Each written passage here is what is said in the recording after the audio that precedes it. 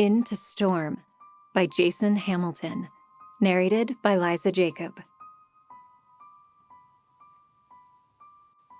Chapter 1. "What are we going to do about that army?"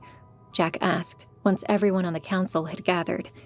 She met the eyes of each in turn, smiling slightly as she realized most of her closest friends were standing in this clearing near the river, some of them human, others representing the various species of fae that were the main reason for their current predicament, though at no fault of their own. Most of them were new friends, gained during her travels since leaving her hometown of Riverbrook, but that did not make them any less a friend. Across from her stood Skellig, formerly ranked as a major of the Watchers. She was their primary strategist and was the first to answer Jack's question. "Well, we can't meet them head-on. Their numbers are too great, even with the unique gifts of the Fae. Our best bet would be to retreat into the mountain pass behind us and use the confined quarters to our advantage. I, for one, think we could stand a chance." This time it was Gabriel who spoke, standing next to Skellig. He was Jack's teacher, or at least he used to be. Jack wasn't exactly sure what he was to her now that they had both been driven out of Skycliff. "After everything we've heard about the abilities granted by the Pillar of Eternity, it's possible that Jack alone could defeat even an army of this size." Jack glanced down at the smooth column of polished black metal in her hand. It was wider at the top, with runes carved all the way down its length. Could it really do all of that? Stop an army? She had used it to save Skellig just weeks before, stopping time and getting the former Watcher to safety. But could it do the same, long enough for her to defeat an entire army? Jack's mother, a shadow fae who stood next to Jack, spoke next. "I don't think we should put all our eggs in one basket like that. It's too much responsibility for one person." The woman turned to look at her daughter, and Jack smiled in response. It was good to have her mother around, someone who would always listen if Jack needed it, and who cared for Jack regardless of whether she deserved it or not. "I agree," said Seth, who stood to the left of Jack. She turned to face him and returned the smile he flashed at her. Did her knees feel shaky, or was that just the wind? Her good friend and resident preacher continued. "We can't place all the burden on Jack. We could use her abilities to our advantage, perhaps as a demonstration of what we're capable of, though I'm not sure that will work on Telma."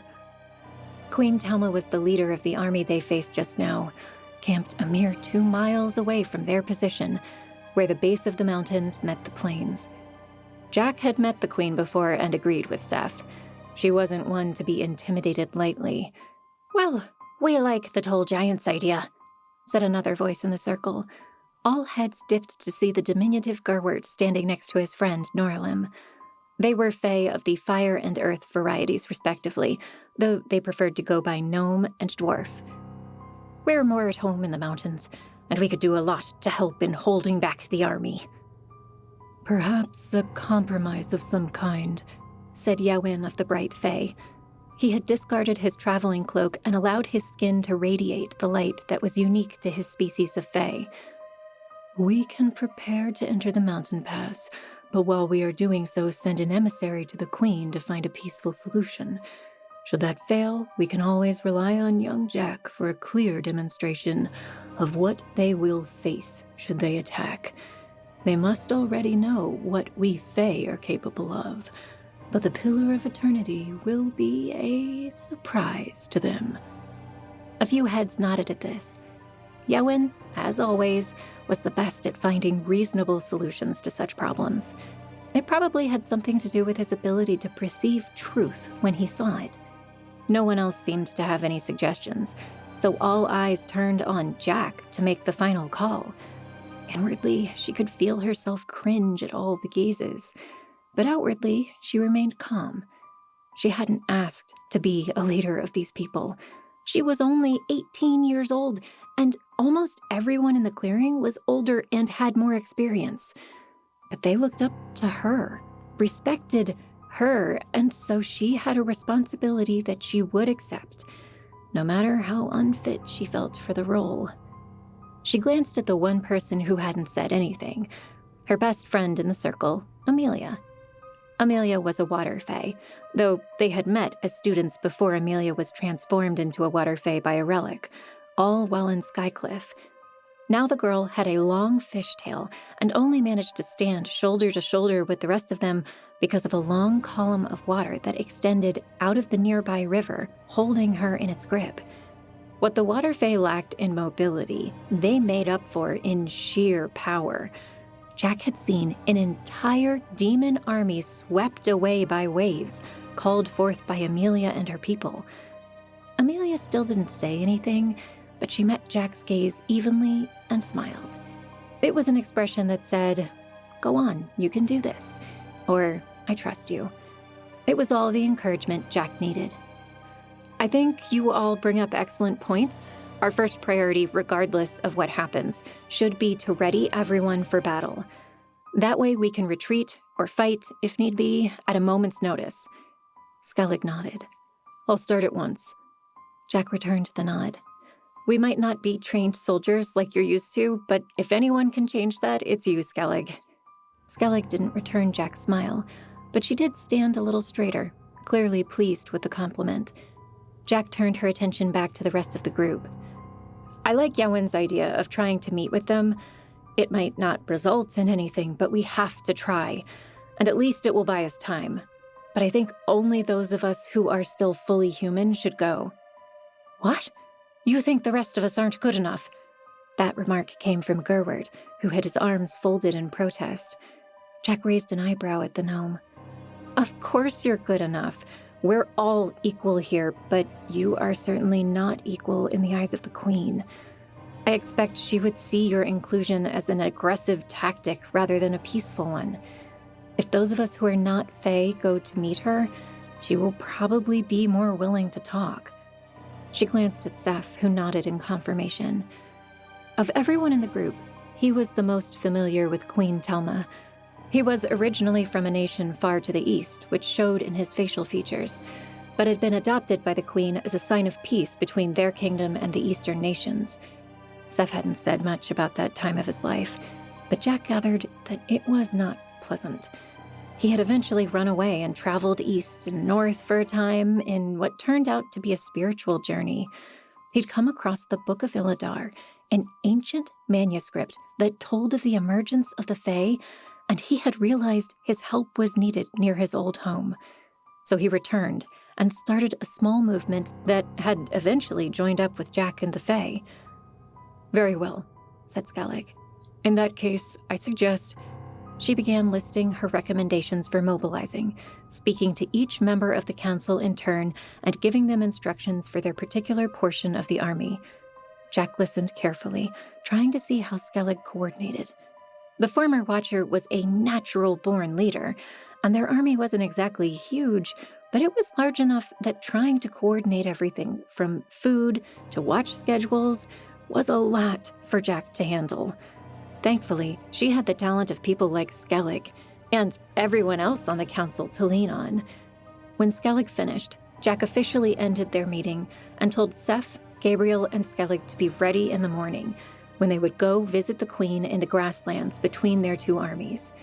When they had all returned to the camp, Jack found Seth and walked alongside him. "Do you know where I can find Elva?"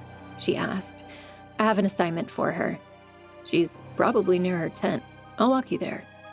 Seth fell into step beside her, and they didn't speak for several moments while Jack racked her brain for something to say. But being this close to Seth kind of kept her from thinking straight sometimes. To her relief, he spoke first. "You did well over there. You're becoming a true leader." Jack turned her face away to hide her blush. "Sometimes I feel like I'm drowning." "In what?" "In all of it. I had no idea how much went into running an army like this. Just trying to coordinate waste disposal is enough to stress out a boulder." Seth laughed. "Well, that's why you have us." Jack turned her head to face him again, hoping that the redness in her cheeks had died down. "I know, and I'm grateful for that.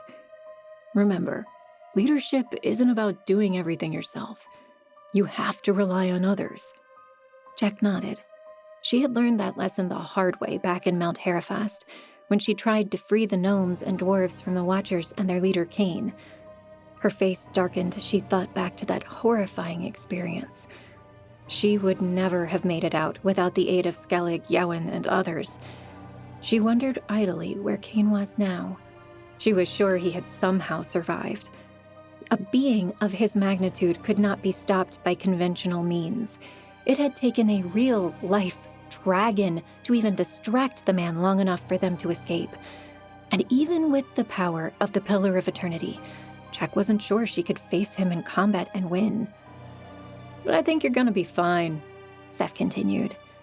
"You gave us each a chance to speak our mind, considered all the information, and made a logical decision." Jack thought she could feel the blood rushing to her face again.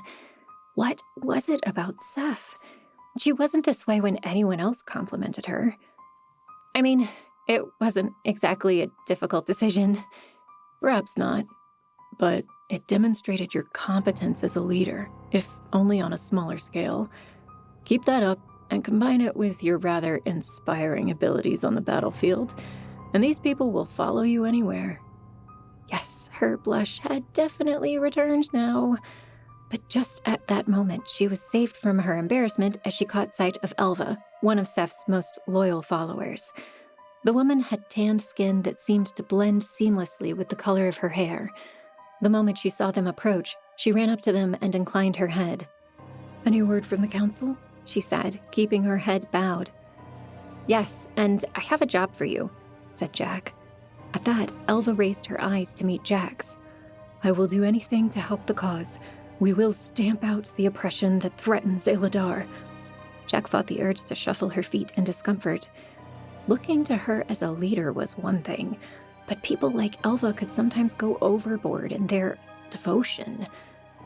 "We don't know if this is Illadar yet," said Saf.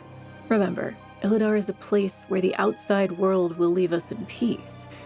We have yet to see that here, and we may be forced to leave if all does not go well."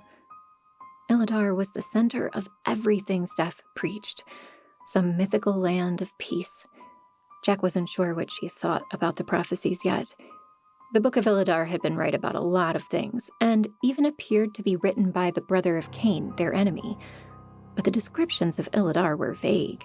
It was unclear whether it was a place or a state of mind, and what made her more uncomfortable about the prophecies was the fact that she apparently would have a hand in carrying them out.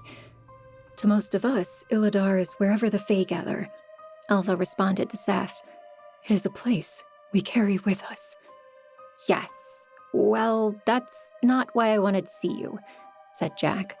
Elva waited patiently, so Jack continued. "We've decided to first try to make peace with the Queen's armies. I need a messenger to inform them of our intent." "I'm ready to serve, Great Orin," Alva said, inclining her head further to Jack. Alva, that really isn't necessary. Just call me Jack." Alva looked from her to Seth and back again. "Yes, Jack," she said, as if forcing out the words. "What shall I tell the Queen?" Despite Elva's devotion, Jack admired her courage. She showed no signs of fear, no mention of the potential dangers in riding out to deliver a message. They all assumed the Queen would respect the messenger. But in a situation like theirs, who knew if that would really be the case? "Tell her that we will meet her to discuss her demands, in the grasslands just outside her army. Then return and bring us her answer." Elva brought her brand up to her chest. "I will leave at once." Jack nodded and glanced at the sky to estimate the time. The sun was beginning to set. She turned to Elva and said, "You can wait until the morning, but I'll have a horse prepared for you." Elva bowed her head once again and retreated to prepare herself. Seth followed Jack as she headed back to the center of the camp where her tent lay. "You seem uncomfortable," he said as they walked. "Perhaps you're used to people who follow you blindly like that, but I'm not." "You think they follow us blindly?" Jack turned to look at him. "Well, yes. I haven't given anyone a reason to believe in me as much as she does." Seth shrugged his shoulders. Perhaps some follow blindly, but I do not think that is the case for Elva, or indeed most of my followers. Why not? They listen to every word you say without question, and me too now. Remember what I taught on that first day when you came to visit my sermon? Jack thought back and her lip twitched. I remember you put me on the spot. Before that, after a pause, Jack said, you talked about some all-knowing God, a guiding hand in our lives. That's right. The Book of Illidar teaches us that our ancestors and the relics they left behind are not worthy of our worship. Our ancestors were just like us, and the relics are tools, powerful tools, but just that. And what does that have to do with blind faith? Because if such a God exists, wouldn't he make himself known unto us if we asked? Jack felt her brow furrow. I don't know. If that were the case, wouldn't everybody know about your God? They had arrived at Jack's tent and came to a stop. Seth turned to face her. It's not all about finding proof in the sense that you're thinking. The principles I teach come from this God. As we follow them, we come to know they are true principles for ourselves. I also encourage everyone who follows me to simply ask him if he is real, and if Illidar and these doctrines are true. And that works? Jack folded her arms. She wasn't doubting his words, but it was still a bit tricky to wrap her head around. Not for everyone, no. But for some, they come to know by their own experience that what the book says is true.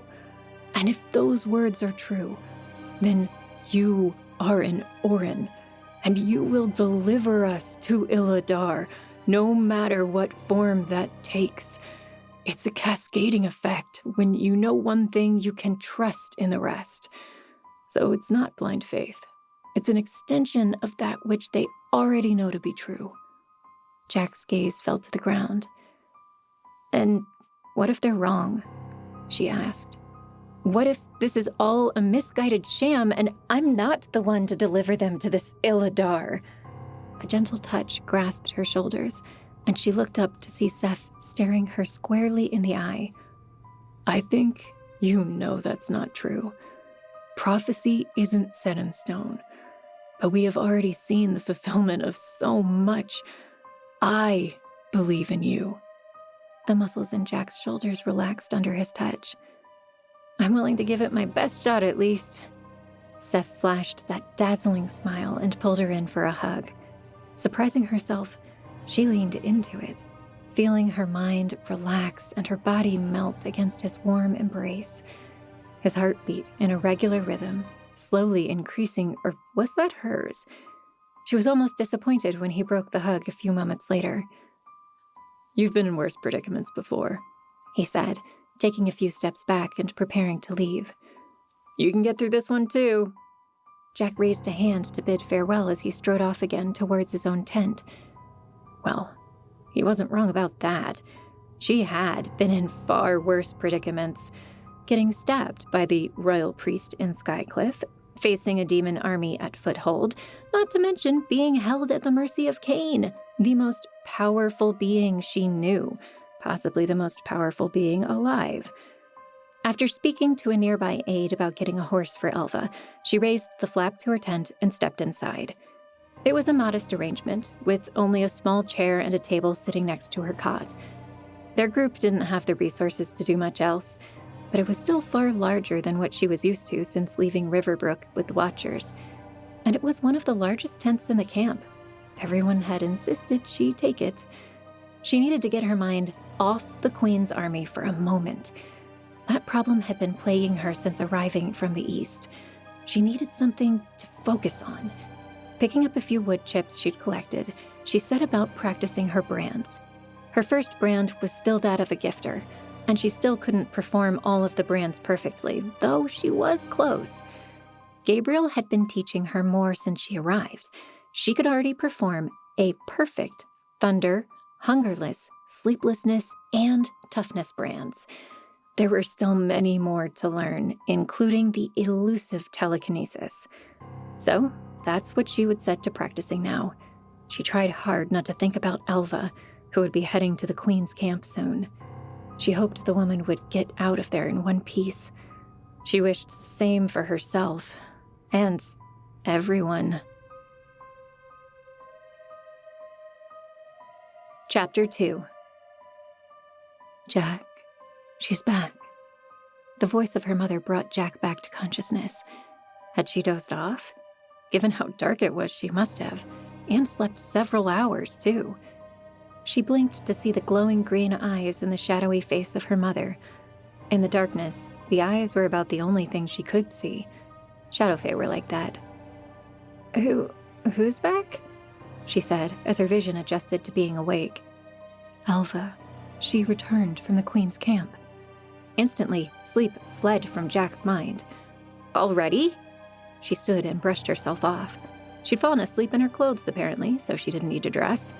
Instead, she followed her mother out of the tent and to the nearby clearing where they held their council meetings. Several of the others were already waiting. Gabriel and Skellig were both there, and Jack noted Amelia peeking her head out of the river. Elva stood in front of Skellig, dressed in leather armor and standing straight. She bowed her head in respect as Jack entered the clearing. "I'm impressed," said Jack as she returned the gesture. "I didn't mean for you to leave immediately like that. You could have waited until this morning." "Forgive me, but I felt it was prudent not to waste time," said Elva. "The longer we wait, the more chances the Queen has to scheme." Well, that much was true. Once again, she admired Elva's devotion. Jack could only hope to make it worth her while. Once Seth and the rest arrived minutes later, Jack nodded at Elva. "Tell us what happened." "The Queen is willing to meet with you, and she agreed to do so just out of bowshot of both armies. She requested 1 day from now, at dawn." Elva's mouth went slack, and she looked like she was deciding whether or not to add something. She also specifically requested Master Seth accompany you." Seth didn't look surprised. He huffed and shook his head. "I'll be there," he said, though he was gritting his teeth. Jack didn't like having to make Seth confront the woman for whom he clearly felt a deep disgust, but she had already planned on asking him to be there. No one knew the Queen better than he, and Jack would need that expertise. "Very well. We will meet with them tomorrow at dawn," she said. "Seth, Skellig, and Gabriel, can I count on you to be by my side?" Each returned a nod, but Carlona spoke up beside Jack. "I know you said you don't want any Fae present, but you'll need some kind of protection in case she tries to double-cross you. We can blend into the surroundings and help if needed." Jack thought it through, but it did make sense. The Shadow Fae were almost impossible to find if they didn't want to be found. "I suppose that is acceptable, but you'll need to remain invisible from the time we leave the camp. She might have sightseers keeping watch on our camp." Carlona acknowledged that with a nod, and Jack dismissed the group. She headed back to her tent. She could already feel her eyes drooping again. The sun hadn't yet touched the horizon, so there was still plenty of time until the rest of the camp would arise. But just as she reached her tent, Elva caught up with her. Jack," she said, coming closer. "I was hoping to discuss one thing with you in private." Jack grimaced, knowing what was coming. "I've told you, Elva, I don't want to risk branding too many people, especially not until I'm sure I know each brand inside and out." "But you've branded people before. You gave Skellig a healing brand, and then that Watcher boy." "Those were emergencies," said Jack, not wanting to think about name right now. He had been the first she had ever branded, and they had been close for a time until he betrayed her to the Queen. He claimed to have done it under duress, but even that didn't take away the sting. He should have distanced himself from her rather than trying to progress their relationship. And now he was gone, presumably still in Skycliff. Perhaps he was even here, waiting to fight them in the Queen's army. Elva mistook her momentary distraction as hesitation. "Would we not all benefit from each ability? The Fae have advantages the rest of us can only dream of. Most of us only finally have a simple brand, not one that will help us go up against flame dancers and telekinetics. I will think on it, said Jack, though she didn't really mean it. There were already too many things to think about. This was one more thing that she simply didn't have the time for. But as she bid a temporary farewell to Elva and tried to get more sleep before the morning, she found she couldn't put it out of her mind. After all, Elva had a point.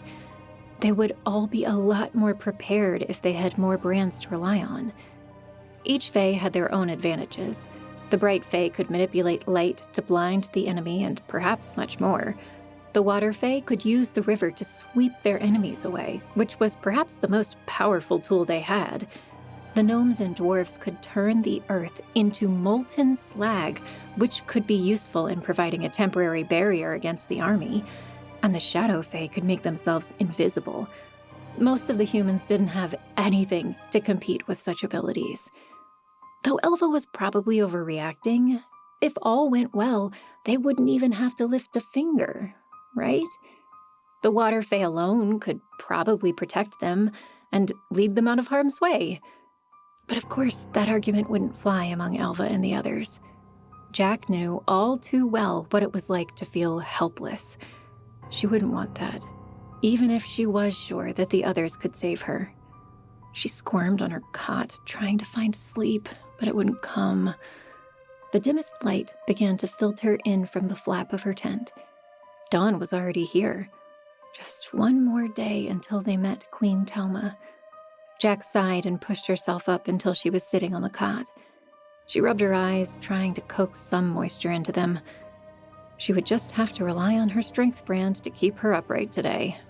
It was good at that, but that didn't stop her head from throbbing from lack of sleep, or her stomach from growling from the limited rations that Jack stilled. What if Elva was right? Right then, she wanted nothing more than to go back to sleep, but what if she didn't have to? Feeling slightly more alert now, she rose off her cot and pulled out her journal, which had somehow survived her last few adventures. Yowen had kept it safe while she had been a prisoner under the mountain, returning it to her once they were a safe distance away. She leafed through the pages until she found the one she was looking for. Sleeplessness. She had performed it several times before, and Gabriel said he didn't see any faults with it. But it was also one of those brands that you couldn't know for sure until you performed it on a living being. Sleeplessness brand set into a wood chip did nothing. Jack swallowed. It had been a while since she'd given herself a brand. The last time it had been an emergency to save her own life. And then there was that time just a few weeks ago when she'd done the same for Skellig. She'd always assumed that the overwhelming need had been a part of what made them work. Could she do it without that urgent need? Should she wait until she was feeling more alert? But no, now was as good a time as ever, and she'd done it successfully many times before. Picking up one of her wood chips, she practiced the brand once, studying her notes on the brand beforehand. When the light on her gifter brand faded, she observed the resulting sleeplessness brand on the wood chip. As far as she could tell, there was nothing wrong about it. Well then, it was time to truly test that theory. Trying hard not to think about what might happen if she got it wrong, she placed her right hand on her left arm and activated the gifter brand once again. She let out a small gasp as a mild burning sensation stung that arm, above where her gifter and flame dancer brand lay. The brand tingled as the lines connected into their completed shape. Confident that she had done it right, Jack let her magic die. What it left was a perfect sleeplessness brand, a sort of long hexagon with some lines down the center. Jack waited. Well, she wasn't turning into a demon, so that was a good first sign. And she did feel more alert. Actually, she felt a lot more alert and oddly peaceful. Why had she been so irritated earlier? She couldn't even remember now. Her anxiety was almost completely gone. This was a good feeling. Was this how she always felt when she was well-rested? Had she ever even experienced what true rest felt like? Quickly, she got into her day clothes. Her stomach rumbled again, and she popped out of her tent in her eagerness to collect her rations for the day. But then she hesitated and turned back to go inside. If she felt this much better from one brand, what about some of the others? There were plenty that she'd done before. Could she perhaps try Hungerless? It would help save rations for others in the camp who needed it. She sat back down and turned her journal to the correct page. Hungerless was another of the passive brands that required no training to use. With it, she'd only have to eat about once a week, if that. Jack could already feel Gabriel rebuking her, telling her that they didn't know how the different brands would react together, that there could be consequences they didn't know about. But Jack put that out of her mind. Gabriel was right about some things, but she already had far more dangerous brands, like Flame Dancer. If something was going to go wrong, it would have happened when she first gave herself that brand. Once again, she activated her gifter brand and imagined the new Hungerless brand becoming a part of her. This time, she felt the pain in her left collarbone. She looked down to see the Hungerless brand settle itself into her flesh. This one had the appearance of an odd-looking star. Jack immediately felt the strain in her stomach lessen, and the urge to visit the cook diminished. This was amazing. How many of these brands could she give herself? And what could she do with all of them? She'd almost forgotten about Elva and her requests. But now she supposed that she had given herself these brands. They were probably saved for others. These latest two could be very useful to their little group, at least for the humans. Some already had one or the other. Elva already had Hungerless, for example. Many from less fortunate families had Hungerless. It was one of the few brands that could help you financially. Many avoided starvation because of it. Without the need to eat that morning, she stayed sitting and leafed through her journal, coming to rest at the one brand that seemed to elude her: telekinesis. She wasn't stupid enough to try it on herself just yet. Telekinesis was one of the hardest brands to perform, and it was usually reserved for more advanced level gifters. She hadn't been doing this for very long, but Gabriel said she was better than any of the other students her age. That was something. Picking up one of her wood chips, she concentrated hard, willing the telekinesis brand to form. It did so. The crisscross of lines almost shaped like a bird in flight. As the brand took hold, Jack couldn't see anything wrong with it. It looked just like the illustrations in her journal, which Gabriel said were accurate.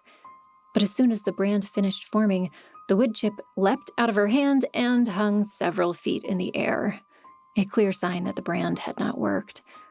Jack blew out a lungful of air. She simply could not figure out what was wrong here. The lines were perfect. She was imagining its formation accurately, and the lines formed in the right order. What was she missing? She tried again several times, but with the same result. She would have to get more wood chips soon. Sighing, she rose to her feet. Perhaps she needed more instruction from Gabriel. She hadn't had any lessons in the last 2 days since she had started helping with strategy. It might be good to see if he had any more suggestions on what to do. She finally exited her tent for that morning and shielded her eyes against the sun rising in the east. Gabriel's tent wasn't far, so it only took a few moments to get there. Chapter 3. When Gabriel wasn't at his tent, she went looking for him at the makeshift commons area where a few tables had been set up for food. Several soldiers and Fae were already there eating their breakfast, a simple soup with not much more than water and some fish caught from the nearby river. Jack quickly spotted Gabriel and ran to meet him. She did her best to ignore all the eyes that followed her everywhere. They never let her forget that she was unique among them. "Hello, Jack," said Gabriel as she sat across from him. He waved over at the cook, one of the gnomes who handed a bowl to Jack. "Have some soup. It's almost palatable." Jack ignored the comment. Could you watch me do a telekinesis brand again? I'm sure we're missing something. Gabriel set down his spoon. I can, but I've told you before, Jack, you're doing everything correctly. That can't be true, otherwise it would work, said Jack. Well, not necessarily, said Gabriel, wiping his chin with his sleeve. You see, each brand requires far more than just imagining the brand correctly. There are feelings and intentions that play a part. I know that. With telekinesis, you have to imagine floating in empty space and push out all sensations. But I'm doing that.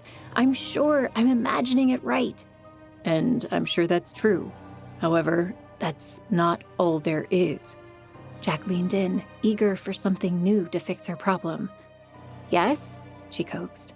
Well, sometimes people can get, shall we say, blocked. Jack's eyebrows knit. What do you mean? The brands come from a place within each of us. On some level, our conviction is what fuels them. That was why I was so surprised that you were even able to activate your gifter brand so soon after receiving it. Many do not learn to do that for some time because it takes a great deal of introspection and determination. But I can perform the brands. I've been successful with most of them. Yes, but in more rare cases, the block can occur around a single brand, or just a few. Perhaps there is something mentally preventing you from using telekinesis. Jack frowned and tapped her fingers on the table in thought. I can't think of anything. I can, said Gabriel immediately. Jack looked at him, and he spread his hands to either side. Well, think about it.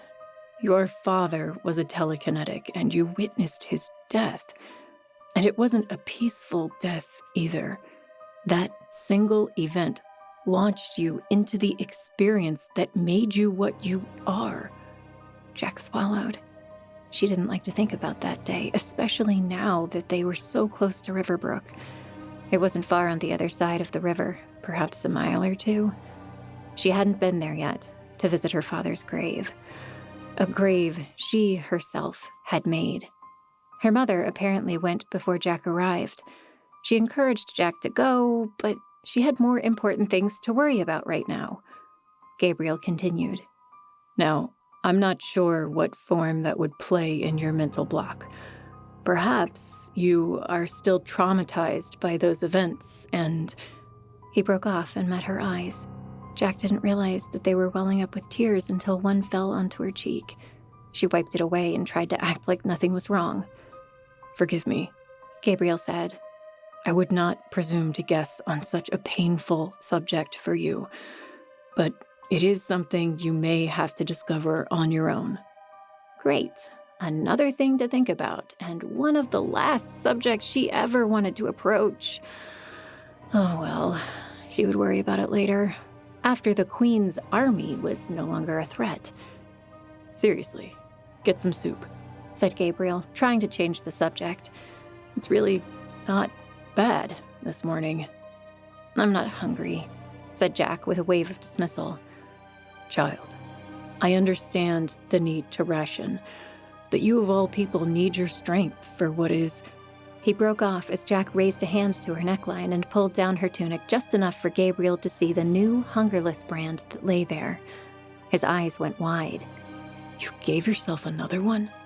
To his credit, he didn't say anything about how dangerous and reckless that had been. Jack nodded. Sleeplessness as well. Gabriel stared at her for some time, his soup forgotten, as if trying to sort through many thoughts racing in his head. Well, you seem to be fine. No side effects, I assume? Jack shook her head. I feel great. Physically, at least. Yes, well, I suppose that's a good thing. Just be careful with some of the others. Perhaps if you asked Yowen to help. The link is dangerous, Jack said. True, it makes it easier for me to know what to do. After all, it helped me brand name long before I could create a stable brand on my own, but it almost killed Yowen. But what you said about how you obtained the Pillar of Eternity... That was necessary at the time, and it only worked because there were many Fae linked together. If I had kept the link open, they would have died, like many of their brothers and sisters already had. Very well, said Gabriel, going back to his soup. Just promise me you won't try telekinesis until we're very certain it works for you. Jack nodded. I promise. I don't want to end up floating 5 feet above the ground anyway. She winked at Gabriel, who chuckled and took the last few spoonfuls of his soup. Jack watched him eat, marveling at how little hunger she felt. Elva wants me to brand her and some of the others, she said after a while. Gabriel put down his bowl, empty now. And you're wondering if it's a good idea? Jack nodded. Part of me doesn't want to risk it, but another part can acknowledge that it would be incredibly helpful. At the very least, we could cut back on the rations. Do you think you're up to the job? Gabriel asked. Maybe. I did successfully give Skellig a healing brand. We haven't seen any signs that it's harmful. Gabriel nodded. Ultimately, I think that decision is yours to make. You know the risks of turning someone, but you are also something we haven't seen before in recent history. You miraculously have the gift of giving more than one brand. Perhaps it would be best to use that gift to its fullest. But I, for one, will not blame you if you choose otherwise. That is not a decision that anyone can make for you. Jack stood, feeling a new strength filling her that had nothing to do with her brands. Thank you, Gabriel. Anytime, Jack, he said, choosing that moment to stand up himself. I know you have a lot on your plate right now, but I trust you. Ordinarily, Jack would have grimaced at the remark, but people kept saying it to her lately. But right now she had other things to think about. With the last farewell to Gabriel, she made her way to where Seth and his followers generally stayed. Once there, it didn't take her long to make her way to Elva's small tent. She peeked her head inside and found the woman asleep. Well, that made sense. She had been out all night sending their message to the Queen. She was about to leave and come back later when Elva's voice spoke up. Lady Orin, she muttered, blinking at the light coming through the tent flap. She cleared her throat. What can I do for you? It's what I can do for you that brings me here, said Jack. I'm sorry to wake you, but I have something you'll want to hear. In an instant, Elva was on her feet. Jack smiled as she saw the glimmer of hope on the woman's face. Yes, was all she said, but her eyes never left Jack's. I have decided to give additional brands to you and any others you trust. Elva breathed out a long sigh that ended in a choking sob. Or perhaps it was laughter? She breathed in again, as if not finding the right words to say, and brought her hands up to cup her own face. Jack couldn't help but smile. It's okay. You can say something. Thank you so much, Lady Orin.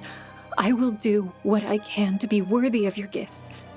I do have some conditions, Jack said. Only people that you or Seth personally know and trust. And I'm only giving passive brands. No flame dancer or telekinesis. She didn't want to mention that she couldn't even perform the latter. She didn't want to give Elva too many doubts about her abilities. Elva nodded. Those are acceptable terms. She didn't even bat an eyelash at not getting the more weaponized brands. That was good. She wasn't power hungry, at least.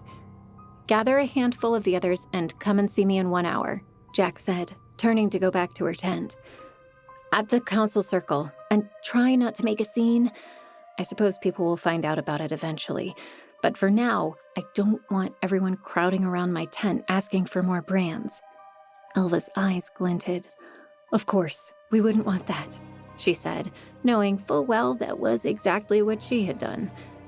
An hour later, Jack sat on the stump in the small clearing near the river where they held their council meetings. Across from her stood Elva, and about 12 others she had brought. That was a few more than Jack wanted, but she supposed she could still do what she needed to do. Branding that many people with several brands each would probably drain her, but it might be worth it.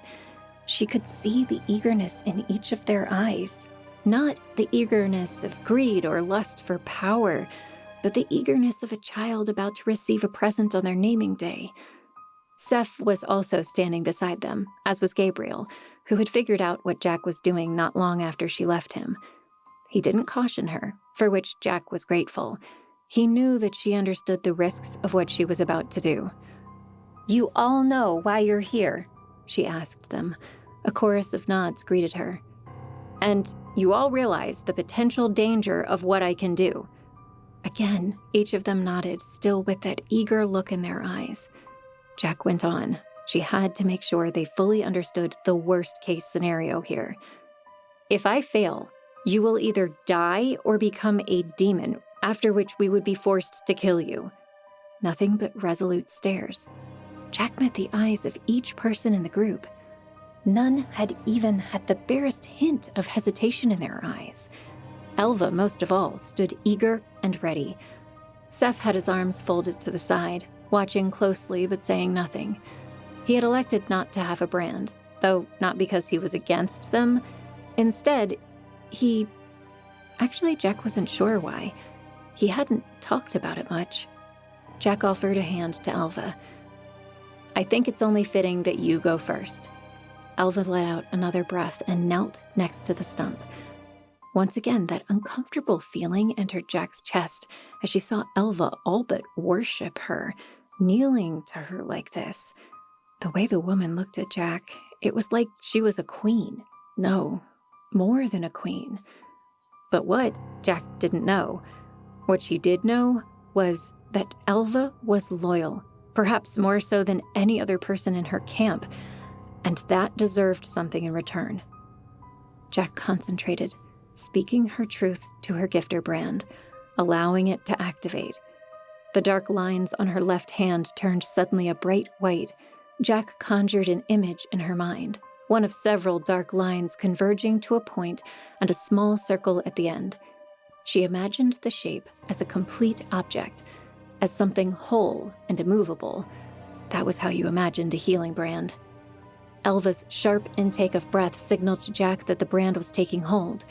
She looked down at the woman's hand to see the black lines of the healing brand etched into Elva's skin, just above her first brand of Hungerless.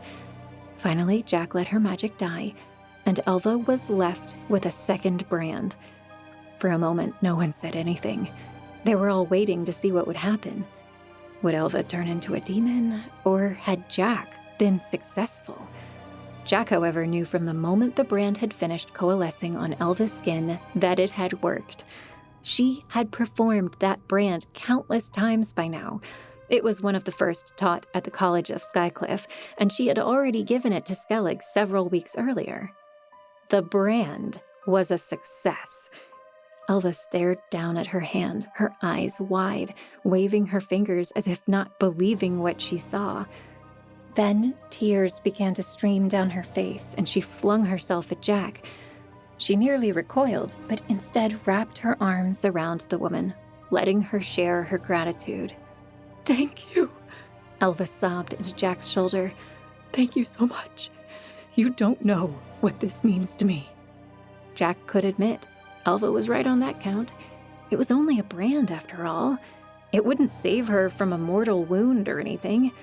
Elva's reaction did seem a bit much, but she had been asking for this ever since Jack returned from Mount Herefast. Jack supposed it must have been important to her. "Hang on," she said, catching Elva's arm as she broke the embrace and was about to return to her spot among the others. "I'm not done." Elva's eyes widened as Jack activated her gifter brand again and began working on the toughness brand. That would give Elva a much-needed edge in battle, making it harder for her bones to break or her skin to rupture. With toughness, one could fall from 50 feet and walk away without a scratch. When that was finished, Jack followed up with sleeplessness, another useful passive brand. Now Elva would only need a few hours of sleep a week, if that. Elva already had Hungerless, so she stopped at those 3 brands. "I'm afraid that's all I will do for now," she said to a now speechless Elva. The woman nodded and took a few steps back to join her comrades. She didn't even look at them, though. Instead, she was staring at her left arm where all 4 of her brands now lay. The others crowded in around Elva to get a closer look, some in awe, others with what looked like relief that Elva was still herself. Jack could identify with that. "Who's next?" Jack called out to the others. They could not have lined up faster. One by one, they offered their arms to Jack. All of them already had one brand or another. Some had Hungerless, like Elva, a common brand for lowborn citizens. Others had Toughness or Strength. One young man even had Thunder, which surprised Jack. Thunder wasn't one she saw often, seeing as flame dancing was usually the more effective of the two, unless there was a storm present. She gave brands to each of them, making sure they all had Healing, Toughness, Hungerless, and Sleeplessness. Those were the most important passive brands. Perhaps in the future she would allow for some others, but she didn't want to unwittingly provide a weapon to someone who would use it for harm. About a half hour later, she had finished giving out all the brands. As she expected, she felt exhausted, though she also felt a strange elation, like a burden had been lifted off her shoulders.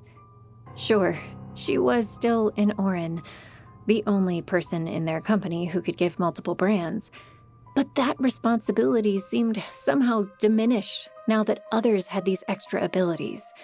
Not everything lay on her anymore, at least not as much as there had been before. "Rest up," she said to each of them. A few of them chuckled. They wouldn't need rest now that they had sleeplessness. She caught Zeph's eye, and he smiled at her. This was a good thing she had done today. "I'm serious," she said, addressing them again. "Don't let your brands make you cocky. Tomorrow, we face the Queen." Chapter 4. Even from a clear distance, Jack could see the Queen. She sat on horseback several hundred yards ahead of them, along with a handful of her personal guard, and likely a few counselors too. Jack sat on a horse with Skellig on another.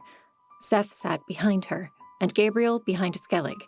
A few bodyguards surrounded them, but they had come on foot, since they had very few horses.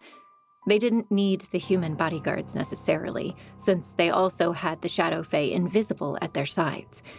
But they needed to keep up appearances at least. Jack swallowed as they continued to approach the Queen's entourage. This was not an encounter she looked forward to, but it was necessary if they wanted a chance at a peaceful resolution to all of this.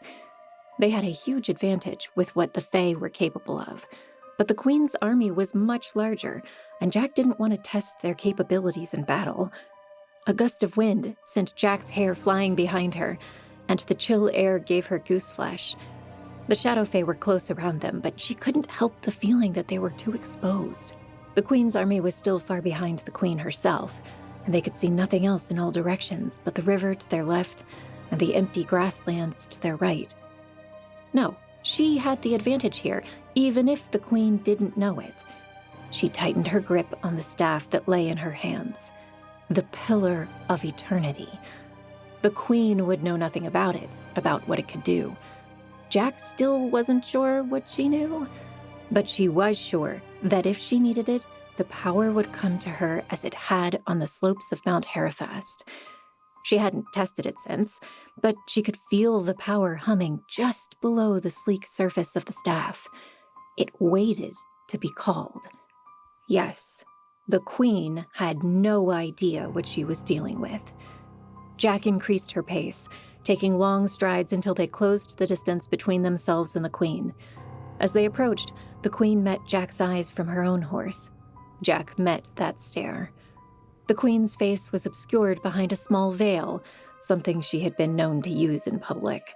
Her riding outfit looked like it was made of the most expensive leathers and silks, but it was also practical for riding.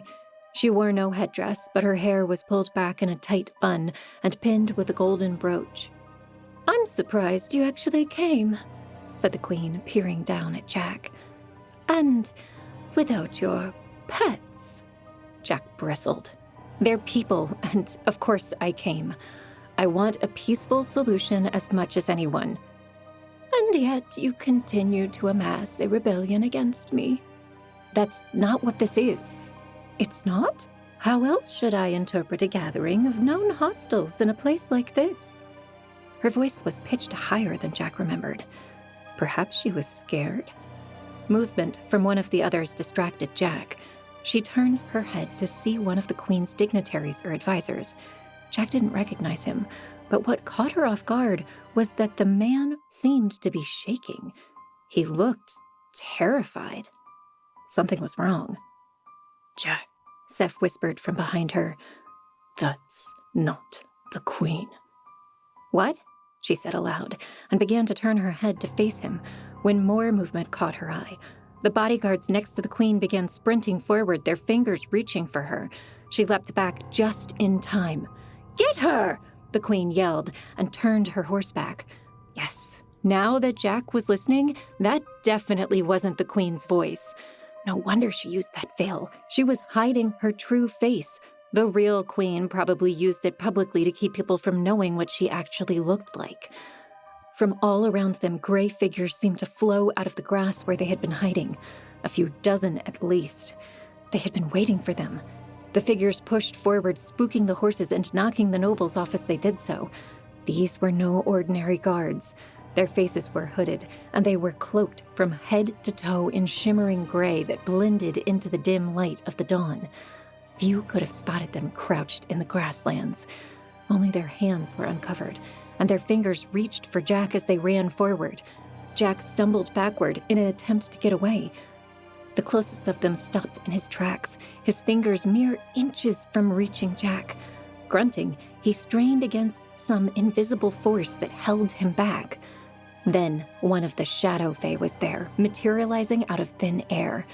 The gray-clad figure hesitated only for a moment before grabbing the Fae securely by the arm.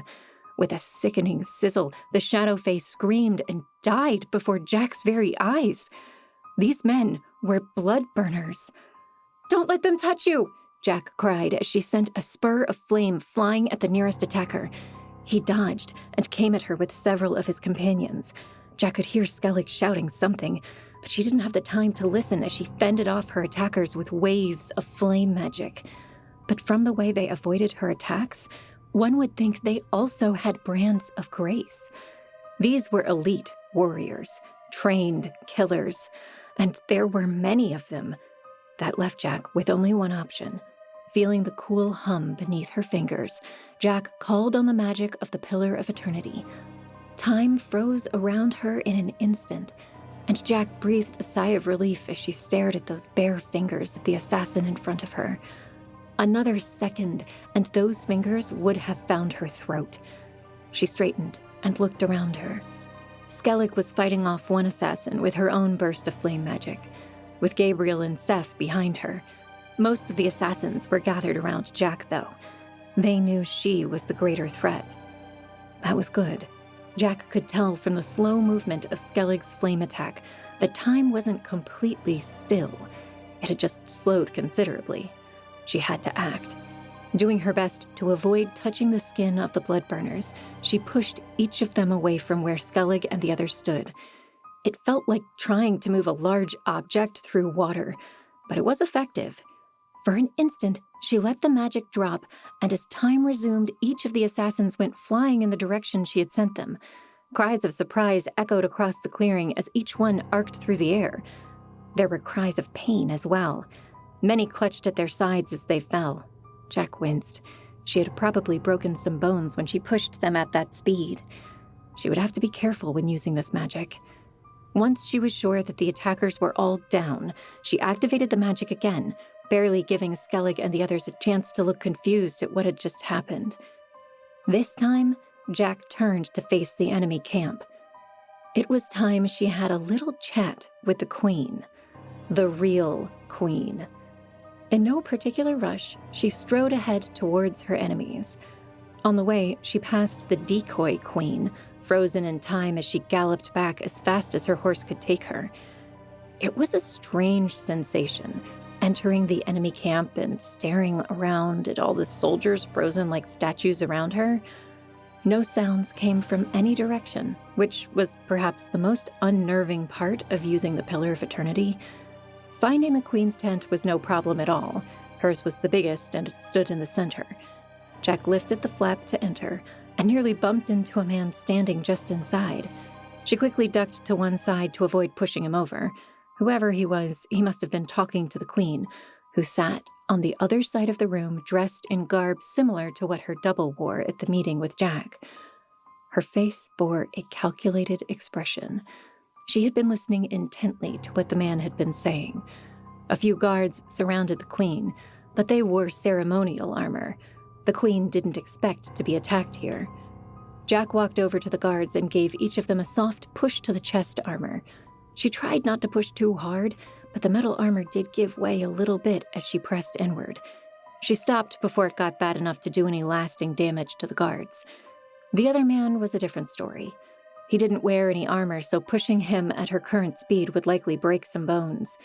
Instead, she grabbed the tent flap and wrapped it around the man, careful not to jostle him too much.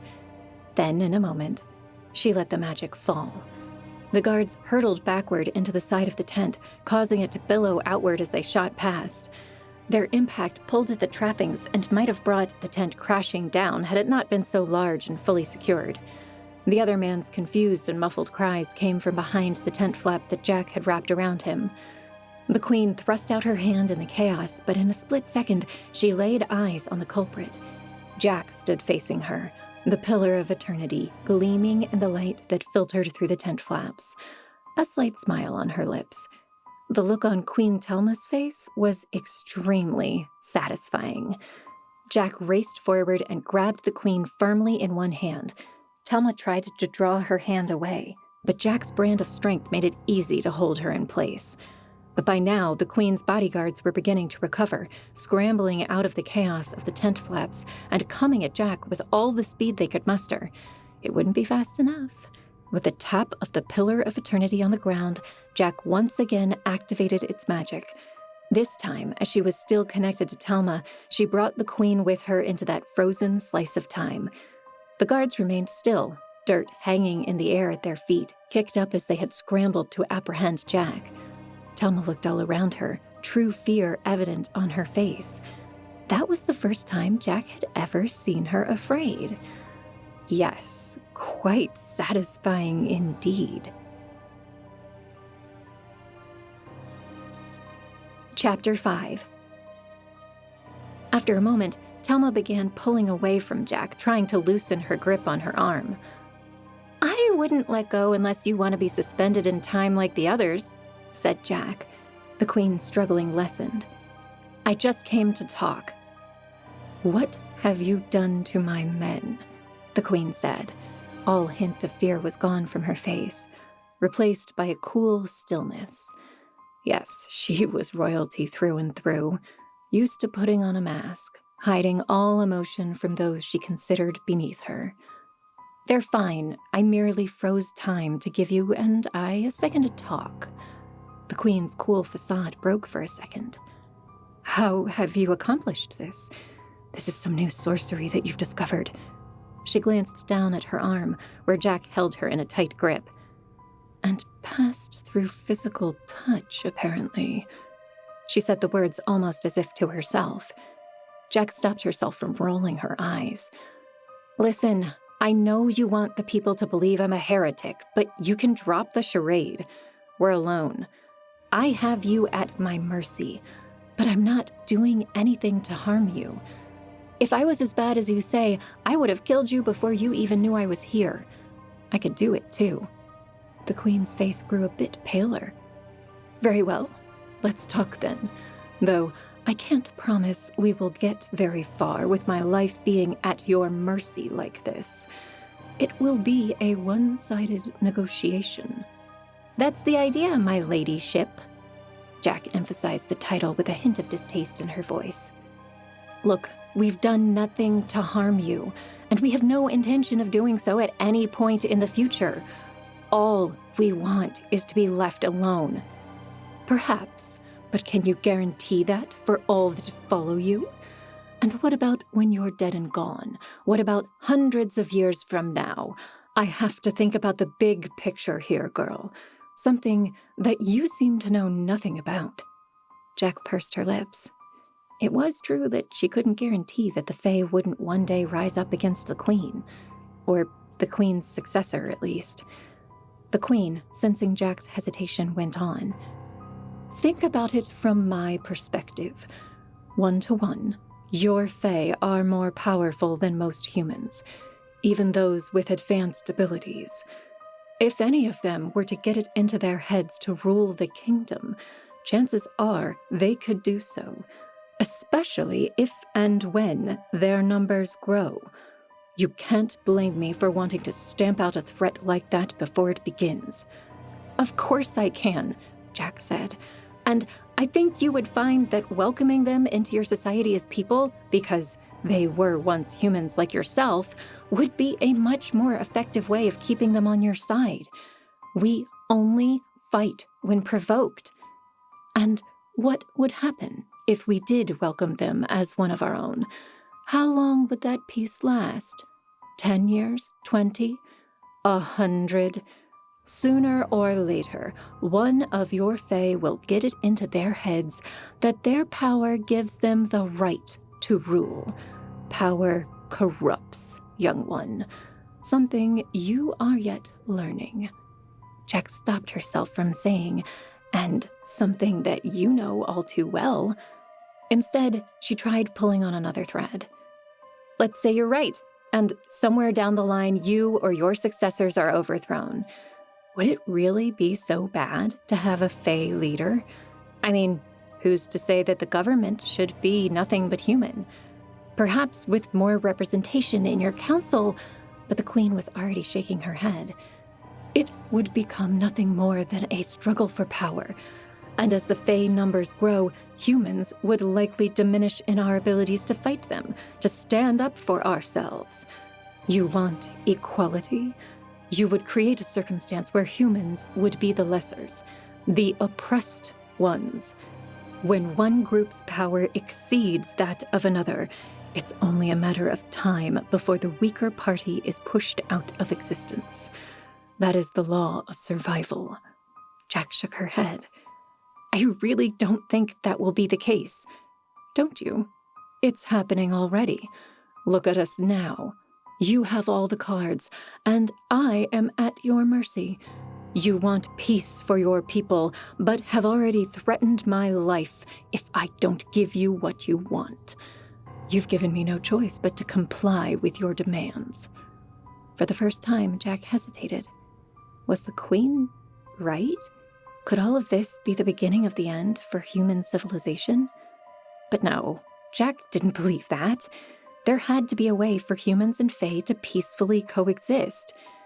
Sure, there would be some that sought for dominion over others, but if everyone worked together as a single unit, a single people, they could all work together to stamp out such a perceived superiority. Look, she said, I'm not here to discuss philosophy. Clearly, the Queen said flatly. Jack ignored her. Ultimately, the future is still uncertain, and it will take time to come up with sustainable plans for what we would do in the situations you describe. But we do have control over what we do now. The Fae follow me. I can reasonably say that they will honor any agreement between us. Can you say the same? The Queen took a deep breath, measuring Jack with her eyes. My troops will follow me. For now, I can't speak for every citizen under my rule. Some may be a bit disgruntled by your Fae, particularly those who have lost loved ones to them, or to demons. Tell them that holding a grudge will get them killed, Jack said, but something else caught her attention about what the Queen had said. So, you admit that they're different from demons? I will admit whatever gets my people to do what I want. Perhaps they're demons, perhaps they're not. What matters is what people do with that information either way. Jack's lip curled. I stand for the truth. Well, of course you do, girl, because you are naive. Truth will not always lead you to the ideal solution. It will not govern a kingdom. It does not motivate. You will find that out soon enough. Jack shook her head. This was going nowhere. Let's discuss my terms then. I want you to withdraw your armies and leave us in peace. I also want you to release any other Fae you may have in captivity. They and anyone else who wishes to join us may do so." The Queen pursed her lips. "Hefty terms. And what would I get in return? Or do you plan to threaten my life again if I don't live up to your demands? In return, I promise that we will not try to overthrow your rule or harm anyone within your borders. And you truly believe you are capable of enforcing that rule?" Jack closed her eyes and took a deep breath. Was she biting off more than she could chew? She opened her eyes again to face the Queen. "I do." The Queen considered her for a moment, but then to Jack's immense relief, nodded. "Very well. If you can guarantee the safety of my troops and citizens from your Fae, and those who follow you, then we have an accord. I will release all Fae in my possession, and leave you be." "Thank you," Jack said, surprised that the Queen was agreeing so easily. Had she missed something? "But be warned, when you break that promise, our agreement will be null and void, and there will be no second chance. Next time, I will eradicate you, or we will all die in the attempt." "If we break that promise," Jack corrected. She did not like how certain the Queen was that they would eventually attack her, or the people, unprovoked. She knew the Fae, all of them, and even though most had suffered at the hands of the Queen or her servants, most just wanted to be left alone. They had enough problems to deal with. A war against humans wasn't one. "We shall see," said the Queen, unconvinced. "Are we done here?" She raised her arm, the one Jack still held in her grip, silently indicating that she should let go. "I want to see your agreement in writing." The Queen nodded. "I'll have a scribe draft several copies of a treaty, and then we'll both sign. Will that satisfy you?" Jack hesitated before nodding. "I'll meet you tomorrow at the same place we were supposed to speak today. No tricks this time."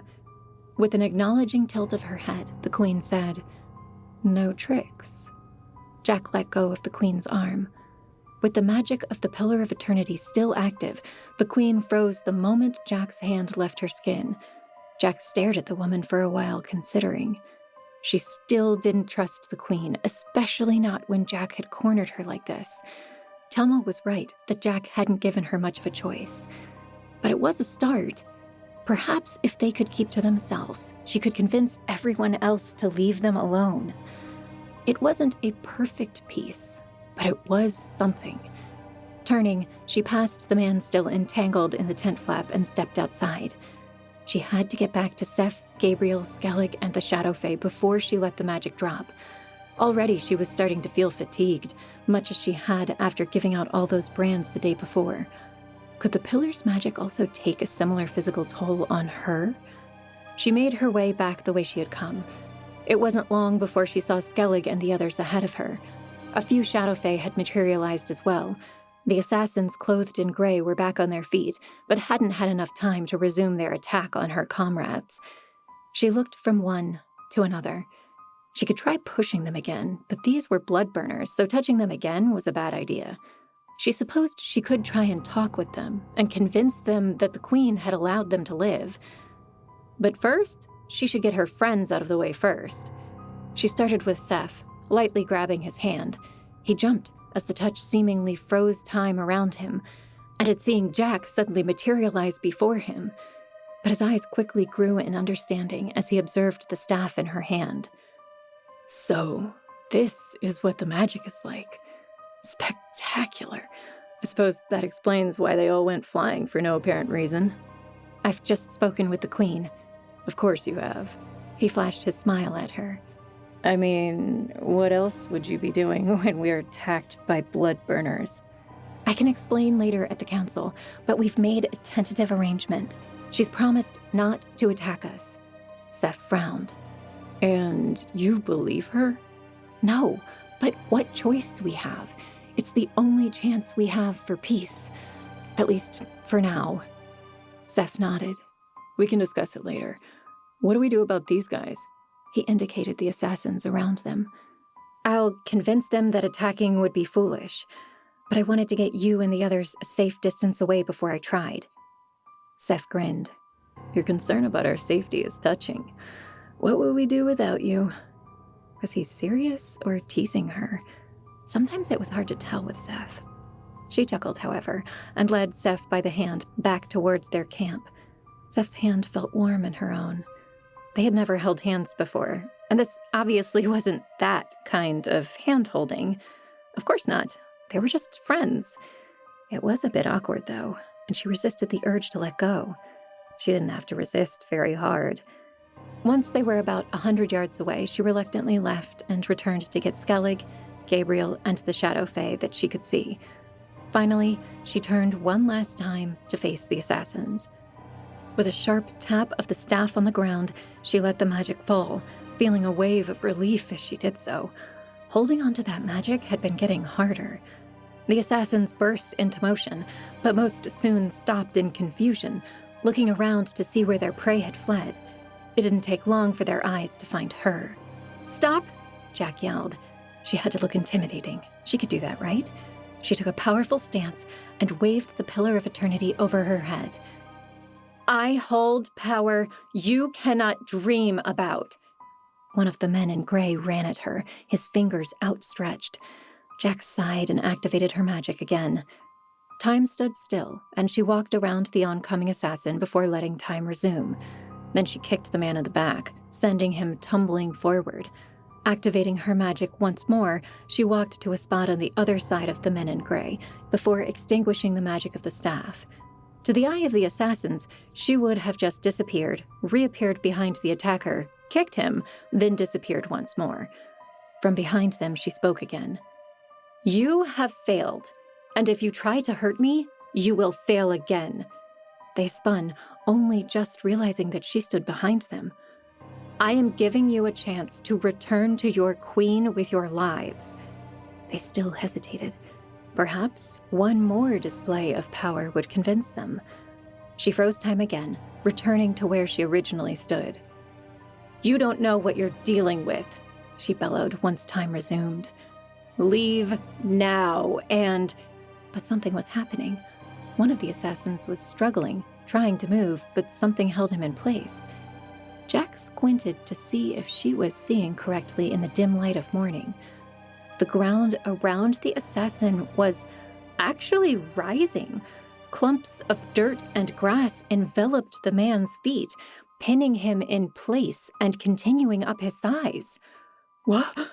The man spoke in a panicked tone. "What is happening?" He struggled and tried to move, but couldn't as the ground around him rose to his waist. Before Jack or any of the others could react, it swallowed him whole, leaving a lump of dirt in its wake. Jack stood, paralyzed by confusion. What had just happened? One of the assassins leapt forward to help his companion, but just as he did so, another of them cried out. Heads turned to see another one being consumed from the feet up by earth. It rose, and eventually his cries ceased as the earth surrounded his head. For a moment, there was no sound. The clearing stood almost as silent as when Jack made use of the Pillar of Eternity. A few of the men gazed at Jack through slits in their gray clothing. Jack had nothing to say. What could she say? She had no more idea of what was happening than they did. Then, the assassins turned and ran. "Wait!" Jack called after them. "That wasn't me! I don't know what is happening!" But the assassins did not pause. They did not stop to attempt a rescue of their companions. They must have thought that she did this, that if they stayed, she would do the same to them. Had she caused this? Was it somehow related to the power of the staff? She had been using it a lot lately. What was she going to do? She took a few steps to the nearest mound of earth that marked where the first assassin had disappeared. Thrusting her hands forward, she dug her fingers into the earth and attempted to pull it free, but it would not budge. She tried again and again, eventually thrusting the point of her staff into the dirt to try and wrench a chunk free. But nothing she did made any difference. The assassins were somehow gone, swallowed up by the earth itself. Chapter 6. She brought Gabriel back to the clearing to take a look at the small mounds, but he couldn't make any more sense of them than she. Eventually, they were forced to retreat back to their camp before Queen Telma sent someone to investigate. Once they arrived, she related everything that had happened. She talked about their first meeting with the decoy queen, how Jack had run to meet the real queen in the center of their own camp, and what had happened to the assassins afterward. "Norlim, the dwarves have an understanding of Earth," she said, speaking to the stout council member. "Do you know what might have happened?" "I canna say that I do, young Jack," said Norlim. "Perhaps if I could go see the place where it happened, I could tell you something. But we've never heard of the Earth swallowing someone whole like that. Not how you describe." Good riddance," said Gerward from beside Norlim. "It just goes to show you that everything is better underground." Norlim slapped Gerward on the shoulder, but Zeph began to speak, so Jack didn't bother to reply to the gnome. "Ultimately, I think this will cause some problems with the verbal agreement you made with the Queen. She could see this as an act of aggression, negating her part in the bargain." Gabriel nodded. "I agree. Though, from what I know of the Queen, she might have been looking for an excuse to break the agreement anyway." "You think she might be responsible for the lives of her own men?" Jack asked. I don't think so," Skellig said. "It wouldn't make tactical sense. If she wanted to frame us, she would have used something that more obviously tied their deaths to the Fae. This was something strange and new. And you said yourself that mere moments had passed since you left the Queen. She wouldn't have had time to orchestrate something so quickly. Yes, I think this is something else," said Zeph. "But we have to prepare for her to place the blame on us." "Which raises the question," said Sarai from her place in the column of water extending out of the river. "Did we have anything to do with it?" "Not intentionally," said Jack, though she had been thinking the same thing. "Not intentionally, no. But most of the Fae here were changed against their will by a relic of unknown power. Could the Pillar of Eternity or some other relic be responsible?" "But these men weren't even changed into a Fae. They were simply swallowed up by the ground," Jack said. "I think that might be something worth looking into," said Amelia beside Sarai. She met Jack's eyes for a moment, with an embarrassed expression on her face, like she didn't like the idea of blaming Jack, albeit indirectly. "I agree," said Gabriel. "We should look into that possibility, as it could affect many of the other humans in the camp. We know of no relics more powerful than the Pillars of Eternity, and if it behaves like the other relics that turned humans into Fae, it warrants further study." Jack's gaze dropped to the relic in her hands. The polished black shaft gleamed in the afternoon light. Hopefully it wasn't responsible for what happened to those men out there. But if it was, Gabriel was right. They needed to study it. She glanced at Yowen and her mother, both of whom had remained silent thus far. She caught the barest flicker of a nod in the glowing green eyes of her mother. Slowly, she held it out towards Gabriel. "I think you all are correct. We need to know more before taking further action. If we are responsible for this, then we must own that responsibility." Gabriel stepped forward and took the pillar from her. A wave of loss came unexpected as it left her hand, and suddenly her weariness intensified. She took a small step back to steady herself from a slight wave of dizziness. Then it subsided.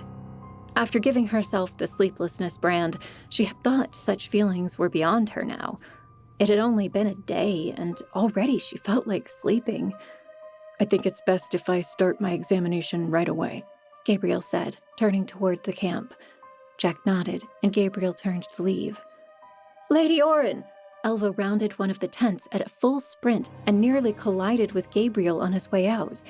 When she regained a stable footing and pushed past Gabriel, she held out her arm to Jack. In it was a small scrap of paper. "Forgive my intrusion, but this just came from the enemy camp." Dread stabbed at Jack's chest like a cold knife. Reaching one arm forward, she accepted the note, unfolded it, and read silently to herself. Esteemed Jack, in light of recent events regarding some of my men on the field and many others within my camp, it is clear to me that you do not mean to honor your part of our agreement. Therefore, I have no choice but to assume your hostile intent and act accordingly. Sincerely yours, Queen Telma. The note ended with the Queen's signature and seal. Jack took a deep breath and let it out slowly. So that was it. All that talk about peace thrown out the window with the dishwater. She glanced at the rest of the council and Elva, all of whom were waiting patiently. She read it out loud for all to hear. Well, that's not all that surprising, said Saf. I told you she would look for an excuse to get out of any peace talks. I am surprised that she said anything at all. Why not just attack without warning? Skellig asked to take the note from Jack, who complied. The former watcher examined it closely. It doesn't necessarily say anything about an attack. It just says she will act accordingly. I made it clear that she cannot win against us. Or against me, at least. The power of the Pillar of Eternity alone is enough to grant us victory. You plan to defeat their army single-handedly? Skellig raised an eyebrow at her. Jack thought back to the weariness she had felt from using the Pillar of Eternity. Well, no, but it certainly gives us an advantage. Yes, well, we must assume that she's planning something, though, honestly, I'd be more suspicious if she had said outright that they planned to attack. That would likely have been a misdirection, distracting us from her true goal. I'm not sure if this is any better. She turned to Elva. Can you arrange for any sightseers in our ranks to watch the enemy camp? Elva nodded and said, at once, before retreating. So what do you propose we do? Said Jack once Skellig faced her again. She needed the woman's expertise on this matter. Maybe it was how tired she felt, but her mind was not ready for strategy right now.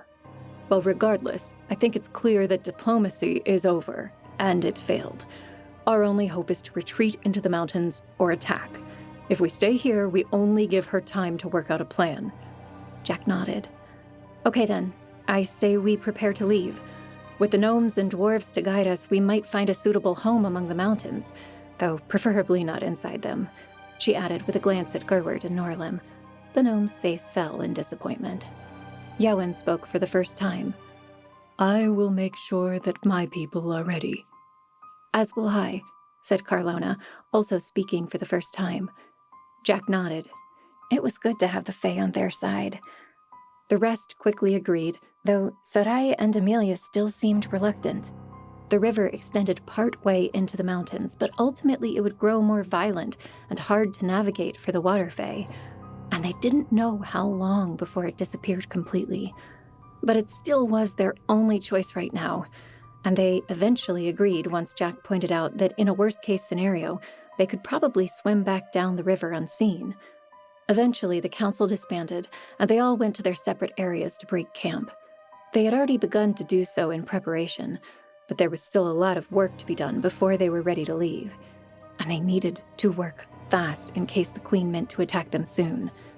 Skellig followed Jack since their tents were near each other. The Major said little as they moved, seeming lost in thought. Jack didn't bother her. She was probably planning their strategy moving forward, and Jack left her to her thoughts. Lady Orin, said a voice from one side. Both Jack and Skellig turned to see Elva running towards them again, this time followed by a young watcher boy that had accompanied Jack and the Fae out of Mount Herefast. A quick glance at the watcher's left hand as he greeted them told Jack he was a sightseer. Had he seen something? Was the Queen marching on them already? Skellig was already ahead of Jack. What have you seen? She asked the sightseer. Something is happening in the enemy camp, sir, said the young watcher, saluting Skellig and Jack. An attack? No, sir. Not on us, at least. It's something else. We're not quite sure what it is, but it looks like they're under attack, sir. Jack frowned. That didn't make any sense. Skellig seemed to share her confusion. Say that again? We didn't get too close, but from what we can tell, there are some large things tearing through their camp. Their army is in disarray. A wave of something like relief rushed through Jack. Maybe the queen wouldn't attack them after all. But Skellig, if anything, looked even more concerned. Turning back to Elva, she said, "Bring me a horse." Elva did not hesitate, but turned and sprinted back the way she had come, towards the front of the camp. Skellig followed at a slow jog, motioning Jack and the sightseer to come as well. "What do you think it is?" said Jack as they moved quickly towards the edge of their camp. "I don't know, but if it means trouble for them, it will mean trouble for us," Skellig said without breaking stride.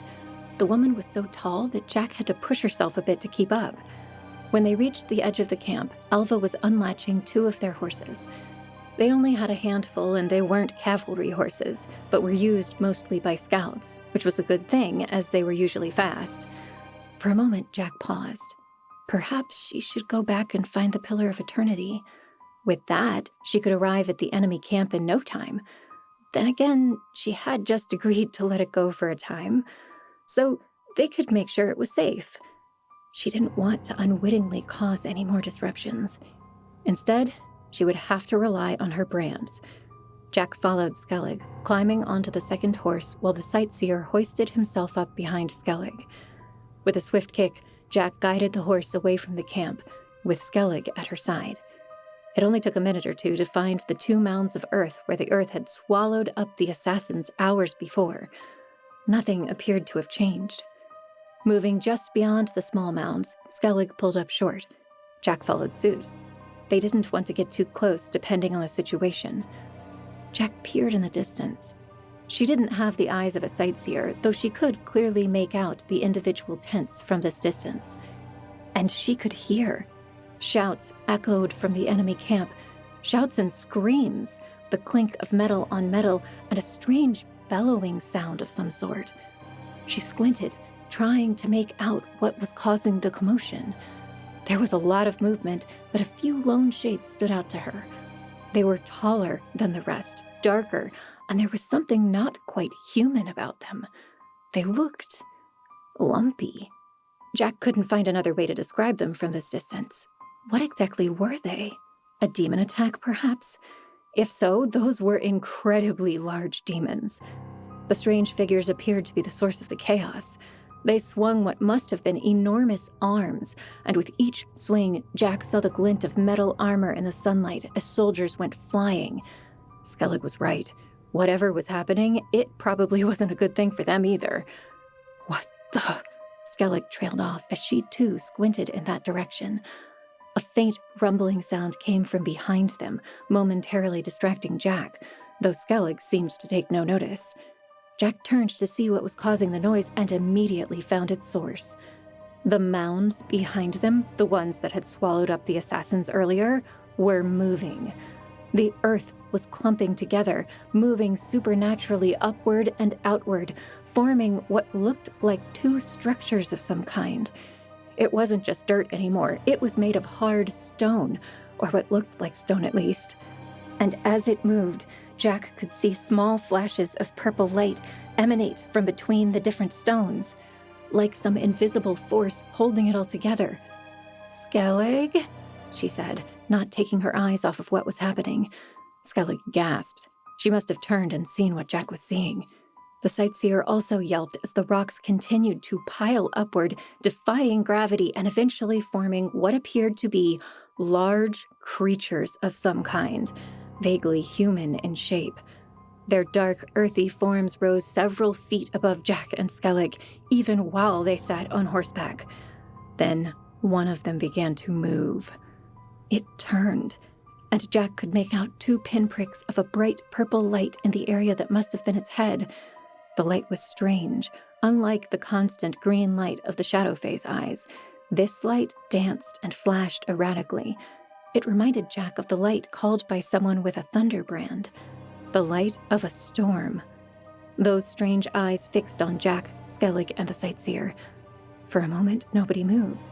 Then, with speed uncharacteristic of their huge bulk, the 2 monsters sprang at them. Skellig immediately spurred her horse, which lunged forward and to one side, missing the giant arms of the rocky forms as they lashed out, right where the horse had been moments before. The horse whinnied and began galloping away, with Skellig and the sightseer barely hanging on to the spooked animal. Jack was not as quick.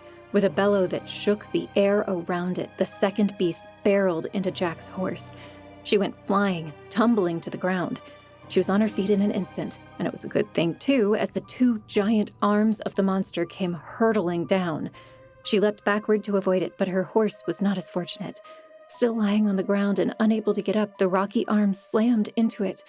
The horse gave out a pained cry, and Jack heard the sickening crunch of its bones breaking. She couldn't mourn for the horse now. Already the beast had noticed her and began stepping over the horse and coming at her. Even with strength, that thing would swat at her like a fly if it got too close. She feinted and dodged to one side, the giant lumbering form carried by its momentum past her. Then she called up the magic of flame dancing and sent a wave of fire hurtling at the creature. The fire passed right over like water over rocks. It had no effect other than to make it turn its head towards her. Right, so fire was useless against these things. If only she had telekinesis, perhaps she'd have a chance. Though she wasn't sure if even a telekinetic could hold something so strong. Maybe several telekinetics together?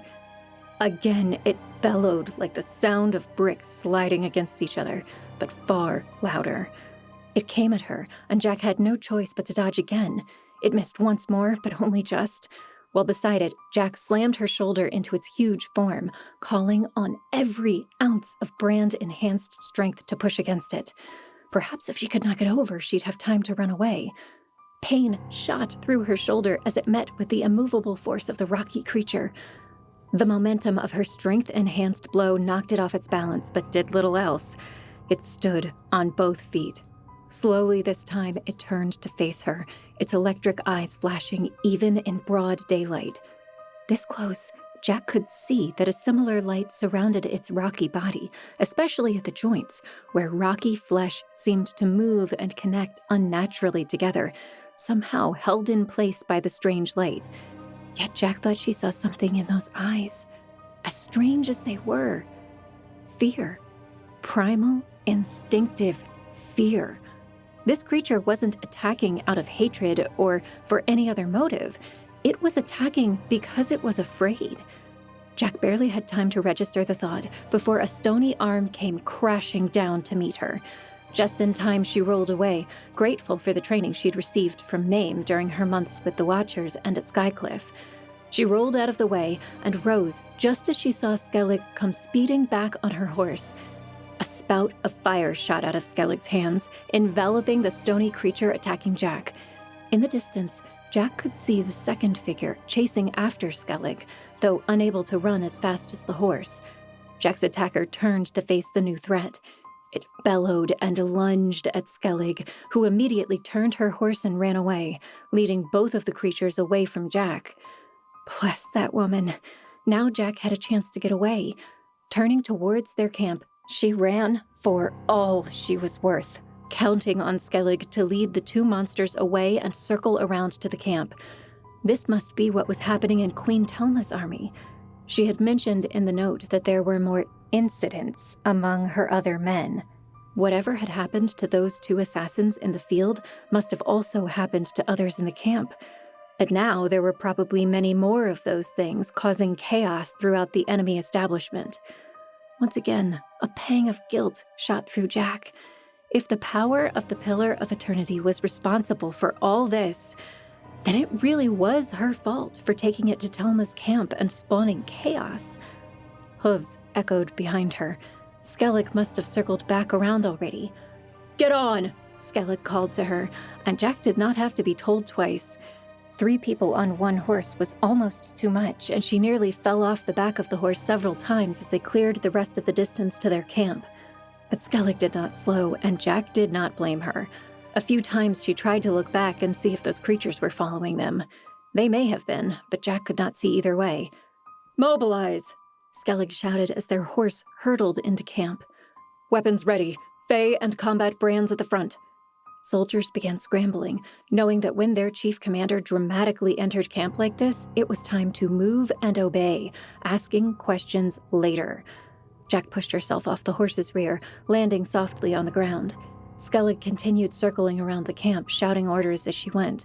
Instead, Jack ran to her tent, finding her own set of armor and her father's spear lying inside. With as much speed as she could muster, she threw on the leather and strapped it down.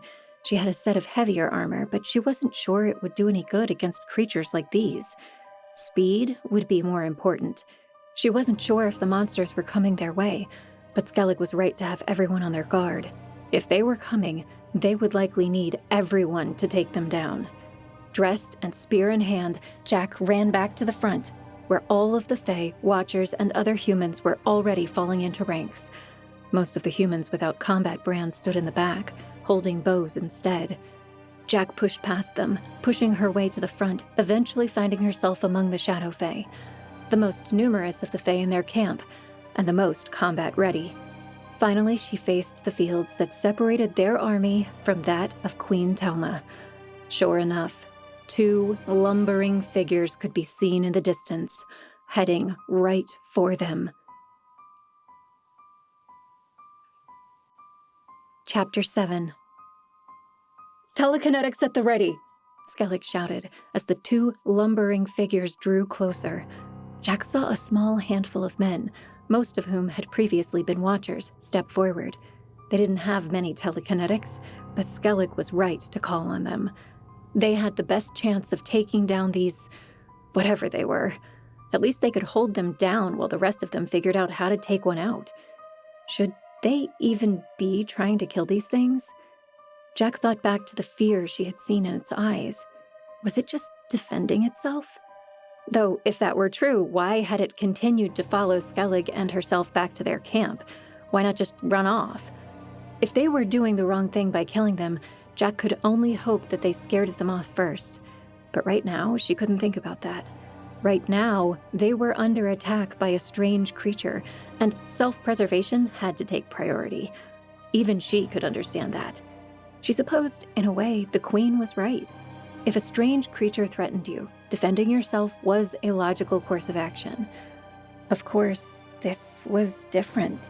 The Queen was striking out of a perceived fear, not out of provocation. Or at least she had. What would the Queen think now that more of these creatures were tearing through her ranks? "Archers!" Skellig called as the enormous monsters grew closer. The archers knocked arrows and raised their bows high. Would arrows do anything to these monsters? "Loose!" said Skellig. The archers obeyed, and the arrow shafts flew through the air. Many missed, but several pinged off the rocky skin of the approaching beasts. No good. They would have to find another tactic. Skellig seemed to be expecting this, as she waved the telekinetics forward. Putting forth their hands, they waited for the creatures to come into range. Running ahead as if they hadn't noticed the arrows at all, the twin giants quickened their pace.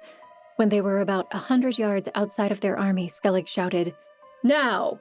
Light shone out of the left hand of each telekinetic as they activated their brands. The 2 beasts stopped in their tracks, held in place by an invisible force. The power of a telekinetic. Jack smiled. This was good. Perhaps they had a chance. One of the creatures took a single step forward. Jack's smile faded, and she glanced at the telekinetics to see sweat beading down their faces, which were red with effort. They had at least 6 telekinetics. Surely 3 for each of these giants was enough to stop them, right? But apparently they only managed to hold them back, and it was not getting any easier. The monsters took another step forward, and then another. "Strong arms!" Skellig roared. "See if you can tear them apart while they're still immobile." Several of the Watchers rushed to do as commanded. Jack hesitated. Technically, she was a strong arm as well. Should she help? She took a step forward. Skellig's arm shot out to stop her. "Not you," she said in a quiet tone. "You're too valuable to risk right now." Jack wanted to say that everyone was too valuable to lose, but she also knew to trust Skellig, so she stayed in place. But Skellig was once again turning her attention to the battle. "Does anyone have thunder?"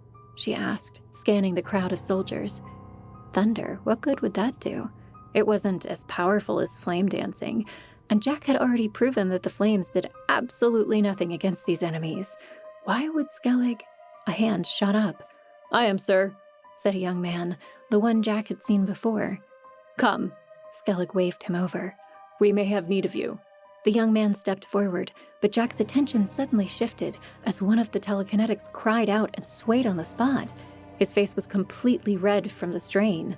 His hold must have broken because one of the giants began moving faster in their direction. More shouts came from the others, and their holds must have broken without the help of their comrade because the beast darted forward even quicker now. Just as the strong arms arrived, a massive, stony arm swung at the approaching warriors. With the crunch of bones that Jack could hear from where she stood, the beast swatted the strong arms aside. Screams reached the rest of them as they flew across the field, some landing back among their ranks, having flown nearly 100 yards through the air. Jack watched, horrified, as the bloodied mess of a strong arm landed nearby and did not get up. Yet even as the first monster spread carnage, several strong arms dodged out of the way and laid hold on the second beast, which was still held mostly in place by the remaining telekinetics. With a surge, they collectively heaved at the beast's arm, and with a sound like rocks falling down a mountain, it tore loose. The beast bellowed louder than ever before, and Jack couldn't help but wince. These creatures could feel pain. The telekinetics cried out as they lost their hold on the second beast as well. Its remaining arms swung and sent more strong arms flying. Skellig cursed. "Bright Fae, see if you can hold them off," she yelled, and turned to face the young man with the thunder brand. Yowen stepped forward, accompanied by about a half a dozen of the Bright Fae. There weren't many of them left, but they were still powerful. "Shield your eyes," Yowen shouted. Jack obeyed without question, as did the others. Even with her eyes closed, the flash of light that emanated from the Bright Fae was enough to leave an afterimage. 2 rocky shouts came from the direction of the creatures. Jack opened her eyes to see them clutching at their heads. Good, so those strange eyes of theirs still worked the same as the rest of them. Skellig had a hand on the young man's back, the one with thunder, encouraging him to take a few steps in front of her. He swallowed as he moved in front of the main line, passing the telekinetics that were still straining with the effort of holding the creatures back, as well as the remaining strong arms that had run back to the main group. What did Skellig have in mind?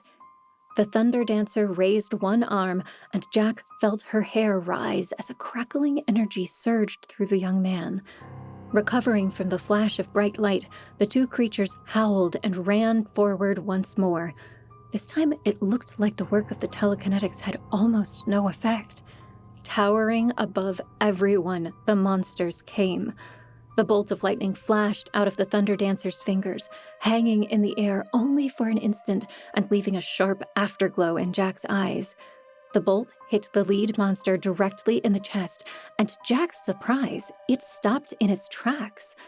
For a second, Jack thought it had turned to stone once more, but no, it was still moving. Jack squinted to see more. It was trembling, every part of its body quivering like it was having some kind of seizure. Another bolt came out of the young man's fingers and hit the second beast. It, too, stopped in its tracks. "Keep it up," Skellig encouraged the Thunder Dancer. The burning smell stung Jack's nostrils as bolt after bolt erupted from the young man's fingers. The sky was completely clear, not a storm in sight, so the man's powers were not very strong. Regardless, what he was able to summon appeared to be enough. As more bolts struck the 2 creatures, their limbs began to shake wildly, and both fell to their knees. Jack took a hopeful step forward. Was this actually going to work? The rest of the army stared in amazement as the Thunder Dancer single-handedly held off the 2 beasts. But it was not that easy.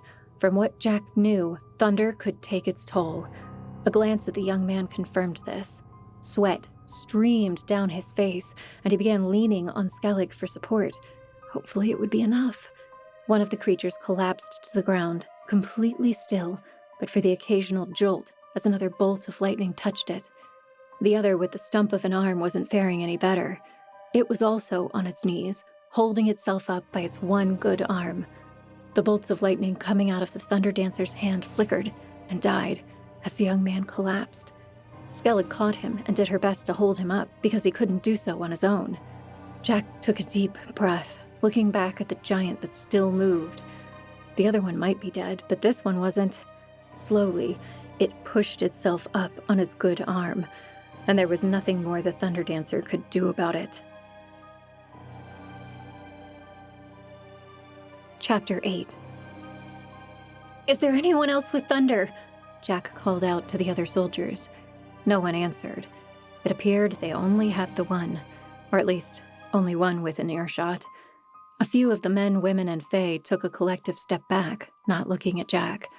She followed their gaze to see that the creature was once again on its feet, but this time it did not rush forward as before. Those strange eyes considered them, as if looking at them with new understanding. Slowly, almost reluctantly, it turned and began to run away to the east, away from both armies. Its heavy footfalls reverberated through the ground, growing fainter and fainter as they disappeared entirely. Jack ran forward, past the edge of their army to see where it had gone. She could still make it out in the distance, turning slightly to the south towards the mountains once it was far away enough from their camp, seeking protection in the rocky outcroppings that appeared so much like its own body. Satisfied that it showed no signs of returning anytime soon, Jack returned at a slow jog back to Skellig. She was selecting several of the Fae to help with the cleanup of the dead and wounded.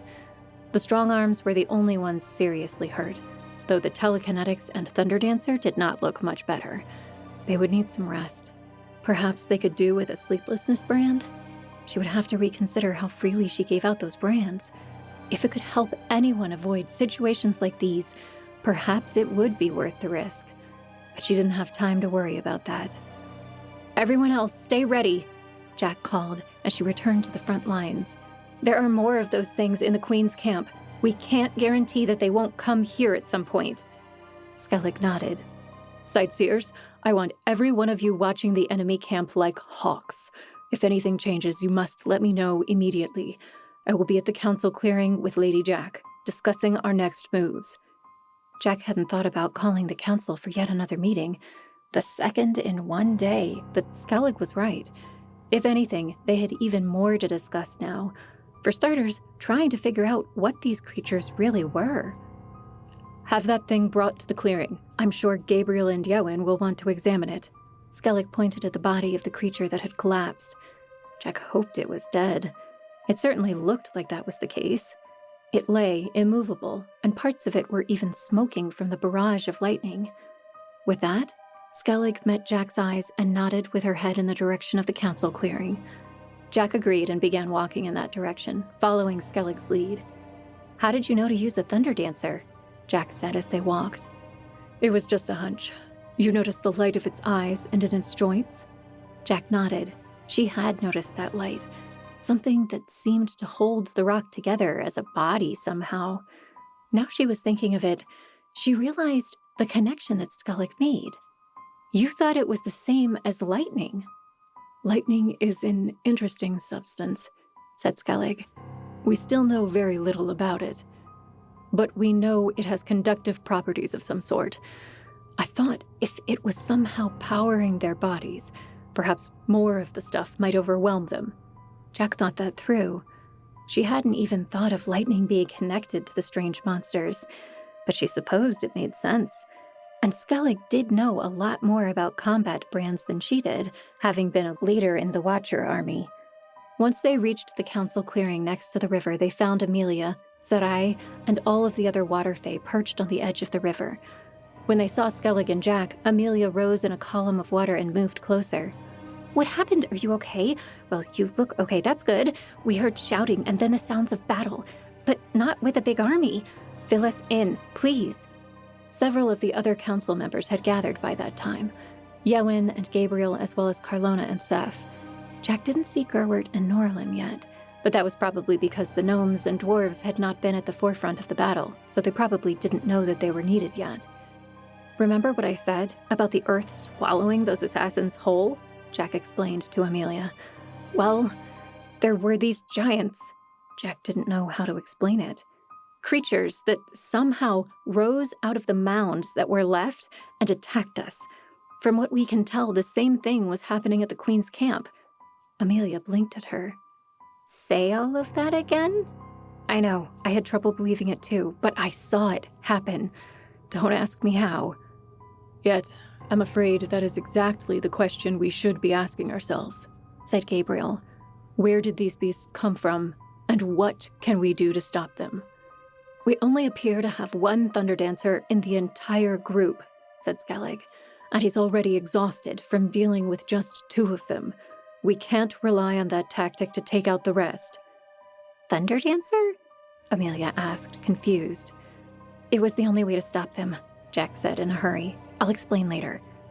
Well, I, for one, think the answer is obvious, said Saf. All heads turned to look at him. Seth considered them all as if they were missing something right in front of their faces. They're Fae, just like the others. Jack and Gabriel frowned, but Skellig let out a small laugh.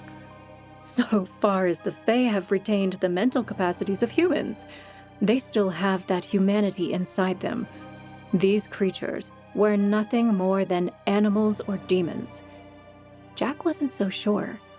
Now that she was thinking about it, demons and animals acted out of instinct.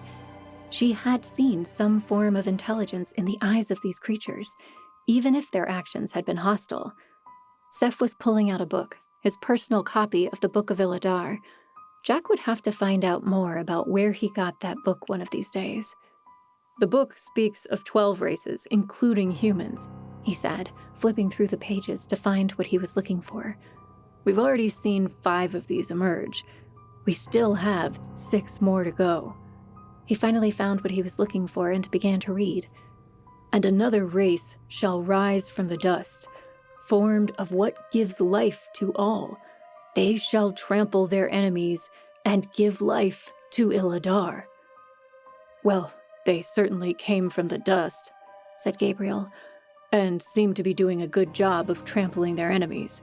But does the book say anything about us being the enemy?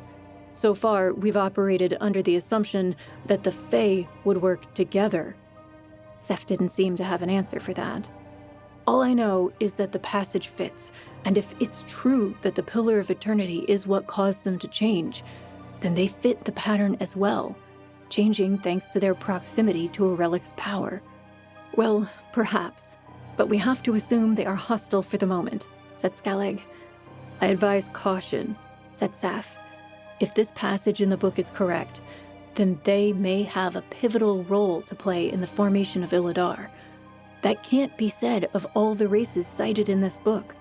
Some are there for its birth, but others come after.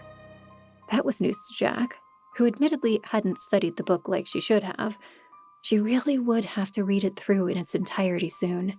The next break she got, she promised herself, she would start at the beginning and read it cover to cover. She trusted that Seth and the book were not frauds like many others in Skycliff had believed. Too much had come true for it to be fabricated, though even Seth admitted he did not know exactly what Illadar was, other than a place of peace for Fae and humans alike. Just then, a group of the remaining Strongarms brought the corpse of the large beast into the clearing. Amelia let out a soft, "Oh," and her column of water retreated a few feet back towards the river. The large creature still looked like it was made of rock, especially now that the dancing light in its eyes had faded. If Jack hadn't known better, she would have thought it was nothing more than a pile of stones. Gabriel and Yowen predictably wandered next to the dead beast and began poking around. Skellig merely spared a glance before speaking again. We must talk solutions. Let's assume that more of these things are coming, and that our one Thunderdancer will not be capable of handling more than one. We've learned that fire is useless. We don't have enough telekinetics, and while strong arms could be effective, it's too risky to get that close and expect results without casualties. What are some other ways we can deal with them? We could use the river to, I don't know, drown them somehow, said Sarai. Skellig nodded. A possibility, though we don't yet know if they respond to water like the rest of us. Assuming they breathe, I'd guess that suffocation is the only way water will be effective.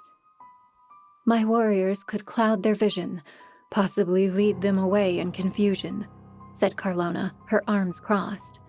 Again, Skellig nodded. Another good possibility, and it would serve in the short run, but it's also not sustainable. We can't guarantee that once led away they won't come back. We have to find a way to eliminate them." "Listen to yourselves," Jack said, aghast. All eyes turned to face her. Jack couldn't believe what she was hearing, and mere hours after the Queen had said very much the same thing about Jack and the Fae. Realizing that everyone expected her to speak further, she swallowed and opened her mouth. "The Queen marched here specifically because she saw us as a threat, one that had to be eliminated before it threatened her." Skellig shook her head. "It's not the same thing, Jack." "Isn't it? We're talking about killing these things that we know almost nothing about. Sure, our priorities should be our own preservation, but these are Fae we're talking about. They should be treated as such." "That would be a naive approach," Skellig said, her stance firm. "We don't know for sure that they are Fae, or that they have any intelligence in them whatsoever. From what I have observed, they're far more like demons. We wouldn't accept demons as Fae, would we?" "The Queen said much the same thing about all of us, or at least the Fae. I just think we need to know more about them first. Try to find a way to reason with them." "If you want to reason with them, by all means, be my guest. But do it away from the camp, because if any of them gets within 200 yards of our perimeter, we will do everything in our power to drive it off or eliminate it." Jack squared her shoulders, feeling several retorts come to her mind. Queen Telma had called her naive too, and she wasn't growing fond of the phrase. The others were staring from one to the other of them, feeling the tensions rise. No one said a word for several seconds. Suddenly, a messenger, one of the sightseers, stepped into the clearing. He paused, examining the situation, and probably sensing the tension hanging in the air. "What is it?" Skellig said, turning away from Jack to face the man.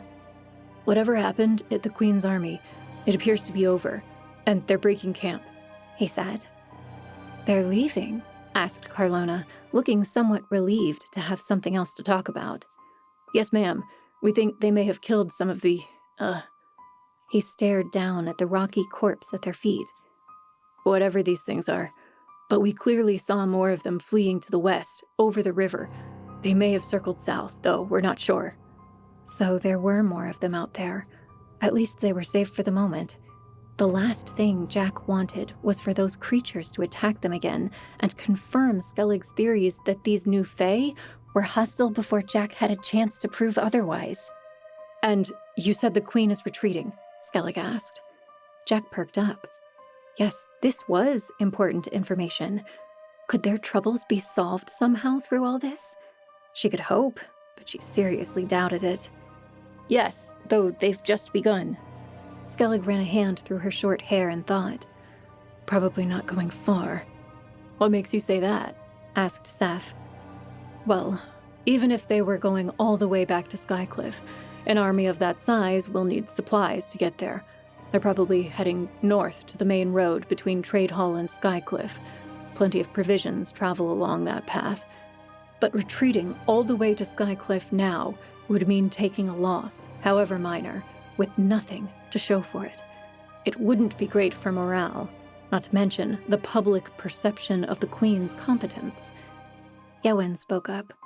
"And without the peace treaty that Jack nearly arranged with the Queen, the only way she can turn their journey into a profitable excursion," Skellig finished the thought, "would be to eliminate us as a threat, or possibly this new group of Fae, if you want to call them that. Doing that much would at least give her something to boast about, though I doubt too many people would be satisfied with it.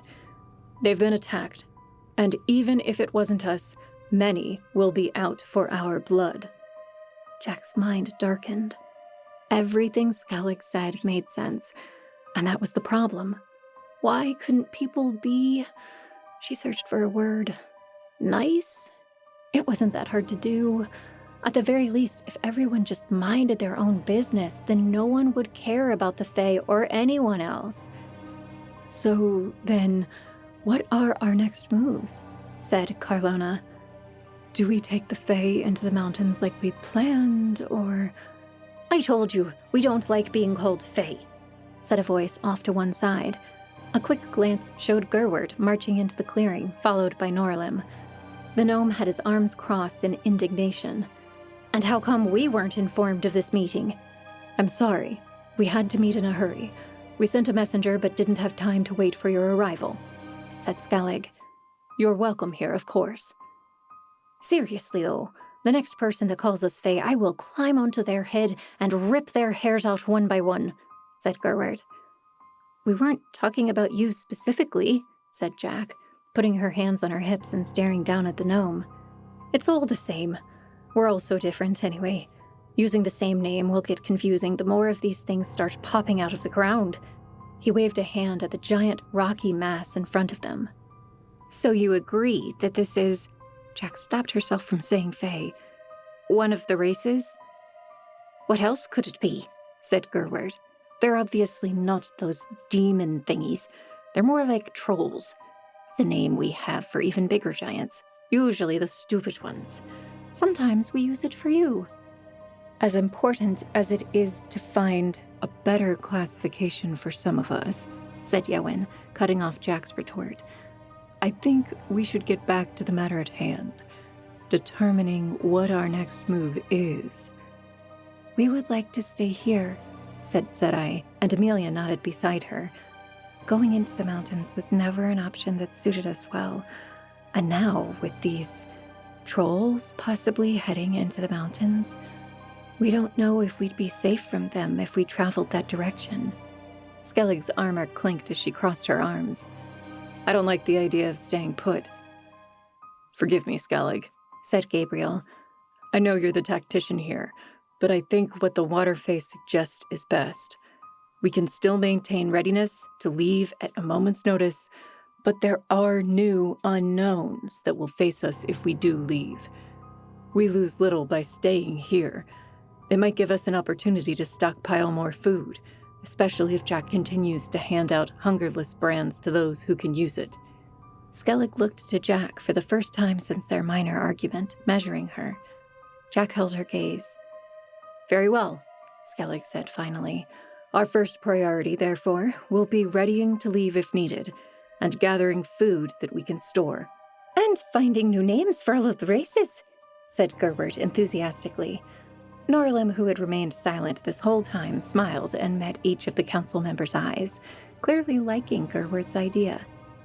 "Perhaps not at the top of our priority list," Skellig said carefully, "but you may all consider what you will." With that, she stormed off in the direction of her own tent, looking unhappy with the situation. Jack did not follow. Chapter 9. With Skellig gone, most of the others decided it was a good time to disperse. Jack, however, stayed put. She wandered over to Amelia. It seemed like such a long time ago when they were both students at the College of Skycliff. In actuality, it was only a few months earlier. It had been an eventful time for both of them. "How are you holding up?" asked Amelia. Sedai, who had been hovering next to Amelia, glanced at the two of them, then retreated, leaving the two to talk. "That obvious?" Jack said, eyebrow raised. "You look like a cat about to pounce. Wait, no, bad analogy, too aggressive. A bullwhip about to snap. No, too vague. Maybe a..." As was often the case when spending time with Amelia, Jack couldn't help but smile. "I get it," she said. "I'm too much of an open book." "Well, that does fit everything else about you," said Amelia. "Mind if I relax?" She pointed down at the column of water extending from the river that held her in place. Perhaps holding that thing for long enough wore the Waterfae out, as much as the continued use of magic did for Jack. "Not at all," said Jack. Amelia let her Fae magic guide her column of water back towards the river. Jack followed until they were right on the bank. Amelia lay down on the edge, her back tail swishing playfully in the water, her arms and front half on land. Jack took off her shoes and sat down next to Amelia, letting her toes dip into the flowing river. "It's like, sometimes, I don't know if everyone thinks I'm a child or a savior. Sometimes it feels like both." "So relatable. Every teenager goes through that," Amelia said, winking. Jack chuckled. just like every teenager gets a giant tail fin. As if on cue, Amelia's tail swung through the water and splashed Jack full in the face. "Hey!" Jack said, opening her mouth in shock as the cold water drenched her top. "Not funny. Remember, I can control fire. I can turn you into steam." "You'd have to catch me first," said Amelia, making a splash behind her. She had a point. Those tails were powerful. It could probably propel Amelia at incredible speeds, though the river was narrower where they were, restricting what the water fae could do. And out of the water, they were all but helpless. Jack lost her smile as she thought of the water fae, some of which would still be trapped in Skycliff. The Queen's palace had been locked up tight before they left. Not even the water fae were able to use their magic to get in and rescue their companions. What had the Queen done with them? She had promised to release all of them, but that was before the attack by the trolls. "Are you sure you don't regret becoming a water fae?" "What I regret most is that awkward name," said Amelia, still in a good mood. "Gerward is right. We need something new." "No, I don't regret it." "Not even a little?" Jack probed. "Perhaps at first, when I was still in the palace and had no way of getting around. The royal priest took samples of my blood and kept me out of water for days. I thought I was going to shrivel up like a raisin. There were definitely times when I thought of this." She waved a tail fin once more. "As a curse. But not anymore." "Once I was united with the ocean, I can't really describe the feeling to you, Jack. It was something beyond anything I experienced as a human. I was suddenly aware of the ocean and all the water which connected to it, which is most water, by the way. All the major rivers and seas, I had a connection to all of it. Do you have any idea how big that is?" Jack nodded slightly. "Actually, I think I might. It sounds very similar to how I felt when I linked with Yowen and the gnomes and dwarves, though water isn't really their thing." "You know, we never did try that link thing. I'll bet we could puzzle it out." Jack immediately shook her head. "Don't.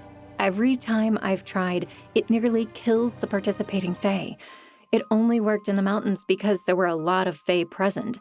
And if I'd kept it up much longer, I would have used up all their, energy, I guess." "There's got to be something to that, though. It seems too important to be a random thing that kills fae. There's got to be some reason for the link to exist. Maybe we're missing something." Jack shrugged. "For now, we don't use it except in the most important of emergencies. And then only with the help of a lot of fae, so we don't kill anyone else." "Well, in any event, I can say for sure that once I reached the ocean, everything felt right." "What exactly does that mean?" "I don't know. It's like I was always meant to be fae, and I didn't even know it. Like I was born in the wrong body, and the change made me into what I was supposed to be all along." Jack said. "I wonder if everyone sees it that way. My mother has told me something similar before. I mean, statistically, I'm sure there are some who don't. And I really had to be in the right environment before I made that discovery. Anyone still trapped in the palace might still resent the change. I guess that's just another reason why we need to establish peace with the Queen. At any cost," said Jack, looking out at the river. "I thought she broke the treaty." Amelia cocked her head. "Well, I can't see any other option." "What if we can't find peace?" Jack turned her head back to face her friend. She held her gaze. "I honestly don't know." "It's a question we should probably be asking ourselves. If the Queen won't give up the fae or leave us alone, what are we going to do about it? We can't keep running forever, and those fae will need our help eventually." Jack ran a hand through her raven hair. "I had hoped it would never come to that. I just had a long conversation with the Queen, assuring her that we would not attack her, that we just wanted to be left alone." "Do you think that's really a realistic option?" "I want it to be. But if it isn't, are you willing to be the one who goes on the offensive?" Jack studied her friend. The strawberry blonde had changed a lot since Jack had first met her. Becoming a fae and being held by the queen had changed her. "I can't be certain that I would," she said eventually. "I've committed violence before when I had to, and I would fight a person like Cain if he showed his face again. But the queen and her armies are every bit my people as you are." "I suppose I can understand that," said Amelia, resting her face on her hands on the sandy bank. "But we don't live under normal circumstances anymore." "You have never said a truer word." They sat in silence for a time before Amelia asked one more question. "Do you ever wonder why the Fae are here?" "What, like why you transformed?" "I mean, why have we transformed now? These powerful relics have been around for a long time. People must have come in contact with them before, so why are we only seeing and hearing about Fae over the last few years?" "Well, the gnomes and dwarves claim they've been around for generations." "Yeah, but you know what I mean. Even if they did change a long time ago, we're only learning about it now. It's like everything is happening at once." Jack nodded. "Yeah, I see what you're saying. And when you add the prophecy to the mix..." "Right, it's clearly not just happenstance." "You're wondering why the prophecy is fulfilling itself now." "Yeah." Amelia's fin swirled around lazily in the water. "Why is a good word for it. Because it's clear that something is happening. We've transformed now for a reason, and your boyfriend says it's because of this Illidar thing, whatever it is." "My what?" For a moment, Jack forgot what they were talking about. "You mean Seth?" "Oh, please, it's obvious you're into him. And after what happened with your last choice of guys, I think you could probably use a fresh start." Jack started. How was she supposed to respond to that? But just then, they heard a light rustling in the grass behind them. Jack turned, grateful for the distraction, to see Vander approaching them. The Shadow Fae looked relieved to see her. "Hello, Jack." "Vander," Jack greeted him in return. She always liked that Vander never used her titles, just her name. "Aren't you supposed to be patrolling the perimeter?" That had been Vander's primary job since arriving. "I just came from there, but a large group of humans has just arrived, and I thought you'd like to hear the news from me first." Jack stood, catching Amelia's curious look as she did so, her tail still making soft, splashing sounds behind her. "What is it?" "Its name. He's back."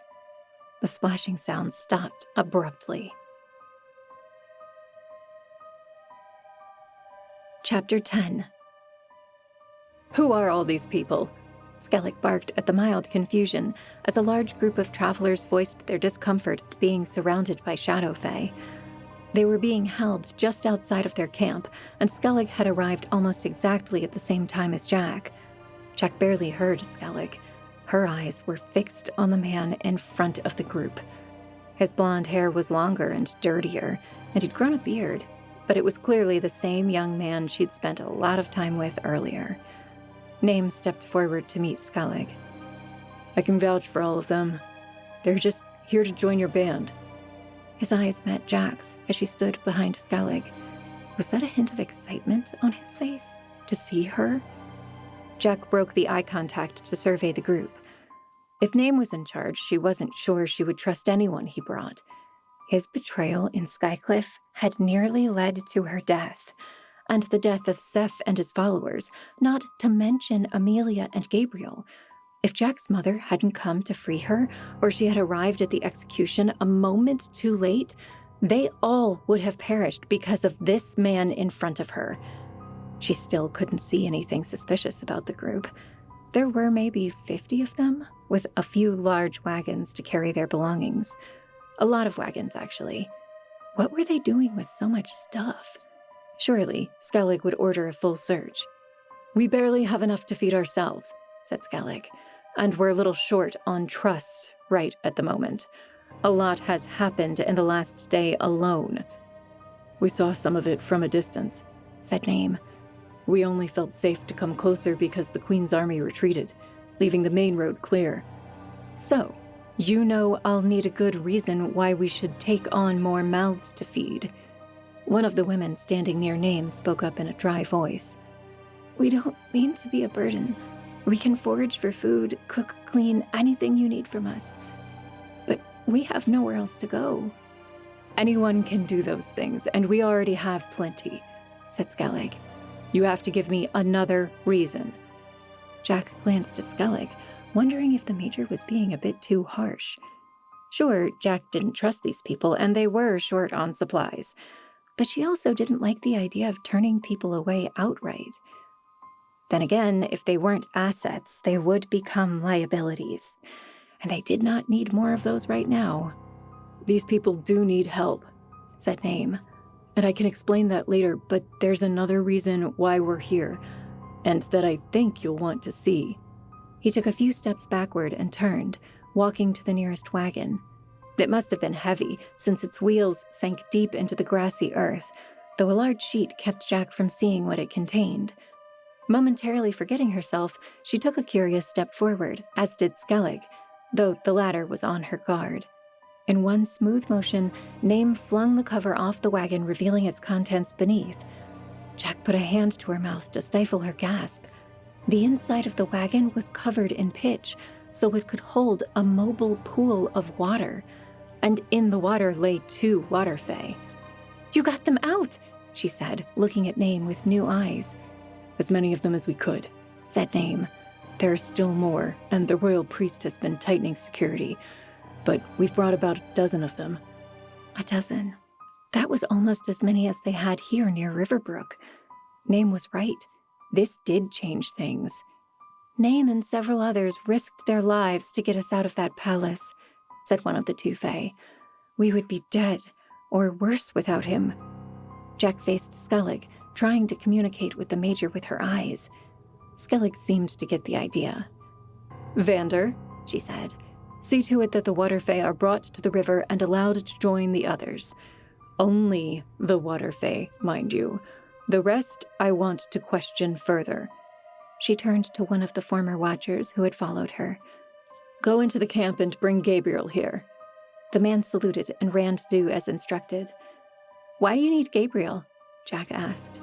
"Because I trust his judgment of character, and because he knows Skycliff and its people better than anyone else on the council." She turned back to Name and the others. "I suggest we sit. You've got some explaining to do. Soon after you left, things only got worse in Skycliff." Name explained a short while later. Gabriel had arrived and several chairs and stumps had been brought to sit on, though most of the newcomers sat on the ground or on the few wagons that were actually used for provisions and not for carrying water fae. The others had been taken to the river immediately. "General Wilva was removed as the general of the Watchers following her transformation into a water fae." That caused a stir among the listeners. Jack let out a soft, "Oh," and Skellig's eyes widened in shock, but she didn't interrupt Name, so he continued. "The Watchers were placed under the direct order of the Queen, and we were assigned unpleasant duties, like punishing civilians for rebellion, even when there was no evidence to convict them." Jack barely stopped herself from saying, "Well, what did you think would happen?" but allowed him to continue. Statements like that would be childish, and she had to be above such things. Besides, Skellig wasn't saying anything. She just listened intently. "A few of the other Watchers and myself helped where we could, sparing punishment and getting a select few out of the city when their lives were in danger." "Why were their lives in danger?" Skellig asked. "Was there talk of treason, plots against the Queen?" "No, not actually," said Name, leaning forward as if he was getting to the good part. "The Queen was rounding people up and taking them into the palace. Some were released shortly thereafter, but many were never heard from again. Some," he waved a hand in the direction of the river, "I rescued and brought with me." "The Queen turned them into water fae?" said Jack, speaking for the first time. Name met her eyes again, and she resisted the urge to look away. "We don't know for sure, but we think they were experimenting, determining if there are any inherent indicators that a person will turn into a fae. Some of those that came out again reported that the royal priest took a sample of their blood and did some kind of alchemical work with it. When there appeared to be no issues, they were told that they were among the untainted. I think we can assume that those who didn't come back were not among the untainted. This was troubling news. Could the queen or her priest have discovered a way to tell if a human would turn into a fae? If so, what would that mean for all the innocent people that hadn't even turned yet? Skellig must have been thinking along the same lines, for she waved a hand at the people behind Name and said, "Can we assume that these are some of those unfortunates?" A chorus of nods escaped the crowd. "Most of them, yes," said Name. "Though some who have come with me are my fellow watchers who decided to defect. We have others still in Skycliff, risking their lives to smuggle as many people out as possible. Even with the queen leaving the city, she left the royal priest in charge, and he's worse than she is." Jack scowled. Name was right on that count. The queen, at least, seemed to follow a moral code, even if that code was a bit skewed. The royal priest was something else entirely.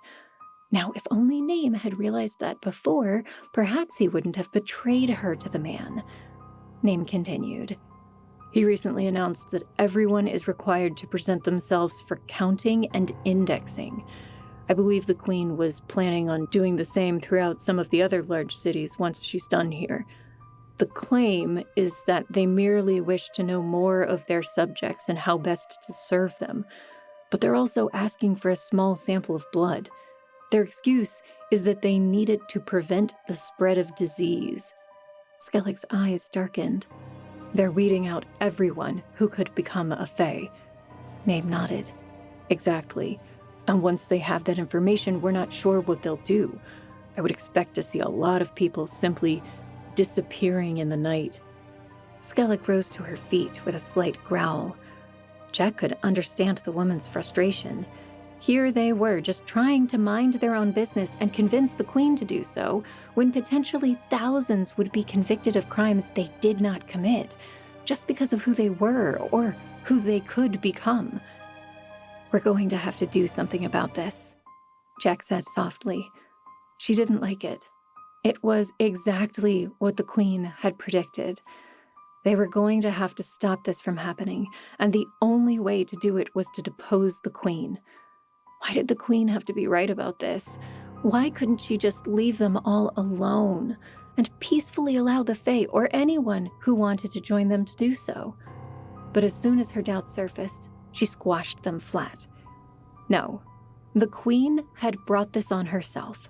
Someone with this level of hatred and fear did not deserve to be on the throne. She felt a small measure of hesitation at that thought. In the blink of an eye, she had gone from wanting to be left alone to thoughts about deposing a monarch. Had the queen been right to fear her and the Fae so? But of course, the queen could have maintained everything she had lost and feared to lose if she had only treated the Fae with fairness and mercy. Her own actions had condemned her, not Jack and not the Fae. Name was looking from Jack to Skellig, measuring their reactions. "We thought you might want to help." "We can't be everywhere," said Skellig, who had begun pacing, still visibly frustrated. "We've already lost so many of the Fae to the Queen. We're not invincible." "You seem to have dealt with the Queen's army fairly well," Name offered. "That wasn't us." Skellig waved a hand in dismissal. "Those were apparently some new species of Fae." She said it like she still didn't believe it. Name raised an eyebrow, and there were excited looks from those around them. "So there have been more." "Even more than you realize," said Jack. "I found 2 other types of Fae in Mount Herefast." "We heard about that," Name said, excitement building. "After the Queen learned that you were there, she marched her army on Riverbrook. Perhaps she thought she'd have a better chance of defeating them without their leader. I'm glad you made it out okay." He said that last part with a soft warmth to his voice. Jack looked away, turning instead to Skellig. "What Name says changes everything," she said. We can't exactly lie around and do nothing while the Queen weeds out potential Fae from the entire population. If the Queen chooses to take drastic action on those who have committed no crime, it won't be long before the people rise up against her. Or perhaps they will join us. Skellig massaged her temples. But how many will die before it comes to that? And all the Queen would have to do is blame it on demons or the Fae.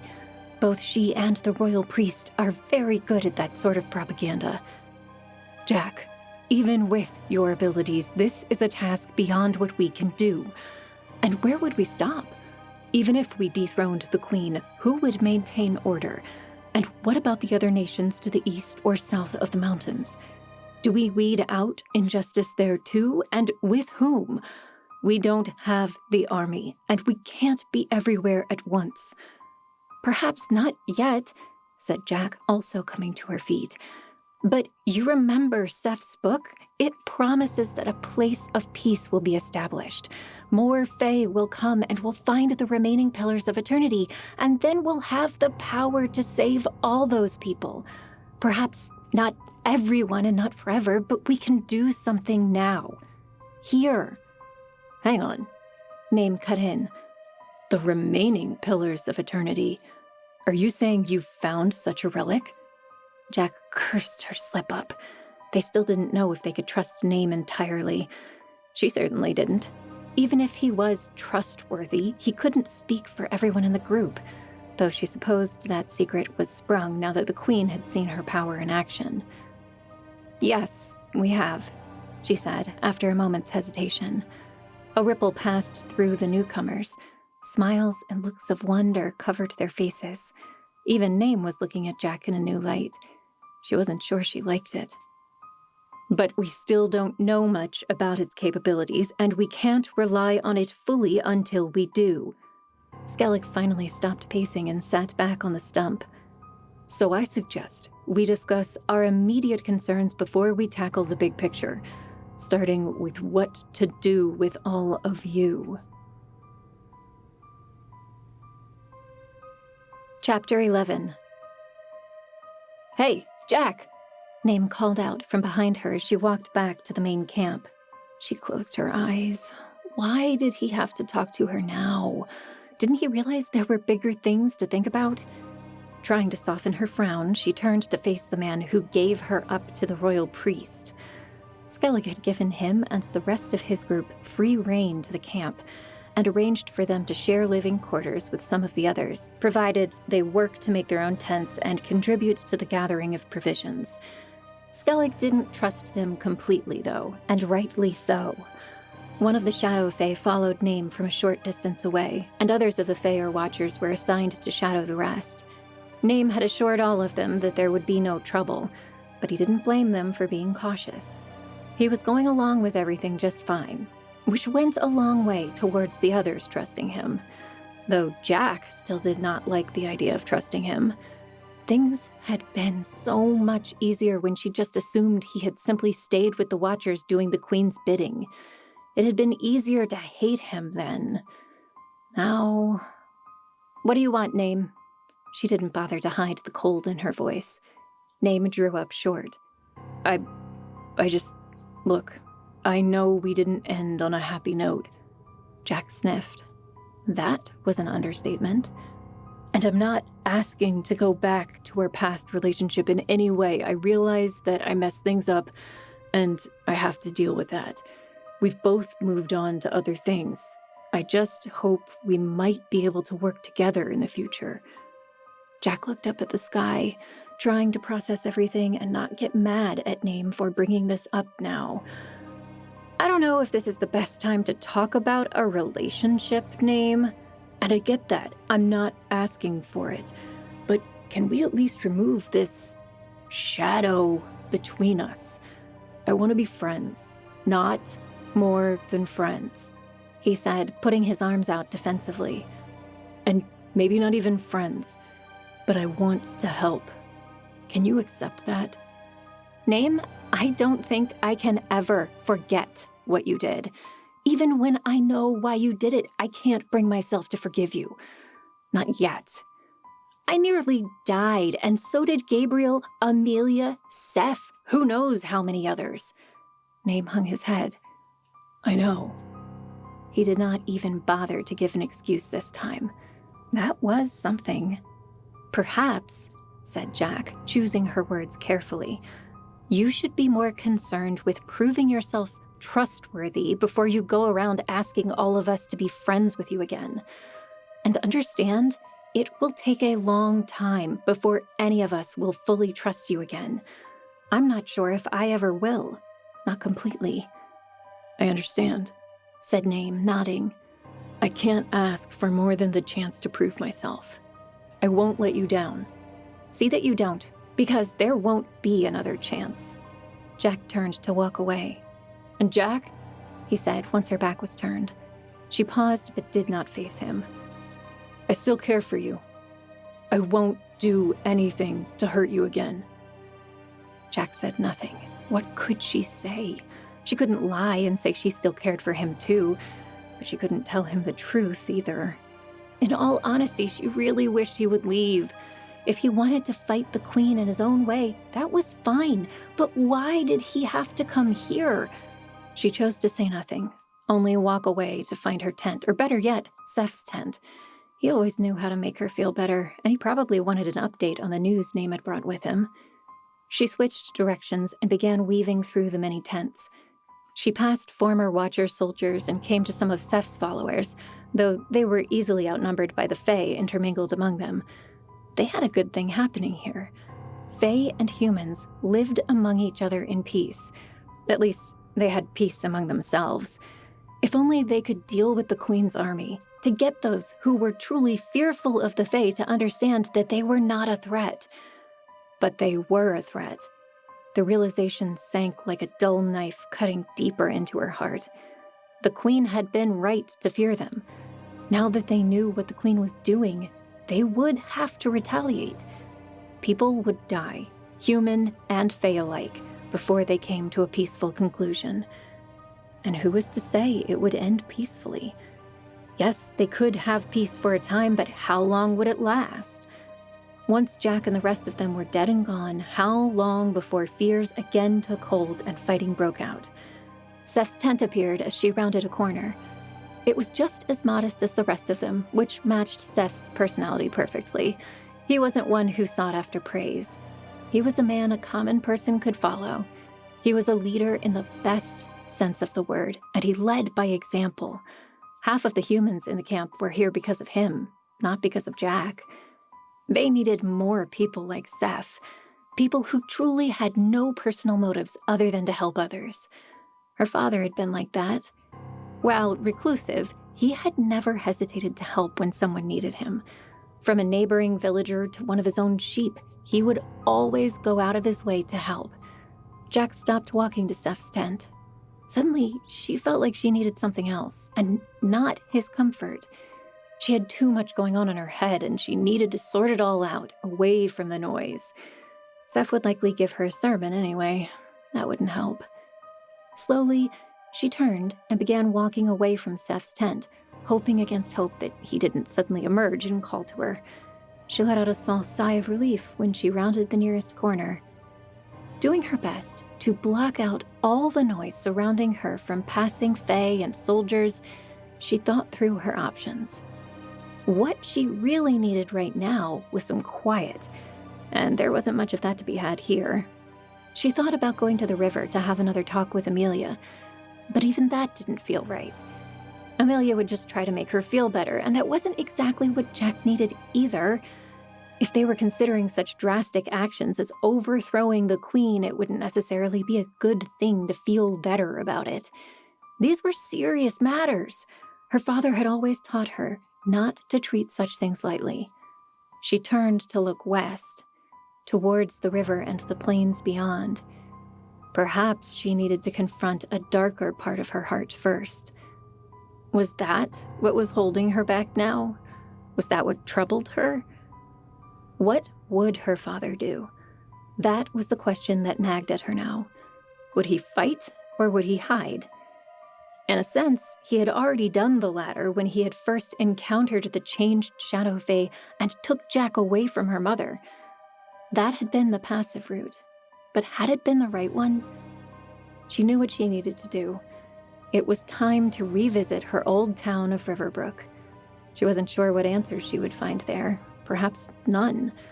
But she had been putting it off for far too long, choosing to hide from her past by remaining in their little camp. She marched towards the southwest corner of the camp. It was on her way out, but that was also where she would find her mother's camp. If anyone could understand why she needed to leave, it would be her mother. And someone had to know where she was in case they needed her. It didn't take very long for her to find her mother, who was coordinating shifts to watch the newcomers. As Jack approached, Carlona whispered something to the Fae surrounding her, and they quickly dispersed. "Hello, Mother," Jack said as she arrived. She wrapped her arms around the Shadow Fae in a hug. They hadn't known each other for much more than a year, but already they had grown close. Though perhaps not in the same way that Jack and her father had been close. Even though she and her father had some quarrels, she had never met someone else that she trusted more. Not yet. "What is it?" Carlona said, breaking the embrace to gaze into Jack's eyes. "You seem troubled." "I have to leave for a while," Jack said. "I won't be gone long, but I wanted to make sure someone knew." "Where are you going?" Carlona asked. Thankfully, she did not ask why, because Jack wasn't even exactly sure she could answer that question. "Riverbrook," she said softly. A sorrowful expression touched Carlona's glowing green eyes. Yes, she understood as much as she needed to. "Okay," her mother said. "I'll make sure the others know. Do you know when you will be back?" "I don't," Jack confessed. "But it won't be long. I know people here need me." "Jack," Carlona placed both her arms on Jack's shoulders. "I think he would be proud of you, of everything you've become. I know I am." "Thank you, Mother," she said, though she wasn't sure she believed it. Would her father be so proud of his little girl becoming a conqueror? Was that truly the role she was destined for? Or was there another way? She grabbed a spear on her way out, found a shallow portion of the river, away from the water fae, and waded across. She wasn't sure she would find answers where she was going, but something waited for her out there. Chapter 12. Thatched roofs and stone structures became visible ahead of her as she drew closer to the town she had called home. She didn't go to her old farm, not yet. It would take additional courage before she could confront the memories that she held there. Though that was not to say this place did not terrify her. Though she hadn't known it at the time, the last time she entered the town of Riverbrook would turn out to be the most significant day of her life. First, she had received her gifter brand. That had seemed all important to her back then. If she could have only known that no less than an hour later she would have lost her father. Perhaps she would have picked a different brand of some kind, or at least fled with her father. Perhaps they could have gone off and found her mother together, or lived in Skycliff. She stopped walking as she approached the main street that led through what was left of the town. Stones had crumbled and the thatched roofs were patchy and burned in places. Many houses had no roofs at all. Could there really be this much damage and decay after just over a year? Steeling herself, she took one step forward, then another. She proceeded down the muddy and overgrown street until she came to the market square. It too was covered in weeds and brambles, nature coming to claim the forgotten town. Perhaps in the future Jack would come back to this place, build it up as a home again. They had camped across the river instead of using these old structures, mostly because of the proximity to the mountain pass. But once things were safer in the kingdom, perhaps people could live here again. She spotted something in the center of the square, a dark patch that hadn't been overrun by weeds. That had been... No, she could not deal with that memory just yet. She continued down the street. There, at the corner of the market square, she spied the old shop that used to belong to Merrick's parents. The roof had a gaping hole in it, and several beams of timber had collapsed in. Oh, the memories she had of that place. One of her earliest was playing Watchers and Demons with Merrick on the deck outside the store. His mother had berated them for playing such an awful game, and that it was insensitive to the real people that died fighting demons. In the end, she had been right, though at the time Jack had no idea just how scary demons could be. They didn't congregate in any large numbers back then. In fact, most demons were killed on the spot when created, and the Watcher's job was more to do with arresting the gifter who did it. How had so much changed since that time? Now Merrick was dead, killed by a horde of demons along the walls of Foothold. Jack could only hope that when he had fallen from the battlements, he had died from the fall. Better that than what would have happened next. They never found a clearly identifiable body, though they found many body parts from multiple warriors that day. Jack did her best to shake off that image and moved on. This place was not helping her feel any sort of peace. If anything, she felt more troubled, with thoughts of demons and lost friends. The sun was already low in the sky, and she'd have to hurry if she wanted to get back before dark, though she wasn't sure that's what she wanted. Continuing on, she passed by the first place where she'd met Name, just outside of the Lord Mayor's house, which stood on a slight incline. This had been another important place for her. Gabriel had given her the gifter brand here. Both her relationships with Gabriel and Name had gone on to affect her deeply. Even after betraying Jack, she could not argue that Name had taught her a lot, almost more than Gabriel. No, she could not think about Name right now. She'd come here to get away from all that. This was not the place. She moved on, circling back this time and proceeding down a side street that ran parallel to the main street. Parts of the street were completely covered in tall grasses and weeds. Nature was taking over. Resistance built up in Jack's legs. She knew where her feet were taking her. But she did not want to go. The market square was a block away to her right now. She glanced over and could barely see that dark patch she had spied earlier. That had been where her father died. The darkness had to be the blood of the demons that he killed. And his own blood. And just ahead of her was the grave she had dug with her own hands. The mound was clearly visible. Grass and lavender flowers had grown on its surface. She raised a hand to her face, wiping the tears that suddenly formed there, and knelt next to the final resting place of her father, Rael. She couldn't hold it back any longer. All the pain of the last year came flooding out of her. The pain of losing her father, her friend, of being driven from her home, of battling Kaldane and later Cain, of being persecuted by the Queen and forced to become the Fae's champion, of being betrayed by Name. She wept in great, heaving sobs, not bothering to cover them up. The sounds echoed against the empty houses with no response. The structures were monuments to her pain, to her losses. No, she didn't think she could ever live here again. Not with this. "I'm sorry I couldn't save you," she choked through her tears. "If only I was better prepared." She knew that the person she was now could have easily defended her father from those demons. She was the match of 100 demons, perhaps far more, thanks to Name's training and her extra brands. The thought pierced her heart. A rumble came from not far away, over and around a large tree that overlooked the makeshift gravesite. Jack's head shot up, her tears still staining her face. That hadn't sounded like a human, nor the sound of approaching hooves. Was it a demon or a stray animal? Carefully, she tiptoed towards the large tree, readying her spear as she did so. The rumble came again, though this time it sounded more like two rocks sliding against each other. Once Jack rounded the tree, she got her first good look. Standing about 50 paces away was one of the new type of Fae, the Trolls, as Gerward had named them. This one was enormous, at least 3 feet higher than the others they had fought. He must have stood at least 12 feet high. Jack stilled her breath. All she had was a spear and her own branded abilities, all of which would be useless against one of these things.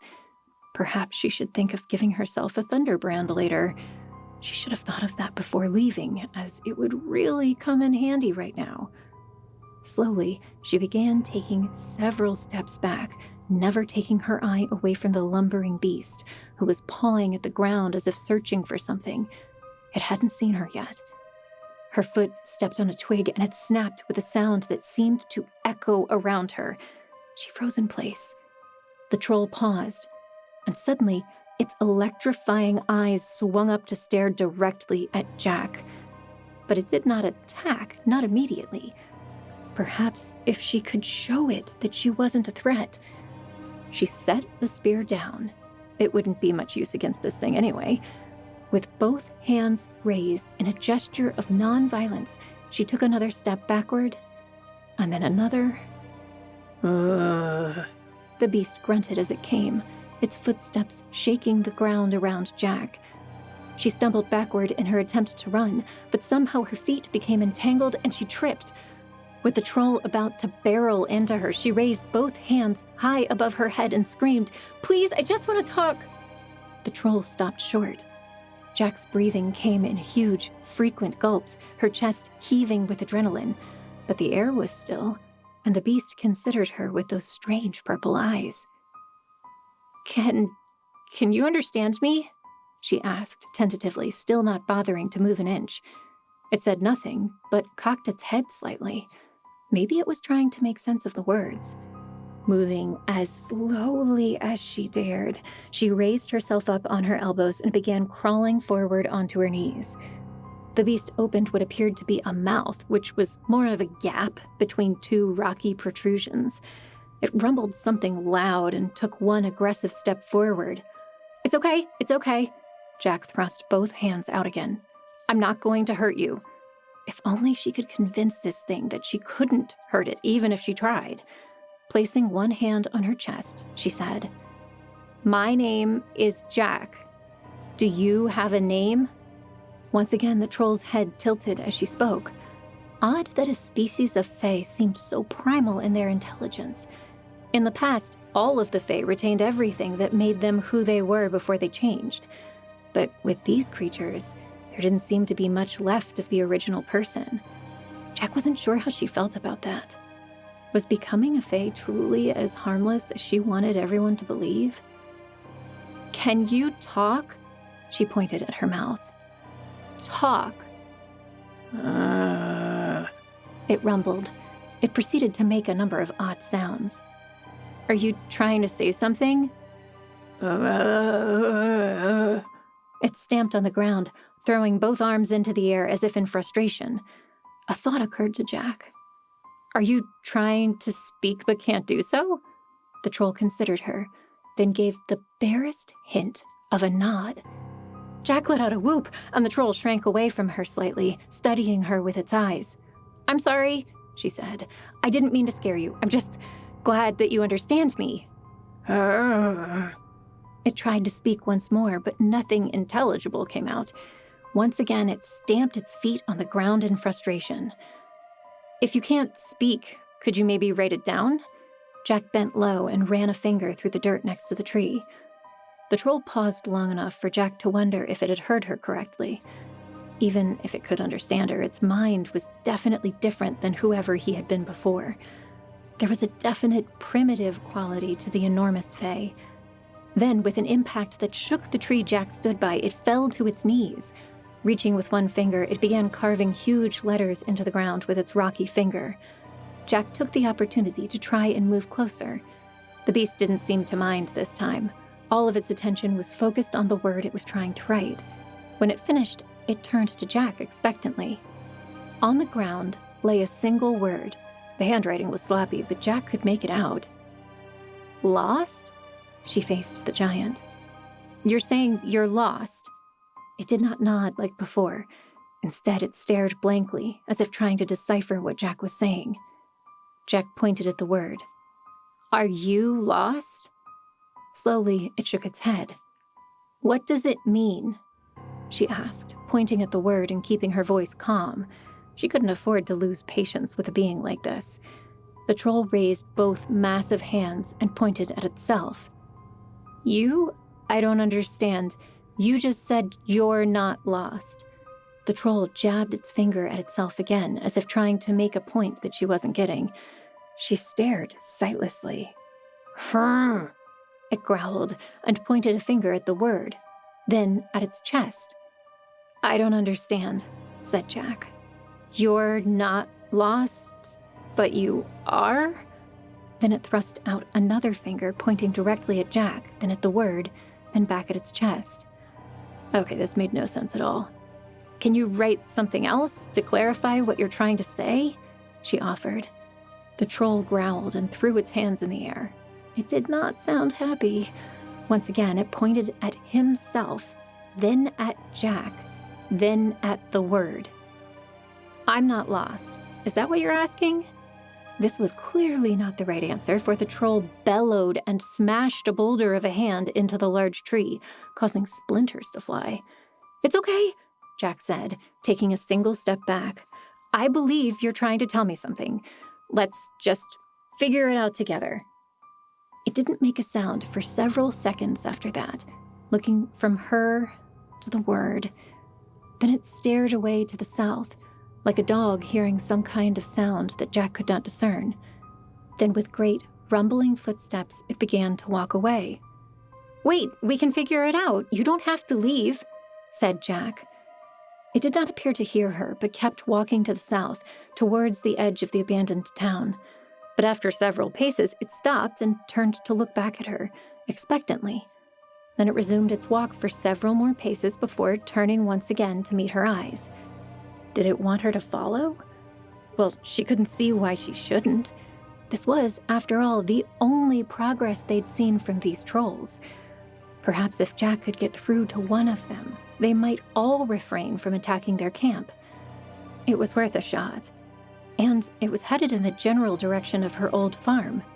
Maybe she would get a chance to revisit those old memories as well, if she could find a way to deal with the pain they would bring. Jack fell into step behind the massive, rocky Fae. Chapter 13. The troll continued its gait with slow steps that nevertheless covered so much distance that Jack occasionally had to jog to keep up. It did not grunt or make any other sounds as they traveled, and it didn't pause to look at Jack once she started following. Its eyes were fixed straight ahead. Jack's old farm stood a little over 2 miles to the south of Riverbrook, so it took some time to get there.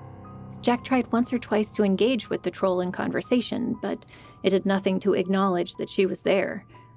Eventually, Jack stopped trying, choosing instead to fix her gaze on the familiar path ahead of them. She had come this way so many times in her youth. Had it only been a little over a year since she left? It felt like so long ago. She swallowed as 2 large structures grew in her vision.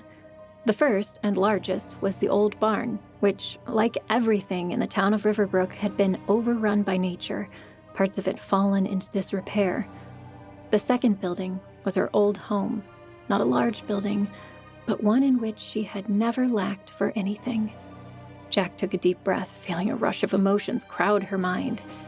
It had been so long. But the troll did not seem to be walking to the old farm.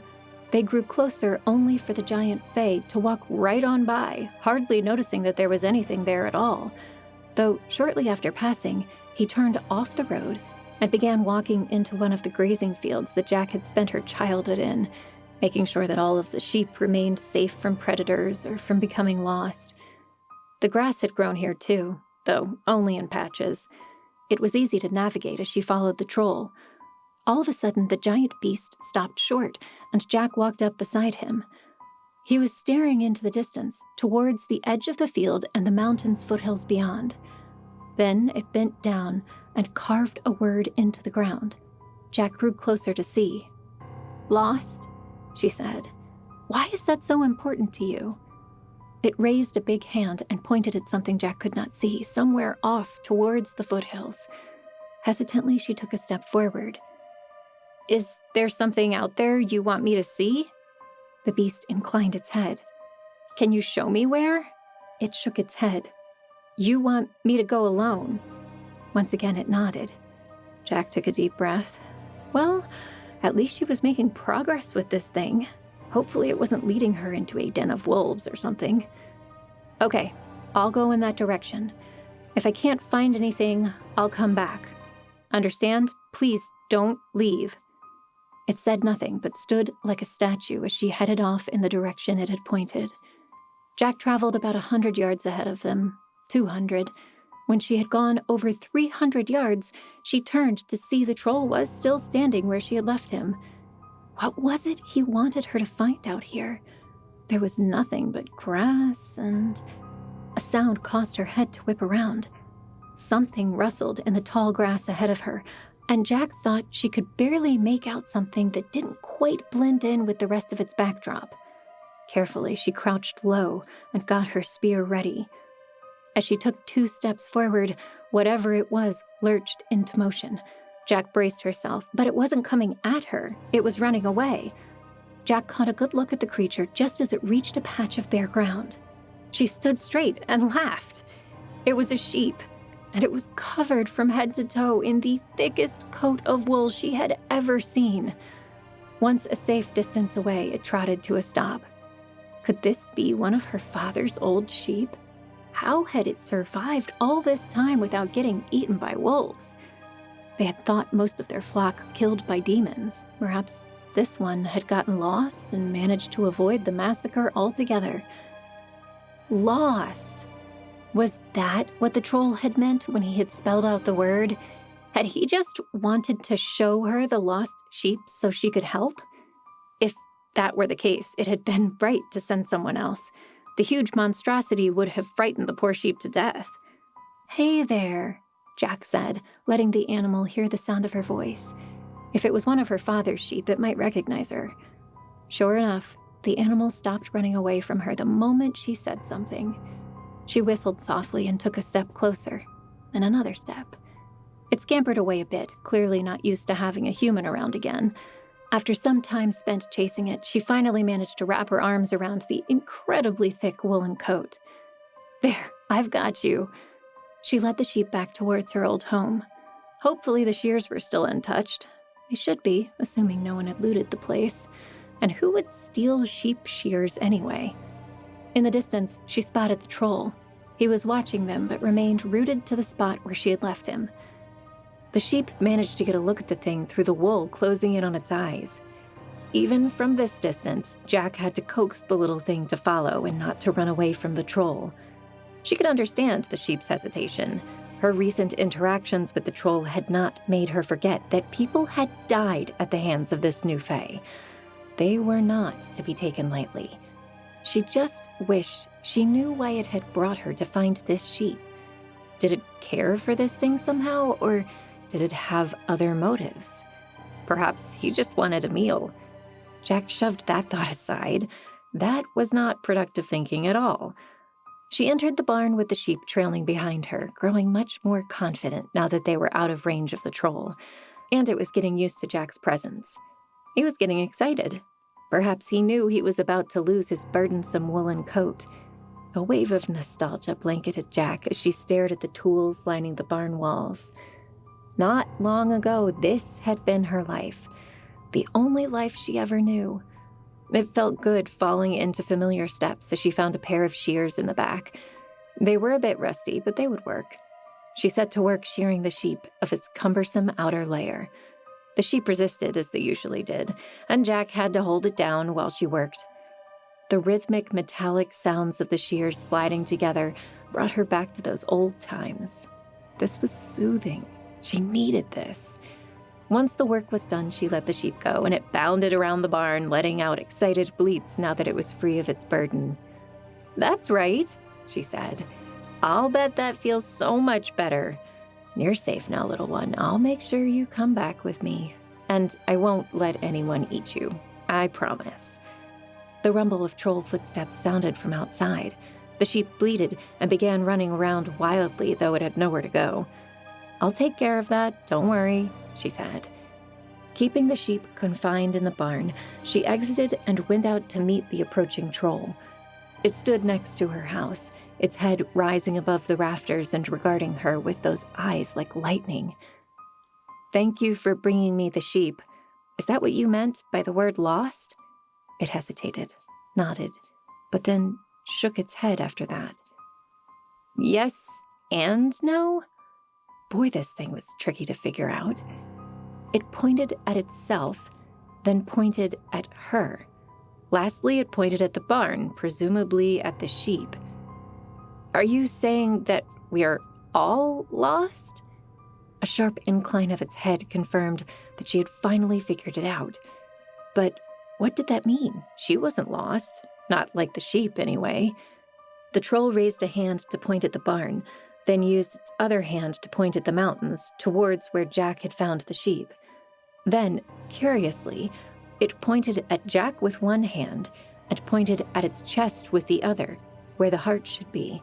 Finally, it used both hands to gesture at itself, then pointed specifically at its head. Hang on, he was beginning to make some sense here. I think I might understand what you're trying to say. You're saying the sheep was lost out there and that I'm lost. She trailed off. It pointed at its chest again. I'm lost in the heart? She gasped. A sharp jab at the head. Yes, that's what he meant. And you're lost in the head, she said, remembering his last motion. Once again, it nodded. Now it was starting to make sense. Being lost in the head might have something to do with its seeming inability to speak or communicate effectively. Perhaps whoever turned into this troll was still in there somehow, but without the same mental faculties as before.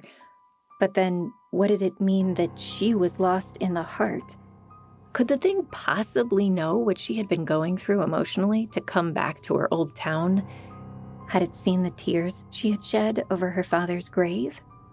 I think you might be right about me, she whispered almost to herself, though loud enough for the giant fae to hear. And I want to help you how I can. I know adjusting to that new body must be frustrating for you. The thing pointed at her with one arm and at the barn with the other, then moved that arm to point at himself. Yes, I'd like to help you like I helped the sheep. I just don't know how. Her eyes grew slack and she stared off into the distance. There's still a lot that I don't know. And that much was true. She may have found the Pillar of Eternity. She may have escaped from one of the most powerful villains alive. She may have killed countless demons. She may even be this prophesied Orin. But she still couldn't perform a stable telekinesis brand. She didn't have everyone's trust. She still made tactical mistakes, and she even questioned the path ahead of her.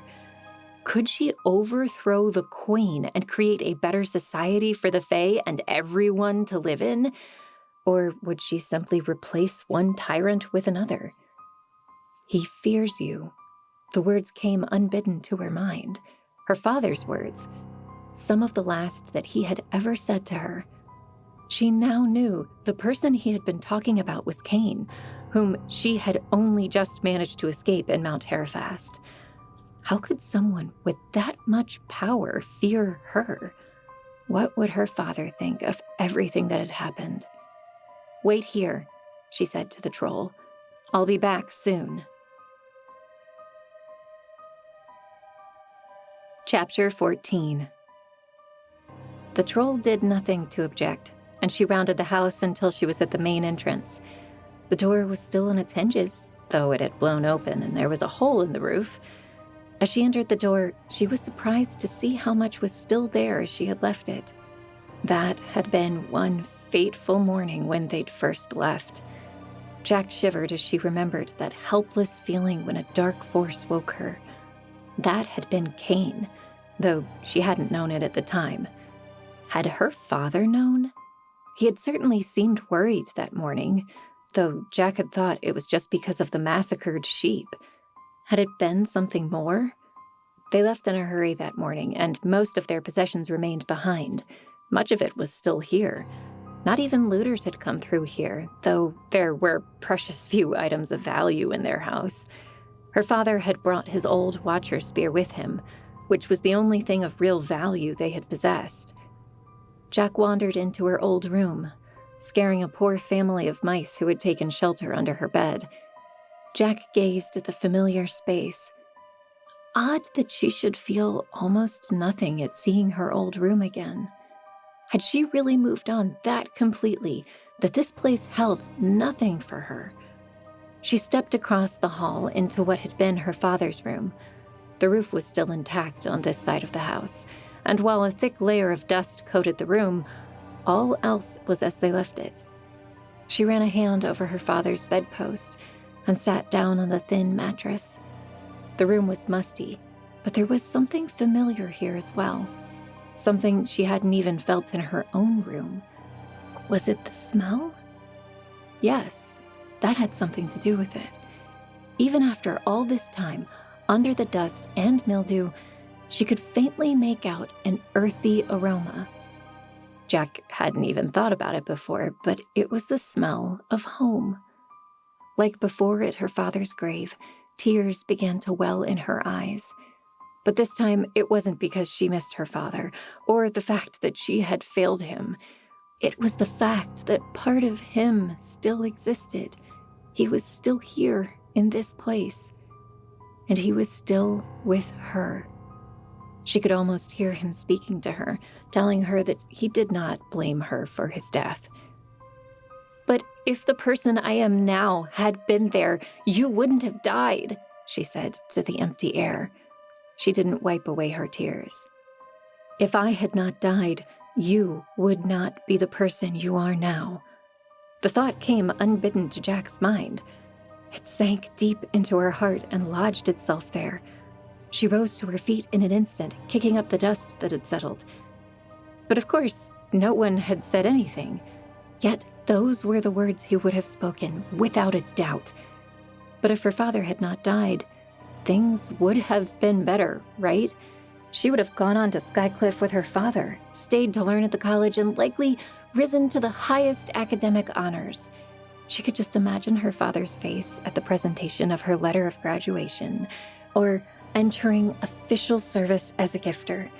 She wouldn't have offended the queen, wouldn't be in the predicament she was in now, wouldn't have been betrayed by her friends, wouldn't have found the Fae, wouldn't have discovered her ability to give multiple brands, wouldn't have saved countless soldiers and civilians from the jaws of a demon. If she hadn't been thrust on that journey with the death of her father, none of this would have happened. Like it or not, she was a changed woman because of that crucial moment. That voice, whether it was in her head or came from somewhere beyond, was right. The tears stopped flowing. "I am sorry," she said out loud, "that we could not have spent more time together. But I do not regret the experiences I've had since." A soft breeze from the next room enveloped her, as though wrapping her in an assuring hug. This was her calling. It was her responsibility to help the Fae and all those who suffered under the oppression of Queen Telma or Cain. That was a responsibility she had to accept, even if it meant making the hard choices. In that moment, she knew that her father would support her if he was still alive. Perhaps somewhere he was smiling on her. An enormous weight seemed to rise from her shoulders. Suddenly the room grew brighter, the setting sun beaming through the windows and damaged roof, bathing her old home in a golden glow. It was time to leave these old memories behind. Time to make new ones. Turning on her heel, she walked outside. The troll had not moved from where he stood before she went in. He stared at her without making a sound. "You were right," she said, coming close to where he stood. "I was lost in my heart. But perhaps not anymore." Something bright seemed to flash in the beast's eyes. Was he smiling? It didn't look like his maw of a mouth had the muscles for it. "I just need to confirm one thing," she said, stooping to pick up a pebble at her feet. The troll tilted its head at her. "Gabriel said I had a block holding me back from performing a telekinesis brand," she said, not talking to anyone in particular. "The brand of my father." Her gifter brand flashed to life, and the troll took a step backward at the suddenness of it. Black lines crisscrossed along the surface of the pebble, forming the bird-like shape of a telekinesis brand. When the light from her gifter brand faded, she held the pebble in front of her. If she had messed up the branding, it would typically float aimlessly in the air. It did not do so. There was no other confirmation that it had worked, but no reaction was exactly what she wanted. The pebble was nothing but confirmation of what she now understood deep in her soul. She had always had the brand inside of her, but she'd kept it hidden. No longer. For the second time, her gifter brand shone with an inner light. Gently, she rested the tip of that hand on her forehead and closed her eyes. A light pain marked the spot where the lines were forming, etching themselves into the flesh on her forehead. As it formed, she felt the memory of her father become a permanent part of herself.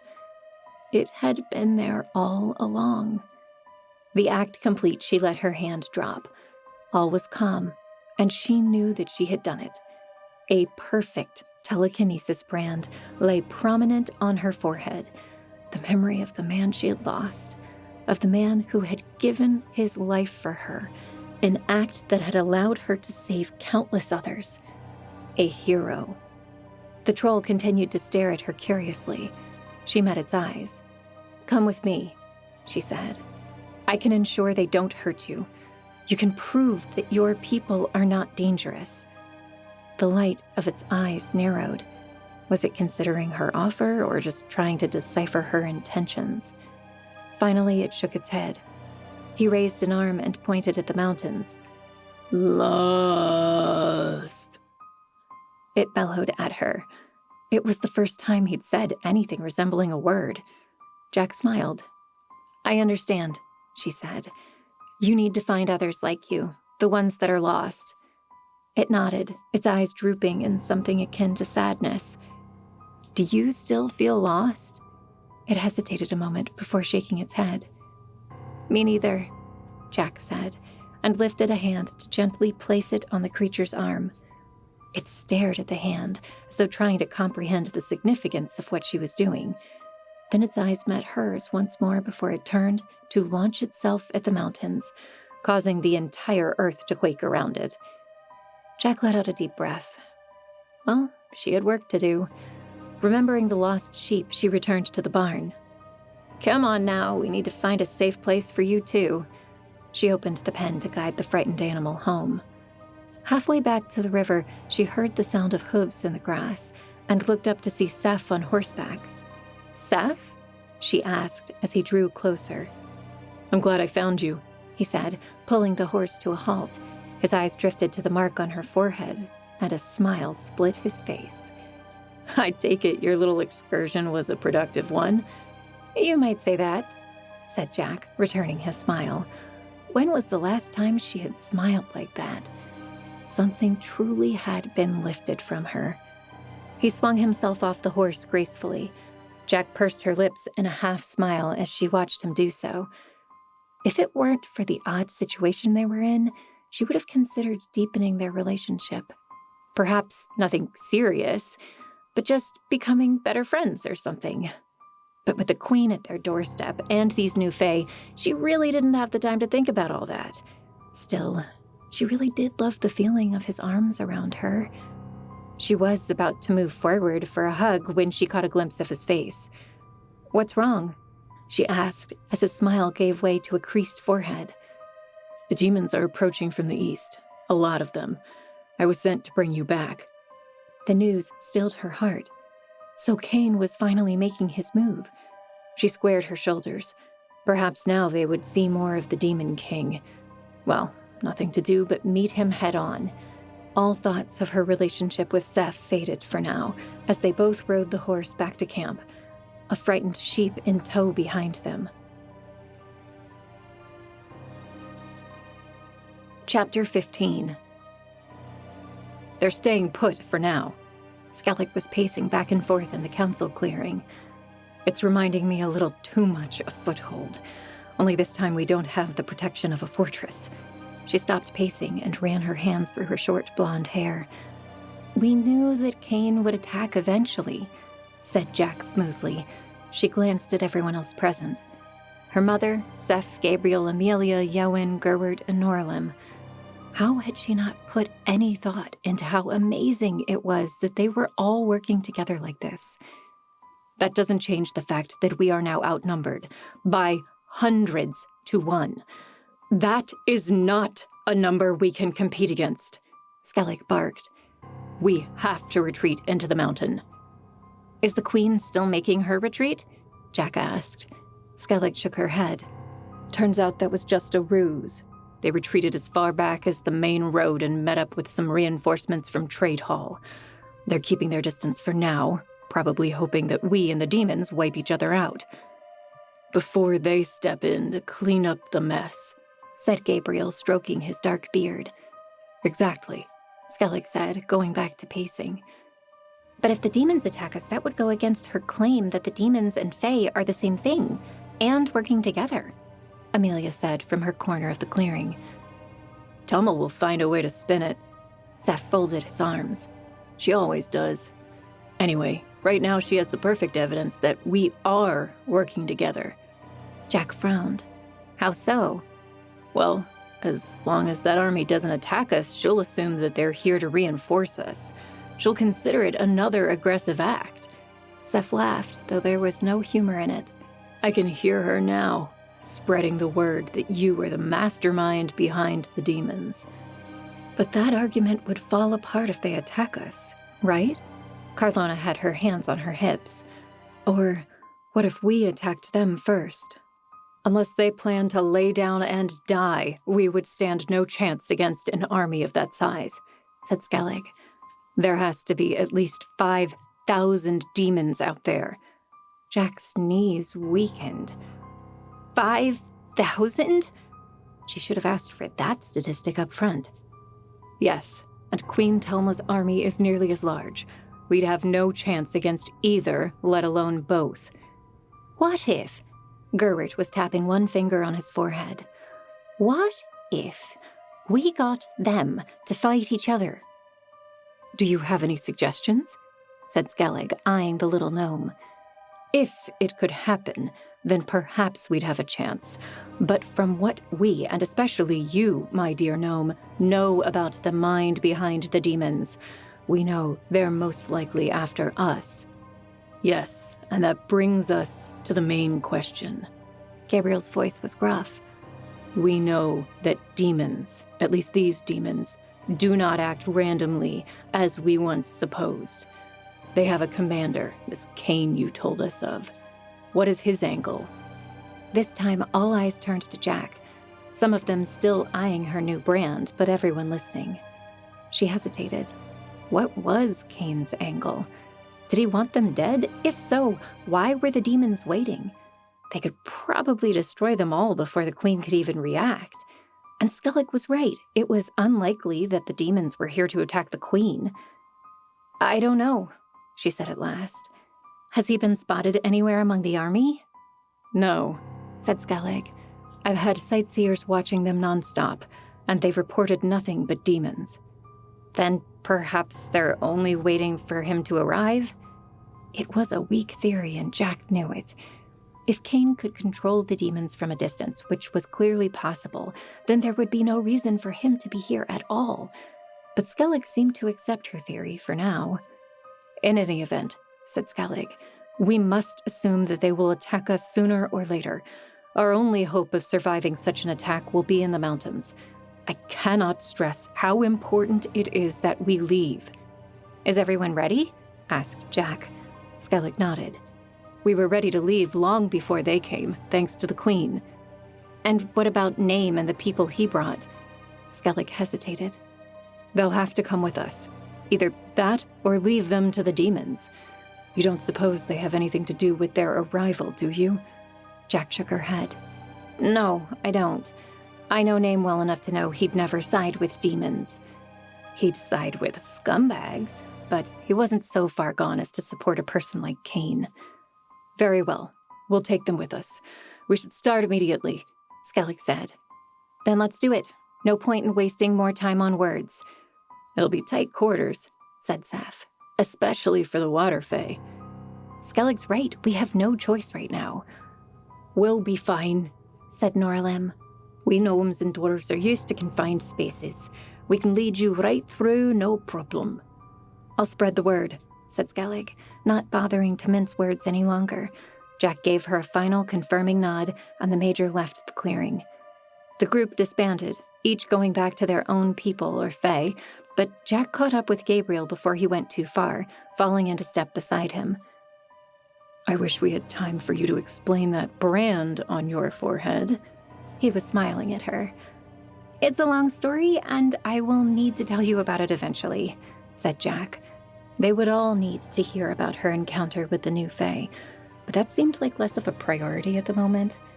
Once they were safely away, she would mention it.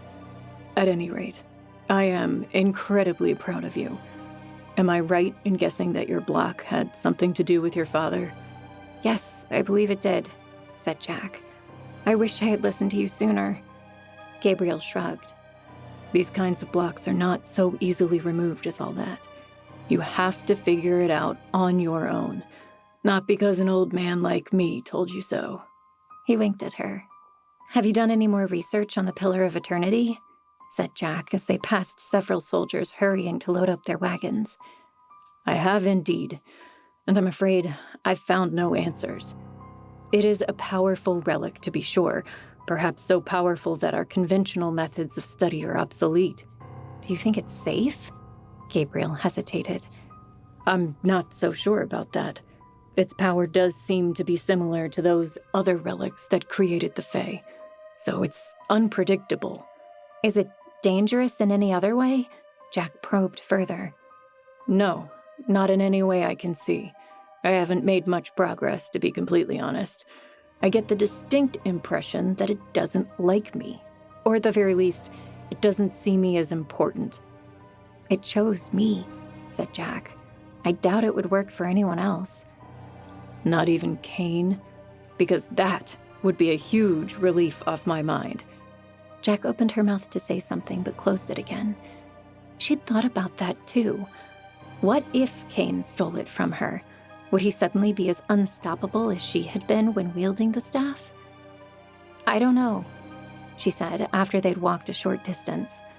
I'd have to imagine that someone with his power could eventually get it to work, no matter who it chose. Best not to let it fall into his hands, no matter what. Which is why I need you to give it back to me. Gabriel looked at her sharply. I don't have to explain the risks to you. If more of these things were to pop out of the ground, I know the risks, said Jack. They stopped outside of Gabriel's tent. People all around them were packing the last of their things, getting ready to move out. Jack paid no attention to any of them. Well, I certainly won't stop you. Just understand that we are no nearer to understanding its magic than before this all started. I know.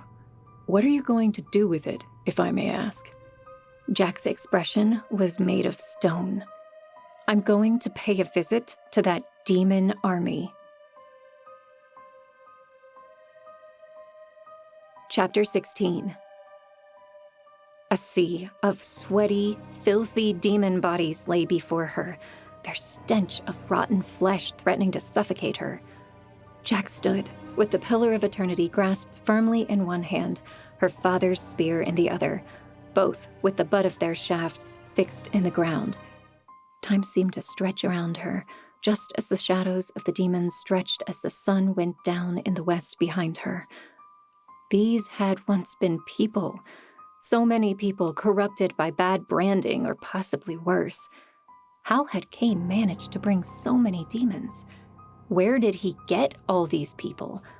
Jack drew a little closer, so that the nearest demon was close enough that she could have reached out and touched him with the tip of her staff. The demon snarled at her, snapping its jaws and staring at her with those wild, all-too-human eyes. Demon eyes were among the most disconcerting things she had ever seen. They always appeared wide and bloodshot, terrified. And yet, the demon did not attack, did not even move a muscle. Only its head moved, gnashing its teeth at her. "Where are you, Cain?" she called out.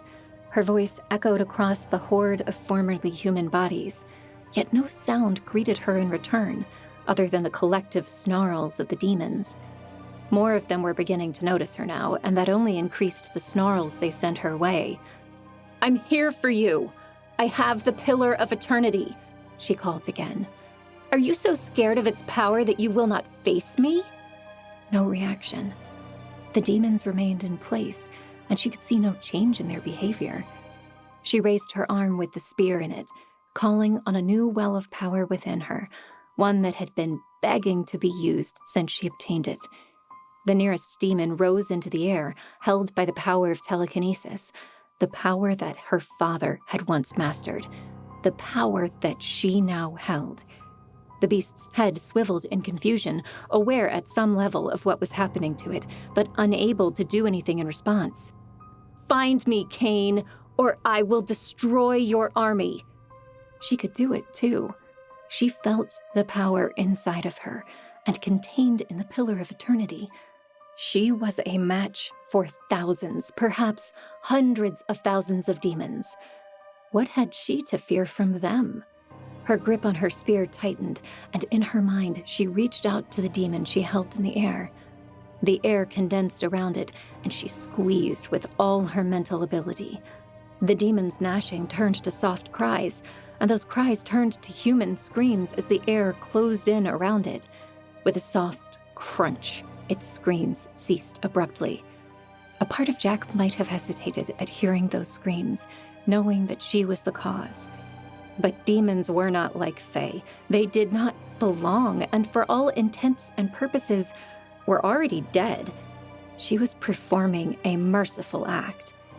Perhaps the Queen thought of the Fae in the same way, that exterminating them here was more of a mercy than not. Certainly anyone who believed that the Fae were no better than demons would think as much. But what would everyone think when they finally exposed the truth? They had to show these people that they were enemies of the demons as much as anyone. Indeed, the Queen's biggest mistake had to be that of placing the blame on Jack and the Fae, when the real enemy was Cain and his demon hordes. She had to be the one to set things right.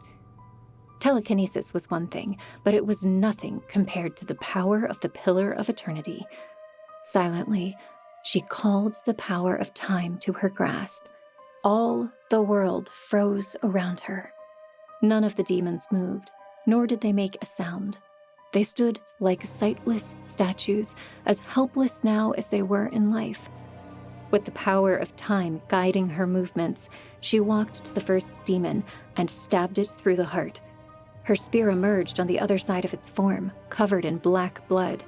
She wrenched the spear out of the demon, its eyes still wide. Not enough time had passed for it to realize what had happened.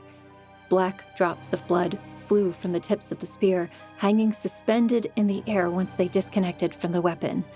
Jack surveyed the damage. A hollow feeling of sorrow clenched her stomach. She didn't like it, but that didn't mean it wasn't necessary. Just like it would be necessary to stop the Queen and appoint someone else in her stead. Someone who would understand the Fae and help create a peaceful harmony between them and the rest of humankind. Yes, some things were necessary. She stabbed the demon next to the first, and then the next, and the next. One by one, she moved down the line, taking out demon after demon. This was almost too easy. Though she had to be careful. The magic of the pillar would wear on her eventually, and she might not be able to kill all 5,000 of them before that happened. But she could cut down their numbers significantly, enough to prove to the Queen's army that they were not in league with the demons, as the Queen would no doubt claim. But a darkness gathered around her mind, growing stronger with each demon she killed. Curse Cain for everything he had done in creating these creatures, in shaping them into his mindless pawns. He was the real villain here, not her. He had already killed these poor beings. Jack was just ensuring that they did no more harm before that reality caught up to them. A wave of nausea coursed through her, suddenly and without warning. She choked and gagged, though nothing escaped her stomach. She hadn't eaten anything in days thanks to her new Hungerless brand, but that didn't stop her body from trying to heave up whatever was left. And for a moment, she lost control of the pillar's magic. Time rushed forward in an instant, but only for an instant, as Jack regained control a second later. Time paused once again, and she let out a breath. In that single second of past time, all of the demons' heads had turned and were looking right at her. Kane was watching. She swallowed. What had just happened? Was it the fatigue from using the pillar? That couldn't be it, because she'd used it for far longer before and she didn't yet feel tired at all. Was Kane somehow behind it? From the way the demons were looking at her, she was sure that she had finally piqued his interest. He was seeing through their eyes as she worked the magic of the staff. Was he toying with her somehow? No. Something was familiar about this. She had felt a similar overwhelming and sudden nausea once before, when the royal priest had used one of the holy relics in some sort of pleasure ritual back in Skycliff. She hadn't thought much of it since then, but perhaps there was a connection.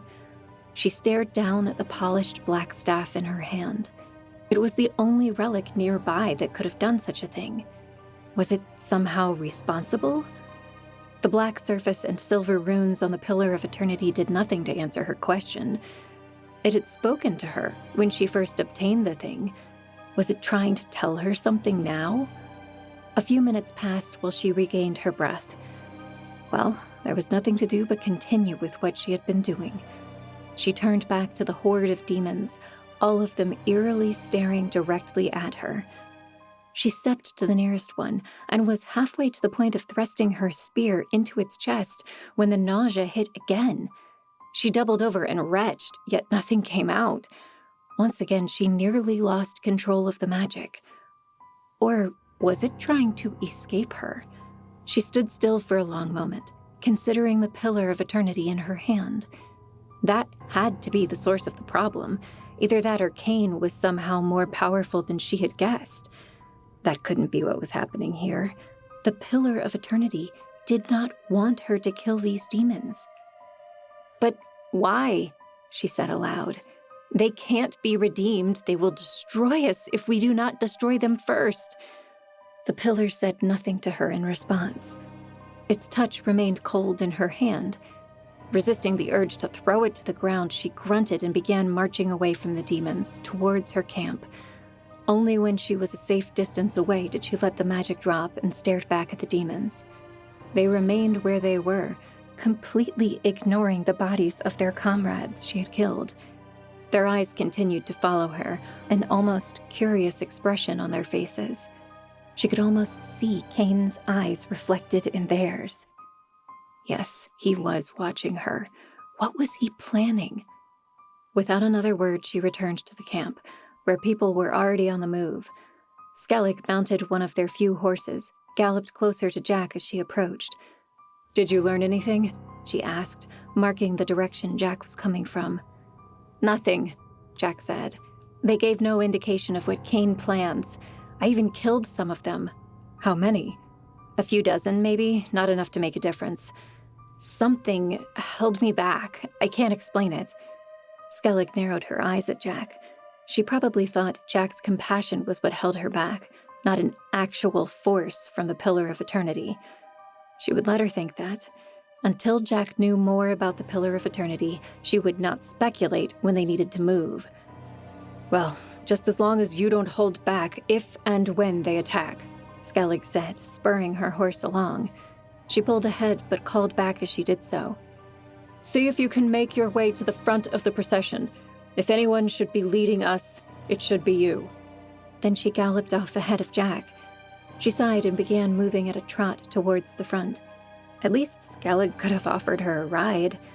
She probably thought she could move faster with the Pillar of Eternity, which normally would be true, but given her recent experience, perhaps overusing the relic wasn't a good idea.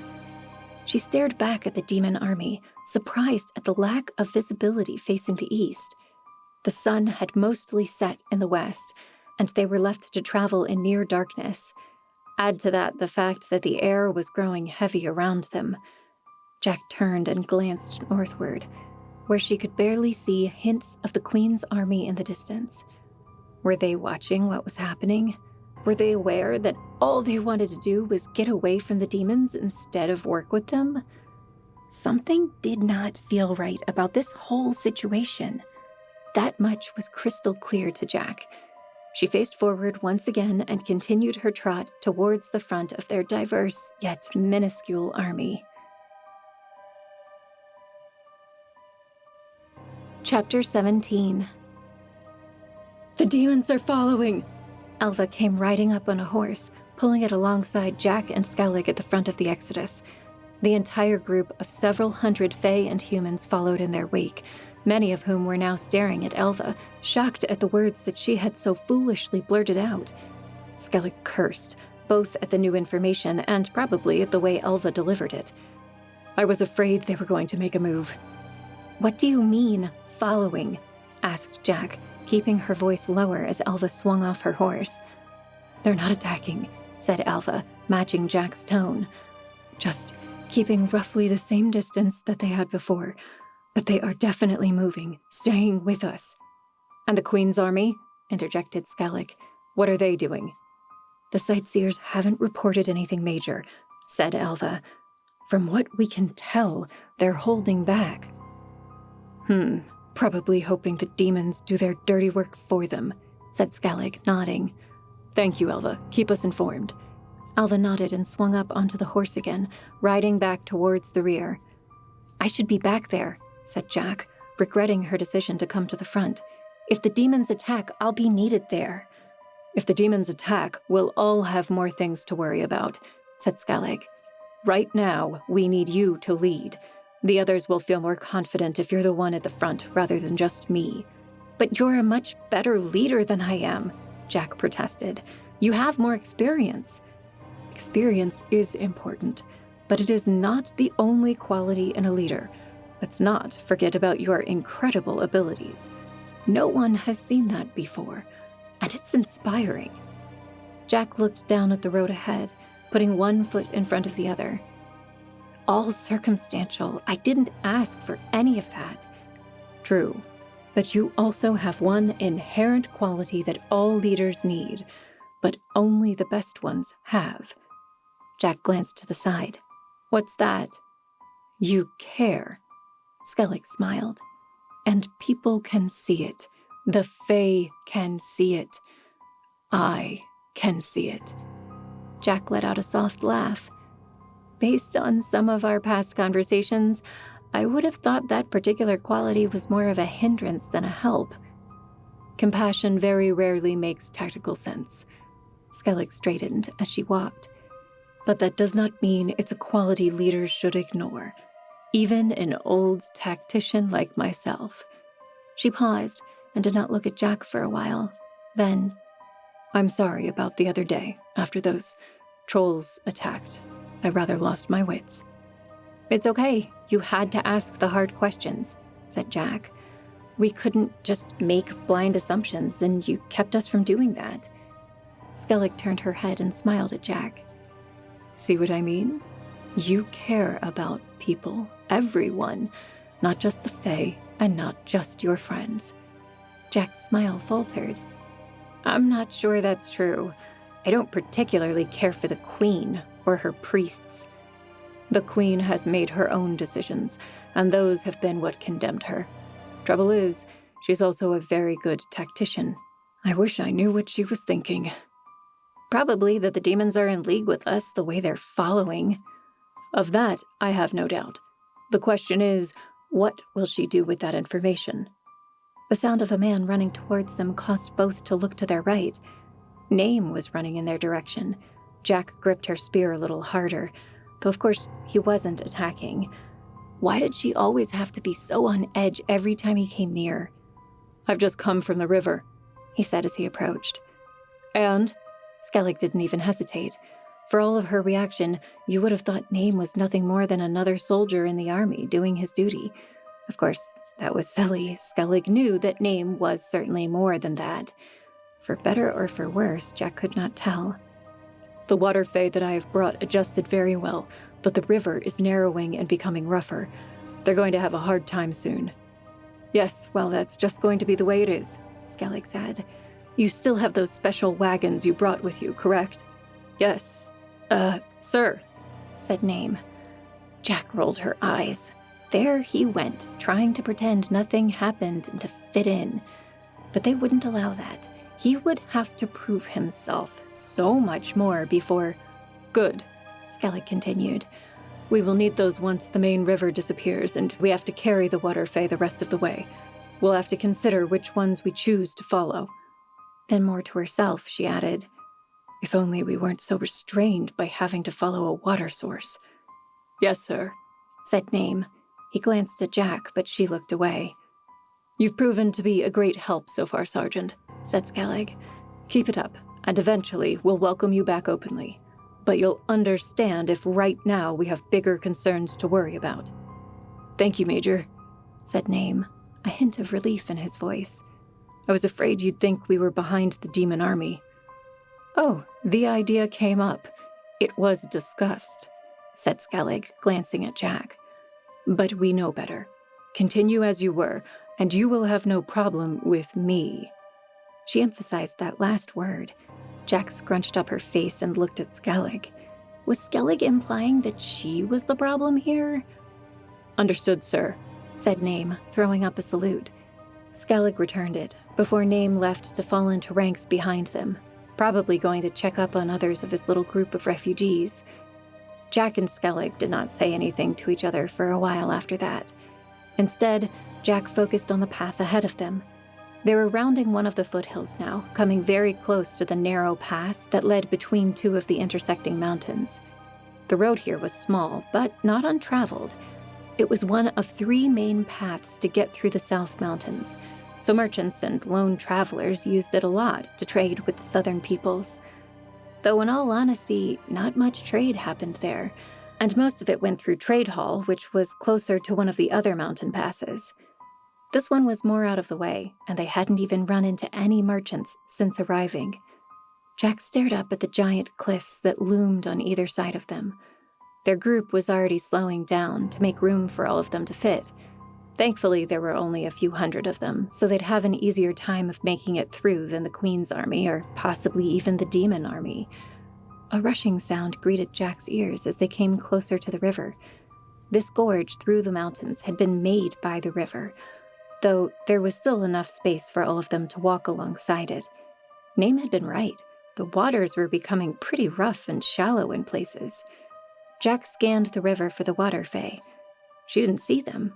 They must still be near the back of the group. Maybe she should send a message for them to take the lead. That would give them plenty of time to get them out and onto the pitch-covered wagons if they encountered an area of the river they could not swim through. A great boom echoed ahead of her, and the ground rumbled beneath her feet. Instantly, Jack had both her spear ready in one hand and the Pillar of Eternity brandished in the other. Shouts of alarm came from behind, but Jack's eyes were fixed forward. Ahead of them was a giant troll, just like all the others she'd seen so far. No, this was one of the trolls she'd seen. It was missing an arm. This was the troll that had attacked their camp earlier. Skellig was yelling something to the others, and as many as could lined up beside Jack, readying weapons. Jack was only barely aware. This was going to be tricky. Giant footsteps rattled Jack's knees as more of the trolls lined up beside the first, some coming from behind rocks in their path, others jumping from higher up on the cliffs as the first had done. There were a half-dozen of them at least, though as Jack narrowed her eyes, she could see even more coming from behind. Yes, this was definitely going to be tricky. Desperate, she scanned each one of them, looking for the one she had encountered in the ghost town of Riverbrook, but she couldn't see him. Would she even recognize him if he was here? They all looked like they were made of stone, but at least the one she knew was much larger than the others. The one missing an arm bellowed, and the sound roared at them, amplified by the canyon walls. It was angry. It remembered what they had done to it, and its companion. Jack swallowed, bringing the Pillar of Eternity to bear, and all but letting her spear drop. None of the usual weapons were going to do any good against these things. Could anything be done? "Skellig!" she yelled, spinning to find the major who had left her side. The woman was behind her, herding forward, of all people, the gnomes. The troll bellowed again, and a rhythmic crunching indicated it was beginning to charge them. "Let me try to talk to them," she yelled at Skellig. "I got through to one before." She hadn't had a chance to tell the council about that. Perhaps that had been a mistake. Now everyone considered these trolls as monsters, when Jack knew that wasn't necessarily the case. She didn't wait to hear Skellig's response. Instead, she spun back to face the advancing trolls. Now to find a way to get through to them without resorting to violence. The wind was picking up behind Jack, replacing the still humidity that had hung in the air before. A storm was coming. Jack called on her new well of power. The telekinetic brand on her forehead blazed with light, illuminating the ground around her. She rose into the air. While she did so, she dropped her spear and lit a column of fire in that hand. Fire wouldn't do anything against these fae, but it could put on an impressive show. Indeed, the lead troll fixed its lightning eyes on her, and it slowed to a halt. This was something he hadn't seen. Some of the others did not see her at first, but as their leader slowed, they too got the idea. Eventually, all of them were fixed on her, and surely the eyes of their entire army were watching her from behind as well. She held her flaming hand high, a beacon of light where she hung in the air. "We're not here to hurt you." She scanned the trolls, looking for the big one she had interacted with before. She still did not see him. The lead troll snarled at her, and she was sure that had she not been suspended in midair, it would have charged her. She let the fire in her hand die. Best to show that they were not being aggressive. "We're just trying to get away from the two armies behind us," she continued to speak in a loud voice. "There are demons behind us. They will hurt you if they can. Let us pass, and you're welcome to join us." She spared a quick glance down and slightly behind her. Skellig was watching, her eyes calculating, and her arm upraised as if ready to give a signal, or perhaps keeping everyone from attacking. The gnomes were doing something, though. She didn't have enough time to get a close look. With a roar, the lead troll picked up a boulder and threw it at Jack.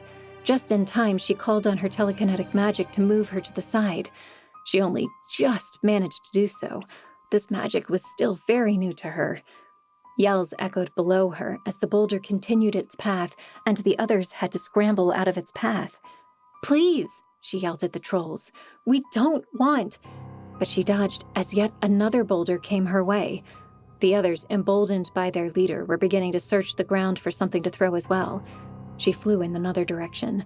If diplomacy wouldn't work, perhaps she could draw off their attention and give the others a chance to move on. She flew up beyond the trolls to come to their other side, spinning around to face them and her own army beyond. But holding the telekinesis like this was beginning to wear on her.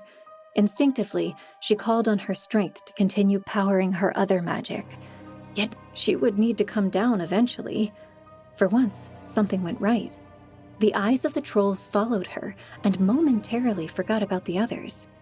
"Okay," she shouted. "If you won't play nice, come and get me." Chapter 18. It was working.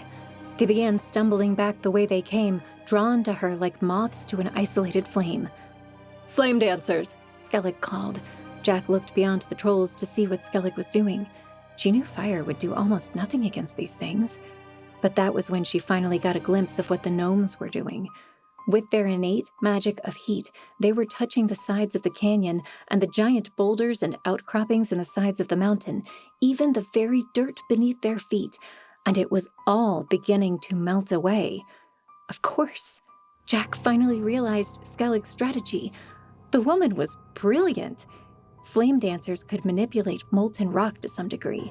Once the gnomes had created enough of it, they could use it as a weapon. Hopefully it was more effective against these trolls than flames alone. But of course, this was all a worst-case scenario. If Jack wanted any chance of reasoning with these trolls, she had to get to them before they resorted to violence. Perhaps if she... In her momentary distraction, a flying boulder clipped the edge of her shoulder. With a cry, she lost her concentration and fell several feet to the ground. She hit with a jolt that rocked through every bone in her body. Why hadn't she given herself toughness before now? Were any bones broken? She rose to her feet, able to do that much at least, but the Pillar of Eternity had dropped from her hands. Bellows from the oncoming trolls drove her panic as she scanned the ground around her. There, the Pillar of Eternity had fallen about 10 feet away. In a frantic effort, she scrambled towards the relic. The lead troll was almost on her. She could tell from the rumble of its footsteps.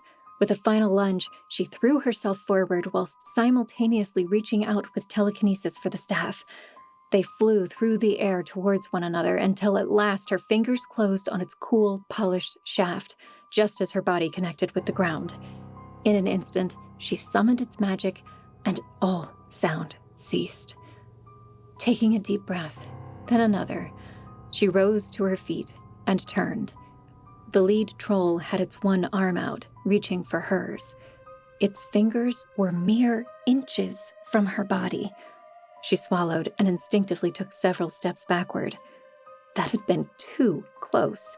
But with the magic of the Pillar of Eternity, she was now the only hope of eliminating this threat. Someone had to ask the hard questions. That's what she'd said to Skellig. Could she let these Fae live if they would destroy the others? Was there no other way? Keeping the pillar in hand, she stepped forward, reaching her free arm till it was merely inches away from the one remaining arm of the troll, who still hung suspended in the air. All she would have to do is give it one solid tug, and with the magic of the pillar, it would come flying off. She could tear these trolls apart if she needed to. Yet a familiar nausea began building up in her stomach. Not as sudden this time, but it was there. A warning that what she was considering would not be in line with the purpose of the pillar's magic. It would not be right. But was it right to let them slaughter the rest of her party? Or was there another way? Yes, there had to be. She backed up until she was a good distance away from the troll, then let her magic drop. The troll stumbled forward, the quarry he had been reaching for suddenly gone. "Hey!" she shouted. Its head spun to face her. Its eyes narrowed in confusion. To the troll's perspective, she had just disappeared, then reappeared where she now stood. "Come and get me!" It roared and came at her once more, the other trolls following in its wake. Jack stayed exactly where she was until it was almost on top of her. Then she summoned the magic of time once more, and the troll stopped mid-step. She ran back even further before dropping the magic and letting the process repeat itself. And it worked. The troll grew increasingly enraged, stamping on the ground and slamming the canyon wall with its arm. But some of the others were beginning to lose interest in her. She was, after all, just one small human. There were plenty of others that interested them more. One by one, those in the back of the group began to turn away. In a last effort, Jack summoned the magic to freeze time and run up to those who were peeling off from the group. Her sudden appearance right beside them threw many of them off, but when she just disappeared after they swiped at her, their interest seemed to wane. These were smarter than the one-armed troll. They weren't allowing themselves to become frustrated just because they couldn't catch her. Or maybe they just didn't care. Well, it had been worth a shot. Jack summoned her telekinesis and rose into the air once more. The gnomes had prepared a lot more molten rock by this point, and Skellig and the other flame dancers were already forming it into a barrier against the trolls. One of the giant Fae smashed into the molten wall, screaming as he did so. Jack winced. It would seem the fiery rock had some effect after all. Water suddenly zoomed through the air and crashed on top of the bellowing troll. Steam hissed and clouded the area. When it dispersed, the troll remained locked under the now hardened stone. It struggled, roared, but everything below its neck remained still. It was trapped. Skellig wasn't trying to kill the trolls using the molten rock. She was trying to confine them. Jack found the Major among the other flame dancers, lifting her hands as she tried to guide another tendril of molten lava towards one of the trolls. Had this been her plan all along? When had she gone from wanting to kill the trolls to this? Some of the trolls were beginning to catch on. They avoided the warm light of the molten stone and began circling the group of flame dancers cautiously. The other soldiers in the back raised their spears, readying themselves. She had to keep the trolls distracted, give the others a chance to capture them. Jack lifted herself into the air once again. "Hey!" she yelled. "Which one of you is the one I met in Riverbrook, not far from here?" She didn't really expect an answer. All she needed was something to shout at them to get their attention. She was surprised, therefore, at how well the distraction worked. The trolls all turned to stare at her, their eyes glowing purple in the night. Even the one-armed troll paused momentarily. Had they understood her? She knew they were capable of understanding speech. At least, the other one had. "Keep it up, Jack," she heard Skellig say in a strained voice. Yes, that's right," Jack continued in a loud voice. "I met one of you in Riverbrook, and we didn't fight. Is he with you, big guy?" The one-armed troll roared and went to pick up a boulder. Jack tensed, but she had given the flame dancers enough time to work. Collectively, they threw a sheet of hot lava onto several of the closest trolls. The leader jumped out of range just in time, but many of the others were not so lucky.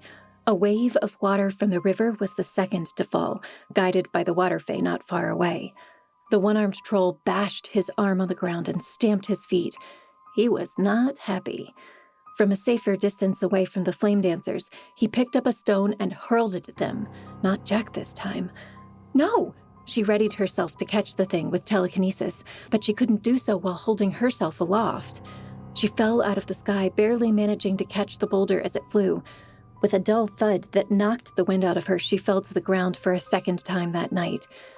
Okay, maybe flying wasn't the best idea after all. With most of the trolls temporarily subdued, she took in the rest of her group surrounding her. Most were on their guard, but some were sparing nervous glances behind them, as if worried that more trolls might sneak up on them from... Wait. They weren't worried about the trolls. They had remembered what Jack had momentarily forgotten, the demon army on their rear. Forgetting her recent fall, she rose into the air one last time, this time looking behind their group to see what the demons were up to. Surely they realized that their group was no longer moving. Would they attack, now that their group was beset from both sides? There they stood, not far off, standing still for now. That was a relief. But as Jack squinted, something did not look quite right. Many of the demons were not even turned in their direction. They were facing away, north, towards... "Skellig, hold the line here," she said, and zoomed through the air towards the back of their procession. It was a little difficult to fly like this, but it was faster than running.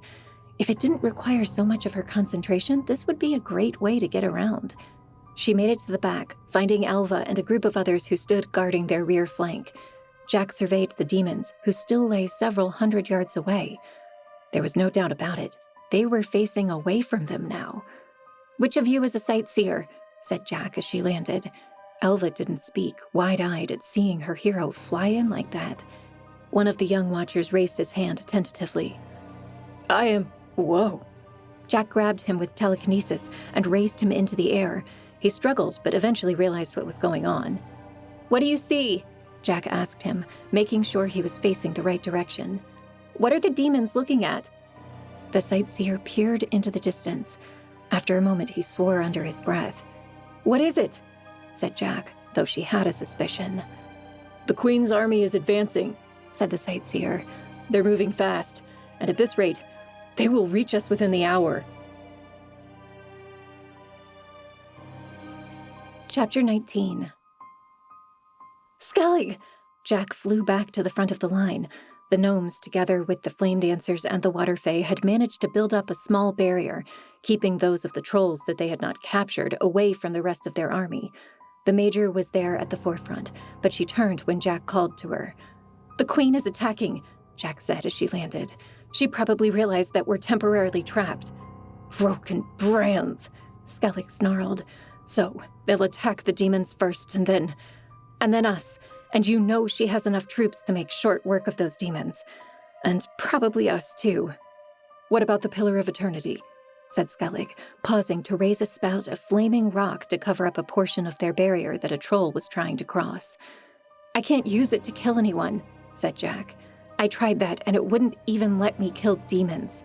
And I can't use it indefinitely. I can hold them back for a short time, but that's about it. Jack, I know what you're going to say. We have to help them, Skellig.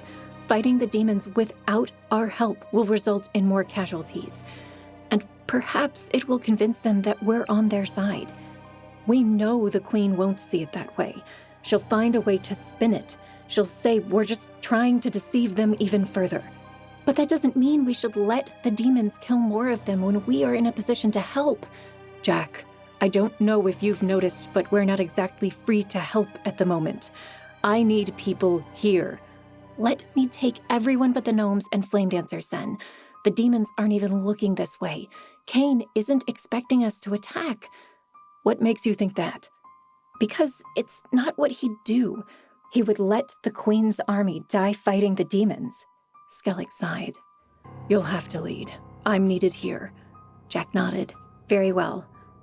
She turned and faced everyone behind her.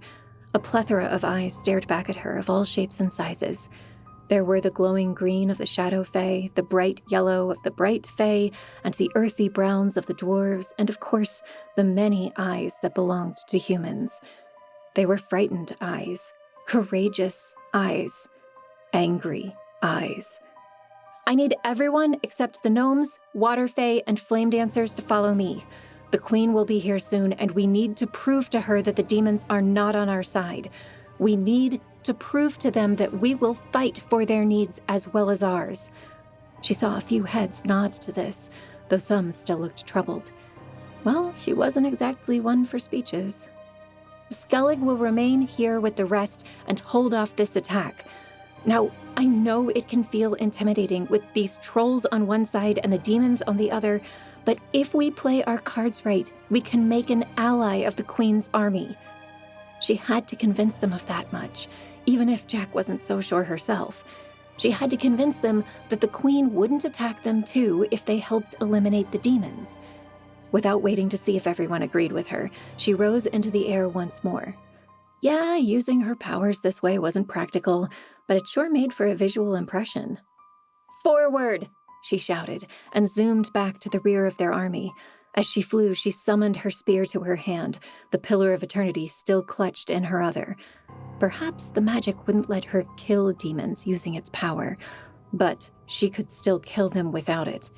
She flew right past where Elva and the sightseer stood, and the wind rushed through her face and hair, blowing it back behind her.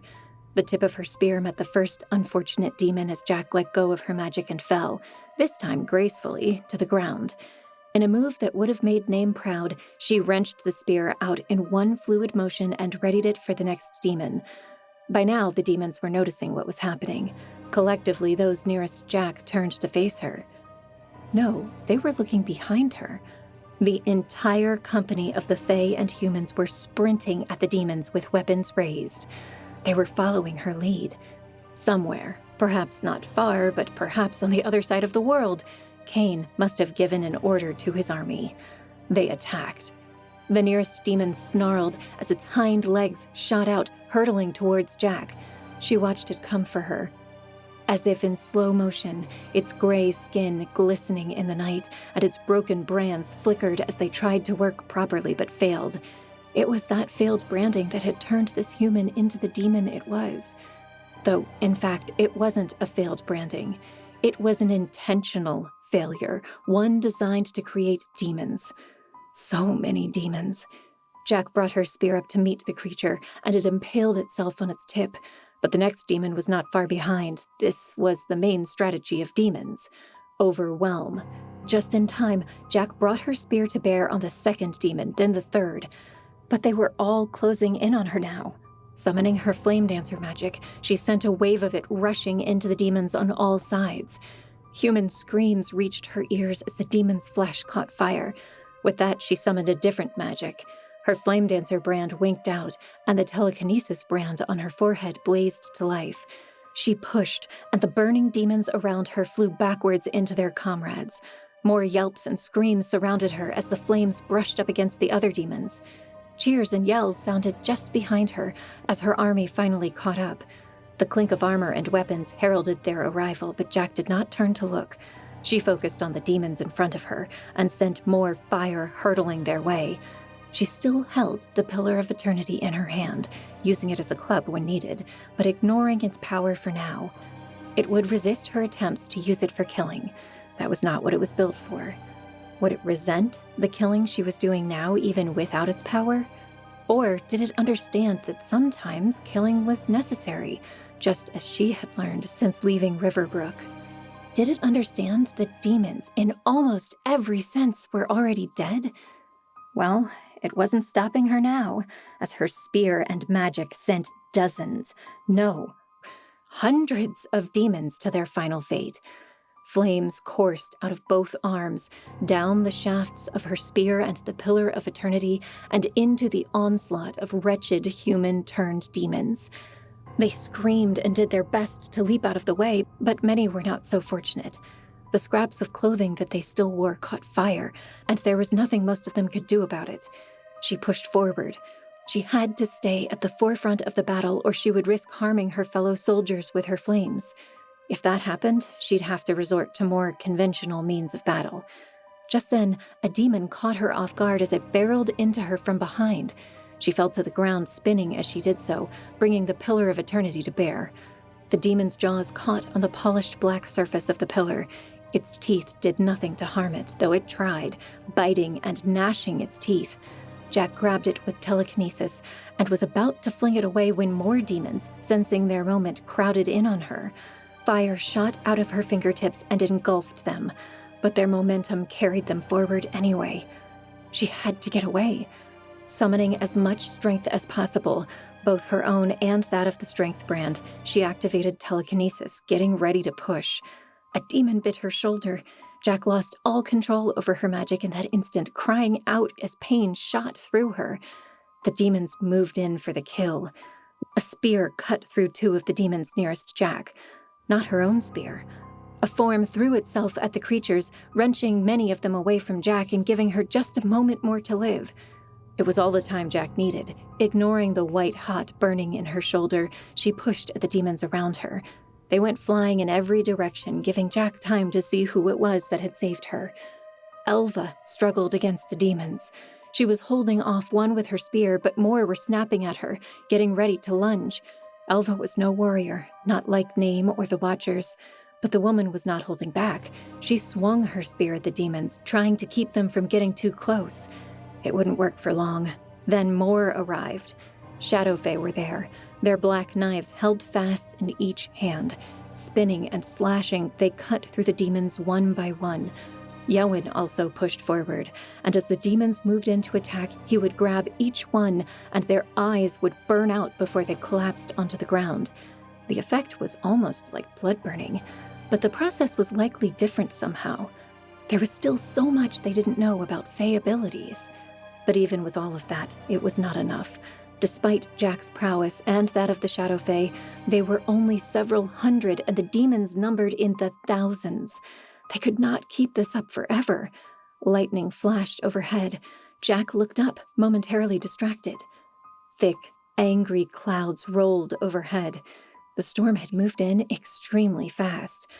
Or had they been fighting for longer than Jack remembered? Time did seem to have no meaning in battle. A few droplets of rain landed on her nose. Hopefully the rain wouldn't make it harder to fight. A cry sounded not far from her, and Jack spun as one of the Shadow Fae went down, overwhelmed by demons. Cursing herself, she raised her spear. She couldn't worry about the weather now. One by one, the demons would pick them off until none were left. They had to do something more, something dramatic. Yet one question nagged at the back of her mind. After all this excitement, what was the Queen doing? Pausing, she activated telekinesis and rose several feet to get a good look. It was hard to see in the dark, though another flash of lightning illuminated the distant army, and it was still afar off. did they know that they had been the cause of all this? That in forming up for an attack, they had forced Jack's hand and that of the Fae? Hopefully the Queen would see what they were doing and be open to the idea that a massive hand grabbed her leg and pulled her down. Startled, her magic faded and she fell hard. Not pausing for an instant, she spun to see a massive shape behind her. So dark, Jack could not get a good look. But two eyes, the same color of lightning that flashed overhead, stared back at her, and tiny flashes of the same energy seemed to leap from parts of its body to the others.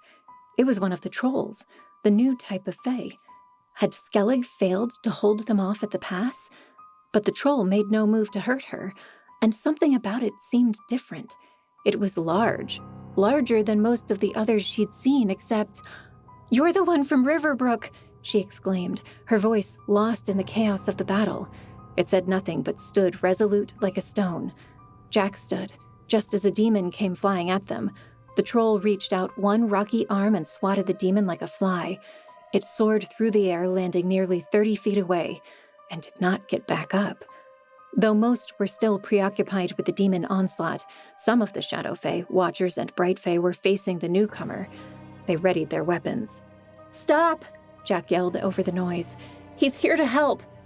That would have to be enough for everyone, because more demons were closing in on them, and Jack saw a Watcher near the front line go down. Elva was there, still miraculously alive, taking out as many demons as she could reach. Placing her back to the troll, Jack readied herself to charge at the demons once more. She took one step forward. The rocky hand of the troll grabbed her by the shoulder. A stabbing pain shot through where the demon bit her. What was the troll doing? She struggled, but another hand closed on her other shoulder, locking her in place so that she could not break free. "Stop!" she shouted. Was the troll really going to betray her like this? After all they had seen and done together in Riverbrook, after the sheep and the removal of her block, and something rushed into her, faster than the fastest river and brighter than the strongest flash of lightning. It was all-consuming, all-surrounding, and it was filling her till she thought she might burst. It was power, raw, overwhelming strength. This was something on a level she had never experienced, though a distant part of her recognized it. The troll was linking with her. Chapter 20. Even without the power of the Pillar of Eternity, time slowed around her. While this link did not contain the same sort of awareness that she'd felt while linking to Yewen or to the gnomes and dwarves, it did bear some similarities. She couldn't understand truth as she could when linked to Yewen, and she did not have the same connection to the earth that she'd had with the gnomes and dwarves. But energy crackled around her. She saw the power contained in people, beings of light, especially the troll, who shone like a beacon of power behind her. Nothing else compared to him, except perhaps the storm. Angry clouds churned out rain above them, but lightning flashed in frequent, irregular intervals. What struck Jack then was the realization that the power she felt in the heavens was the same power infused in living beings, though at a much greater degree. It was like the storm itself was alive. This was what the trolls embodied, their element. It was the power innate in nature and all living things. The cry of a fallen watcher brought her back to reality. If she didn't do something about their immediate situation, people would die, and their energy would return to the earth itself. She had to stop that from happening. Feeling the massive well of power guiding her, she raised both hands high, pointing her spear and the Pillar of Eternity at the wall of demons. Flames erupted from her hands, down the shafts in her hands, and directly at the monstrosities. These flames could not be compared to the puny sparks she had conjured before. Her magic had been a candle in comparison to what she now wielded. The power coursed through her, threatening to consume her, yet leaving her untouched at the same time. It shot from her fists, burning the demons to a crisp in an instant. One of the Shadow Fae ventured too close to her flames. Though the fire did not touch him, the searing heat of her enhanced flames was enough. His tunic caught fire, and he yelped as his skin seared. Instantly, Jack let the flames die. Flame dancing would not be effective here, and she couldn't get to the front of the line. Too many of her soldiers and Fae were already among them. She had to find another way, but what could she do? Flame dancing was her best offensive brand against demons. Perhaps she could flatten the demons with telekinesis, but at that scale she wouldn't be able to distinguish between friends and foe. She might kill someone on her side. Perhaps if she had some other form of branding, she could... "Yowen!" she shouted on a sudden burst of inspiration. "I need you!" The bright Fae was not far from her.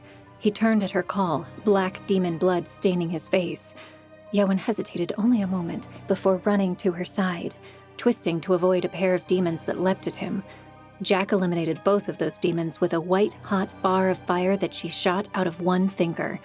This kind of power was definitely something she could get used to. "What is it, Jack?" he panted as he neared. "Do you need help?" He glanced sideways at the enormous troll that still held Jack in its grip. "No, he's fine. He's helping. I need you to link with me." Yowen met her eyes. He knew the dangers of linking. It had nearly killed him twice before, but he also knew that she knew these dangers too. Jack could see it in his eyes. He knew she wouldn't ask it of him if it weren't important. Reaching out, he grasped her hand, and a whole new world of awareness rushed into her. She welcomed the familiar embrace of truth. In moments like these, everything made sense, and she was at peace. Her destiny lay before her, and it was good. There was no hesitation, no self-doubt, though there was still sorrow. If only she could hang on to this vast well of truth and light. But every time after ending the link, the knowledge would leave as well, but she could not worry about that now. In that instant, her suspicions were confirmed. She could feel the energy that surrounded all living things swiftly drain from Yowen. This was what almost killed him, and what killed many of the gnomes and dwarves in Mount Herefast. The link siphoned away all the energy that each participating Fae contained. Unless that being was the embodiment of energy.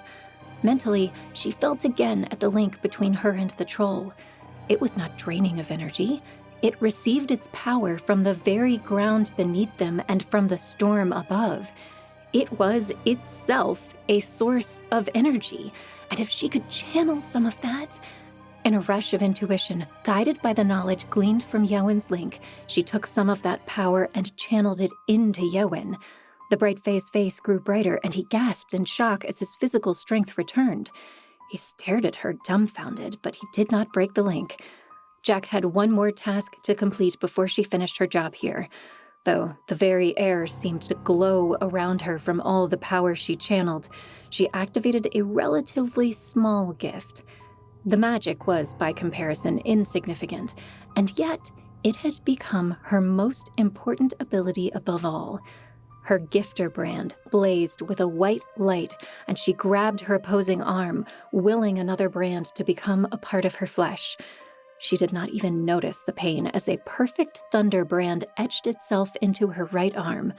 This was not a brand she had practiced, but she knew the theory, and her link with Yowen provided her with the knowledge which she did not yet possess.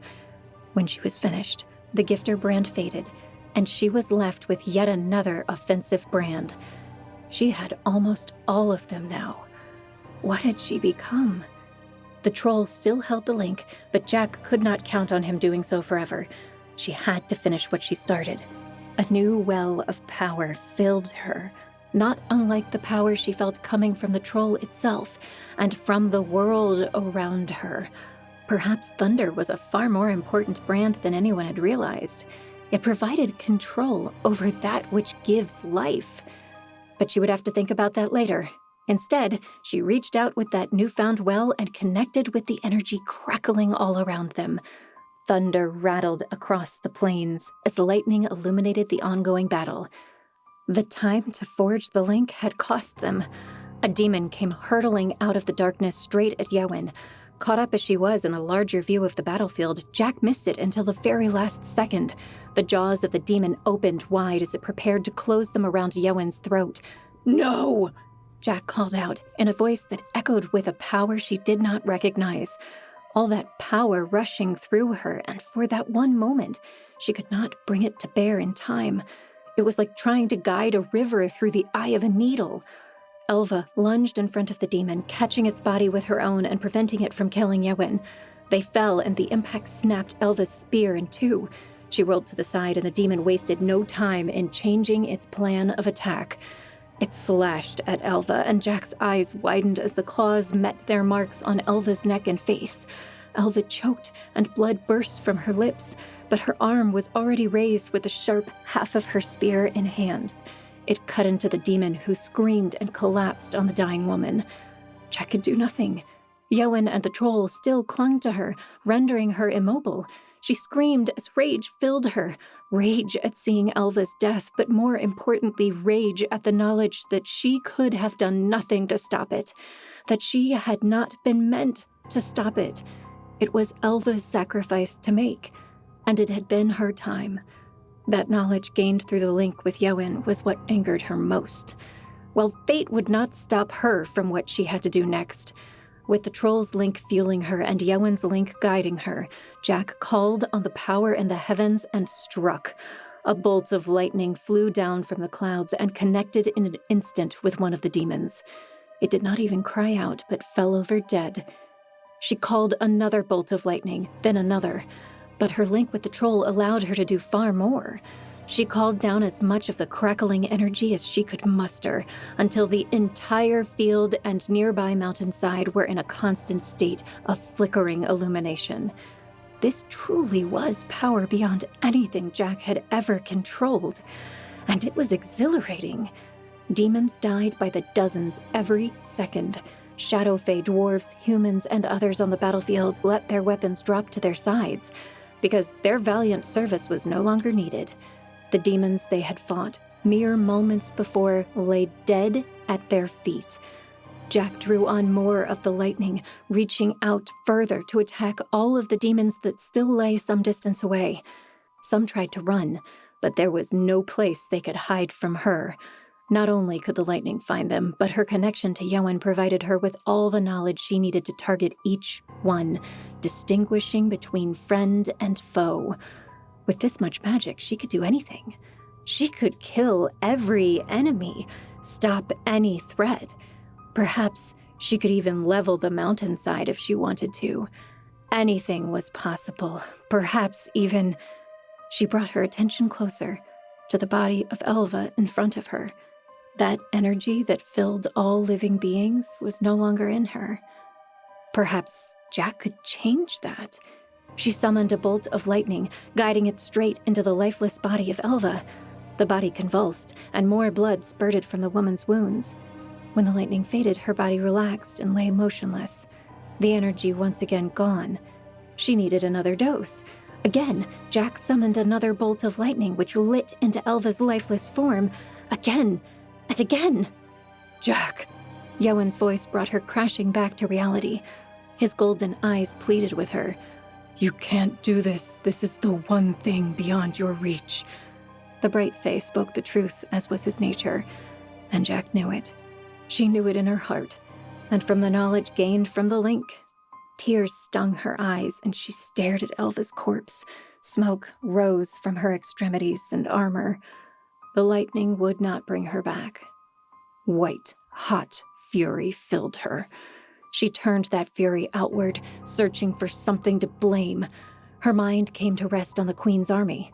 It was close and advancing throughout the entire battle, ready to pounce upon whoever proved the victor. They would be there within half an hour at least. Should she do something to stop them? She could. The ability to wipe them all out lay within her grasp. No one could fight her like this. Not even Cain could stand up to her. She could eliminate the Queen once and for all. She could take over the kingdom, make things the way they should be. No, a voice seemed to whisper to her. Was it her own voice or that of another? It seemed to come from the link itself and had a familiar quality to it. soothing, like when her father told her stories before falling asleep. "That would make you know better than the Queen." And the voice was right. As if in a rush, all the anger drained from her, replaced by pure sorrow. There were some things she could not, should not change. She would find another way. Turning her attention away from the Queen's army, she focused once more on the demons. This threat, at least, she knew she could eliminate. With one final surge of power, she called on every ounce of energy still present in the storm. It came crashing down on the remaining demons, though not a soul of her own army was harmed. All of the grasslands and the sides of the southern mountains lit up like midday. Then all at once, the area plunged into darkness. Had Jack not known better, she would have thought she was using the Pillar of Eternity again, for all the silence that greeted her.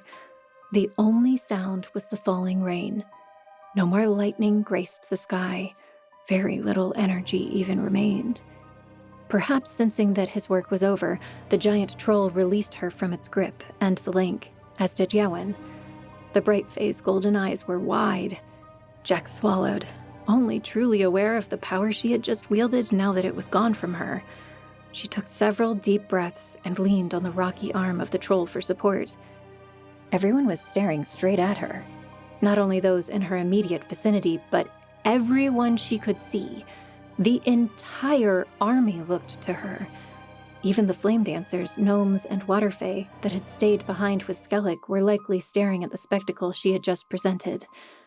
Everyone within 100 miles had probably seen something. A few of them, the humans that followed Seth, began kneeling. Some of the Watchers did as well.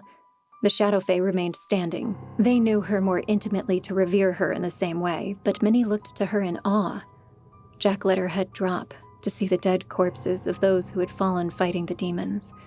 Closest to her lay Elva, her face bloodied and broken, but her expression one of peace.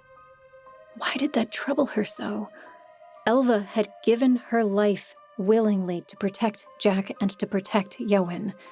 She would be honored for that, but ultimately it was her devotion to Jack, to the promise of Illadar, that she had given her life. What a terrible weight that was, to have the burden of prophecy and the hundreds of lives, perhaps eventually thousands, rest on her shoulders.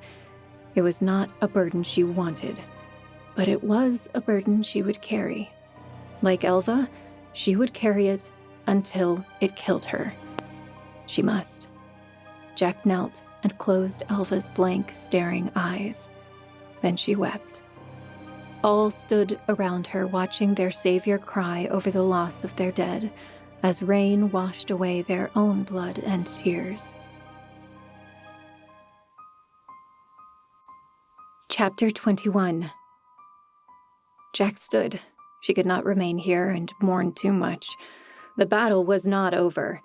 There were still the trolls to deal with, not to mention the Queen's army. A glance in that direction told her that they were nearly here. Would they attack now that the demon army had been pacified? "You're all needed at the pass," she choked through her tears, letting her eyes survey the warriors around her. She stopped when she met those electrifying eyes of the troll. Her next words were for him. "We need your help to stop your brothers. They would kill us if they had the chance." The troll stood tall and nodded slightly. It was ready to follow her. "Good," she said. Then she turned and began a slow trot back to the opening of the mountain pass. The clink of armor and weapons and the great, shuddering booms of the troll footsteps told her that all others were following. She increased her pace to a run, not wishing to call on her magic for aid. All of that magic was almost too much to handle, and that was a realization she had never made before. Would it be enough power to corrupt her? Would she just become another tyrant?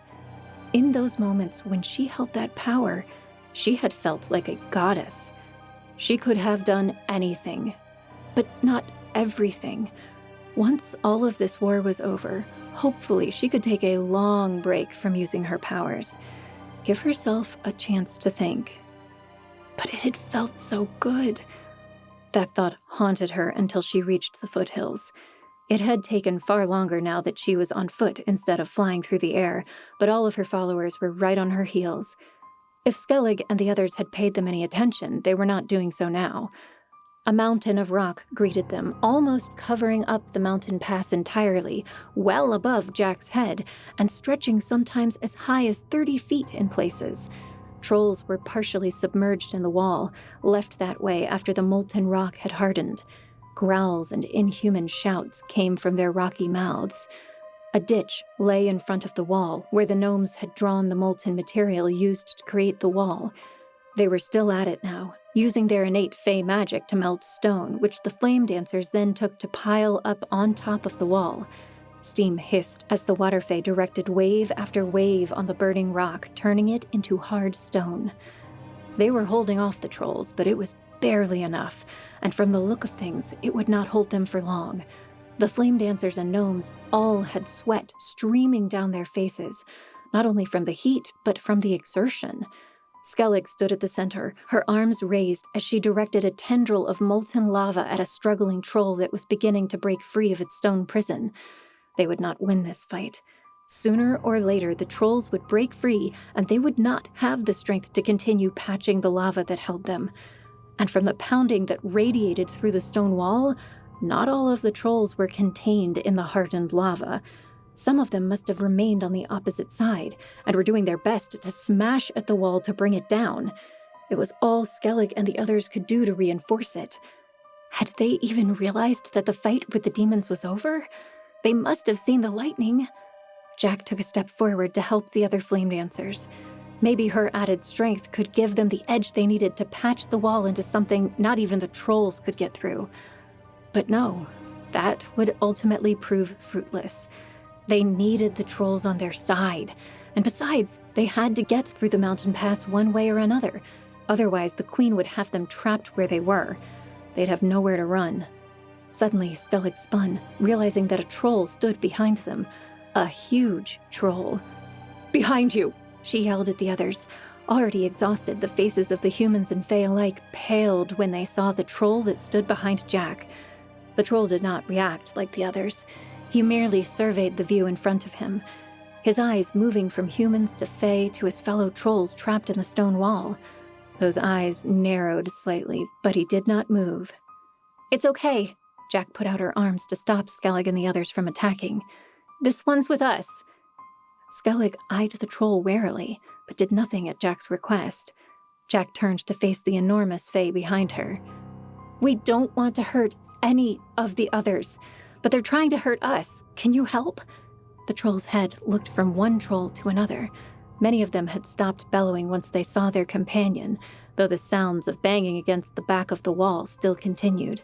Rock chips fell from its summit, and small cracks appeared in the center. "Please," Jack said to the large troll again as he continued to not react. "We all need to work together on this, like you did when we linked. If you could somehow talk to—" She cut off as a roar nearly deafened her. She spun to see a troll climbing over the lip of the rocky wall. While the gnomes and flame dancers had been distracted, they hadn't watched the advancing creatures. The troll rose at the edge of the wall and beat its chest with one arm. Its only arm. It was the leader of the trolls, the one who seemed to hate their little group so much. It leapt and its feet hit the ground with an enormous crunch. Gnomes scattered out of the way as it swept its one arm at them. Then its eyes found Jack. Ignoring Skellig and the flame dancers, it broke into a run, lowering its head and shoulder, making a beeline for Jack's position. Jack summoned her magic, ready to take the thing head on. Thunder had worked against these creatures before. She could use it now. She activated her newest brand, prepping to take care of this troll once and for all if she had to. The last thing she wanted was to kill a fae, even an aggressive one. But sometimes life didn't give you much choice. She had just found that one out the hard way. Her fingers glowed with an electric light as she called the energy around her. Then the large troll lunged at his one-armed brother. The impact as the two of them fell to the ground nearly caused Jack's knees to buckle. The larger of the two remained on top and swung a rocky fist at the other. It connected with a noise like the thunderclaps Jack had summoned just minutes before. Everyone dove out of the way to give the two trolls some space. The one-armed creature fought back. He kicked at the larger troll, which knocked him off. They both rose to their feet, pausing to consider the threat the other posed. Then the one-armed troll lunged at the other. It bellowed in that gravelly voice that seemed to fill the entire mountainside. The larger of the two did not respond, but waited tense for the other to arrive. They collided with another ear-shattering crunch, but the larger of the two managed to hold his ground from pure mass alone. One arm was big, and he was angry, but he was no match for a peer who was not only larger, but had use of both his arms. He held his companion in place, though the latter struggled hard. Then the larger troll said something. It was almost indistinguishable from an animal roar, but she could sense structure in those words. The troll was trying to communicate something to the other. The eyes of one arm flashed. It understood, but it did not like what it heard. It roared at his larger brother that held it in its grip, struggled, and managed to free one of its legs. It kicked at the troll, and the creature's knee buckled under the attack. One arm was on him in a flash, bringing its good arm down over and over again at the other's head. The troll from Riverbrook protected itself with both arms, though it was temporarily at a disadvantage. The other trolls remained suspended in the stone wall, but none tried to escape. They all stood as transfixed as the rest of them, watching their leader and this other of their number fight it out. Jack had a feeling that their ultimate allegiance would depend a lot on who won. Should she interfere? She could easily send a small bolt of lightning at the aggressor, causing him to freeze up and give her troll the advantage. A hand gripped her shoulder, and she turned to see Gabriel there. Where had he been this whole time? Had he stayed with Skellig and the others, or had he fought against the demons? He shook his head at her, as if knowing what she had been considering. This has to be a fair fight between them, he said, nodding at the trolls. Jack nodded. He was correct, of course. If she wanted any chance of bringing the trolls to her side, she could not interfere. This had to be done. She turned her attention back to the battle. The large troll had recovered, ripping off a loose chunk of the wall and slamming it into the one-armed troll's head. It connected and shattered into a million loose pieces. Jack covered her face to keep stray bits from hitting her. The big troll roared, again trying to communicate something to his comrade. But the enemy troll merely shook its head, either as an answer or to recover from the recent blow, before launching itself once more at its larger opponent. The giant fae caught his companion in its arms as it tried to knock him over, his feet sliding a bit on the stone ground. Jack caught a glimpse of its eyes. They were sad.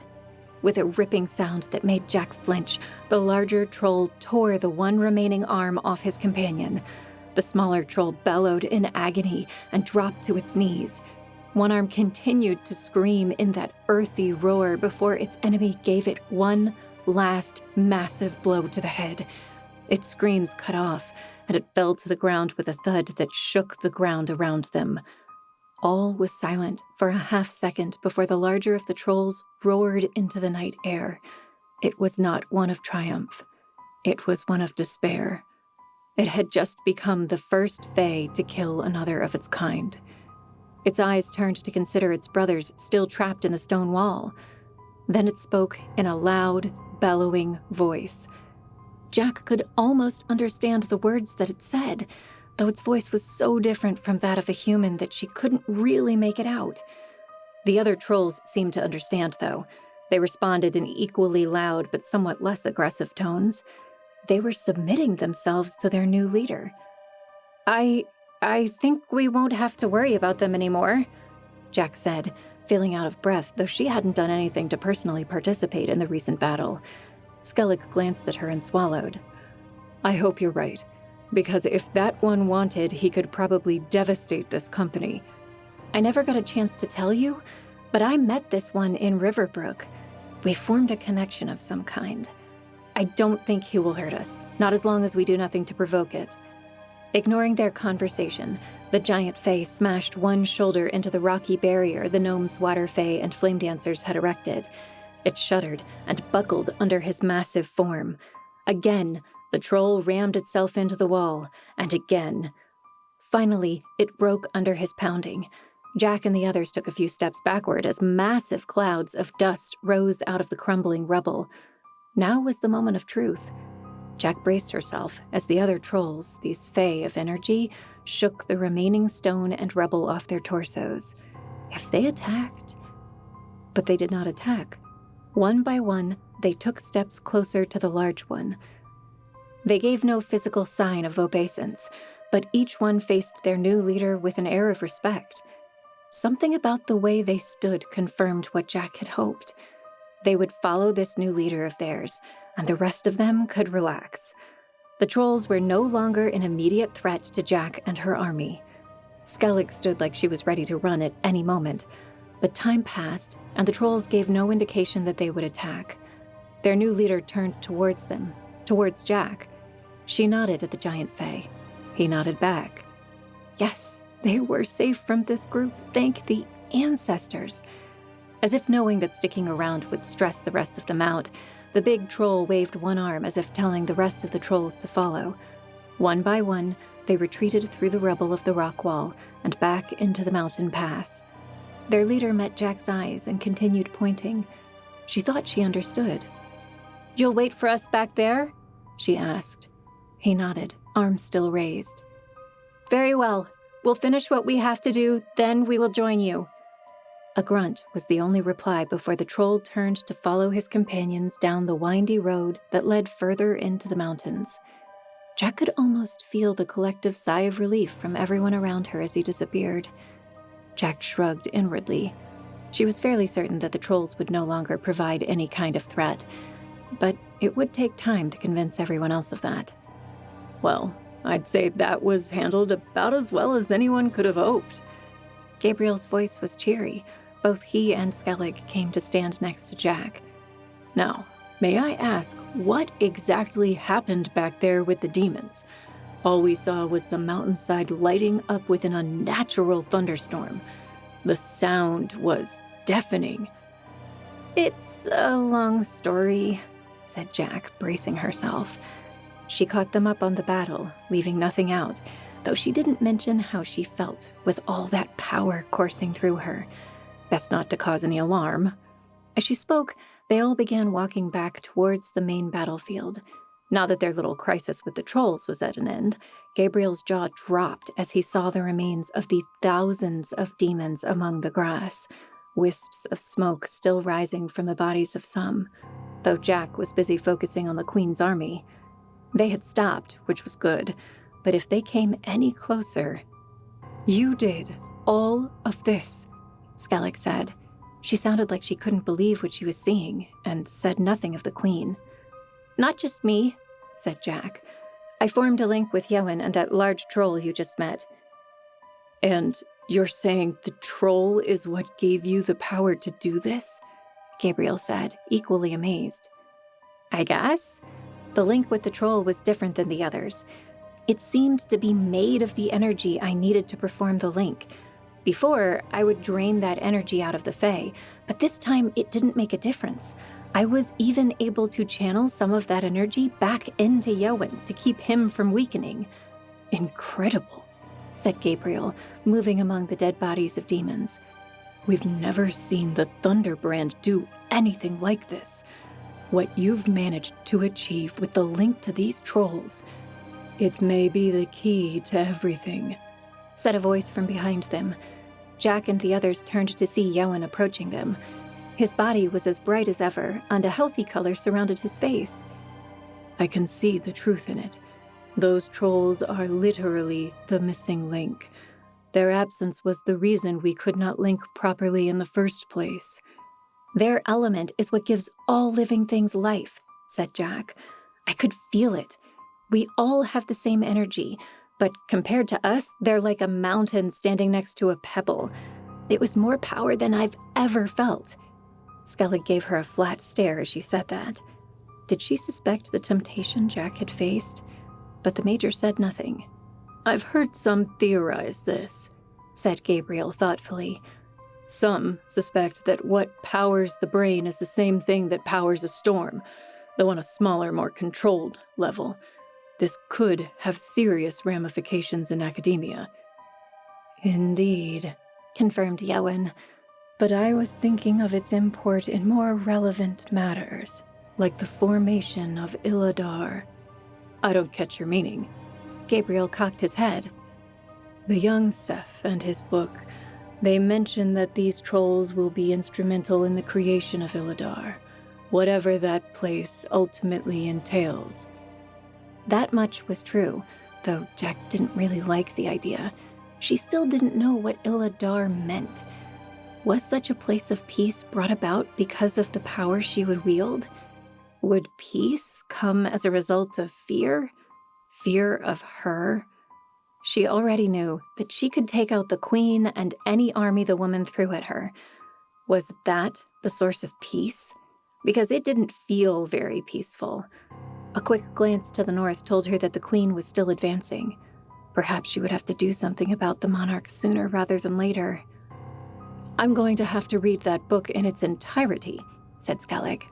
After everything that's happened, I think I can finally say I'm a believer. Jack glanced around at the Watchers and Fae who were busy recovering the bodies of the dead and wounded. Where was Seth? Her stomach did a somersault. He couldn't be. Forgetting about Gabriel, Skellig, and Yowen, she dashed ahead, passing by the Fae and Watchers that carried the dead. She glanced at each one as she went. "Seth!" she called out. "Seth!"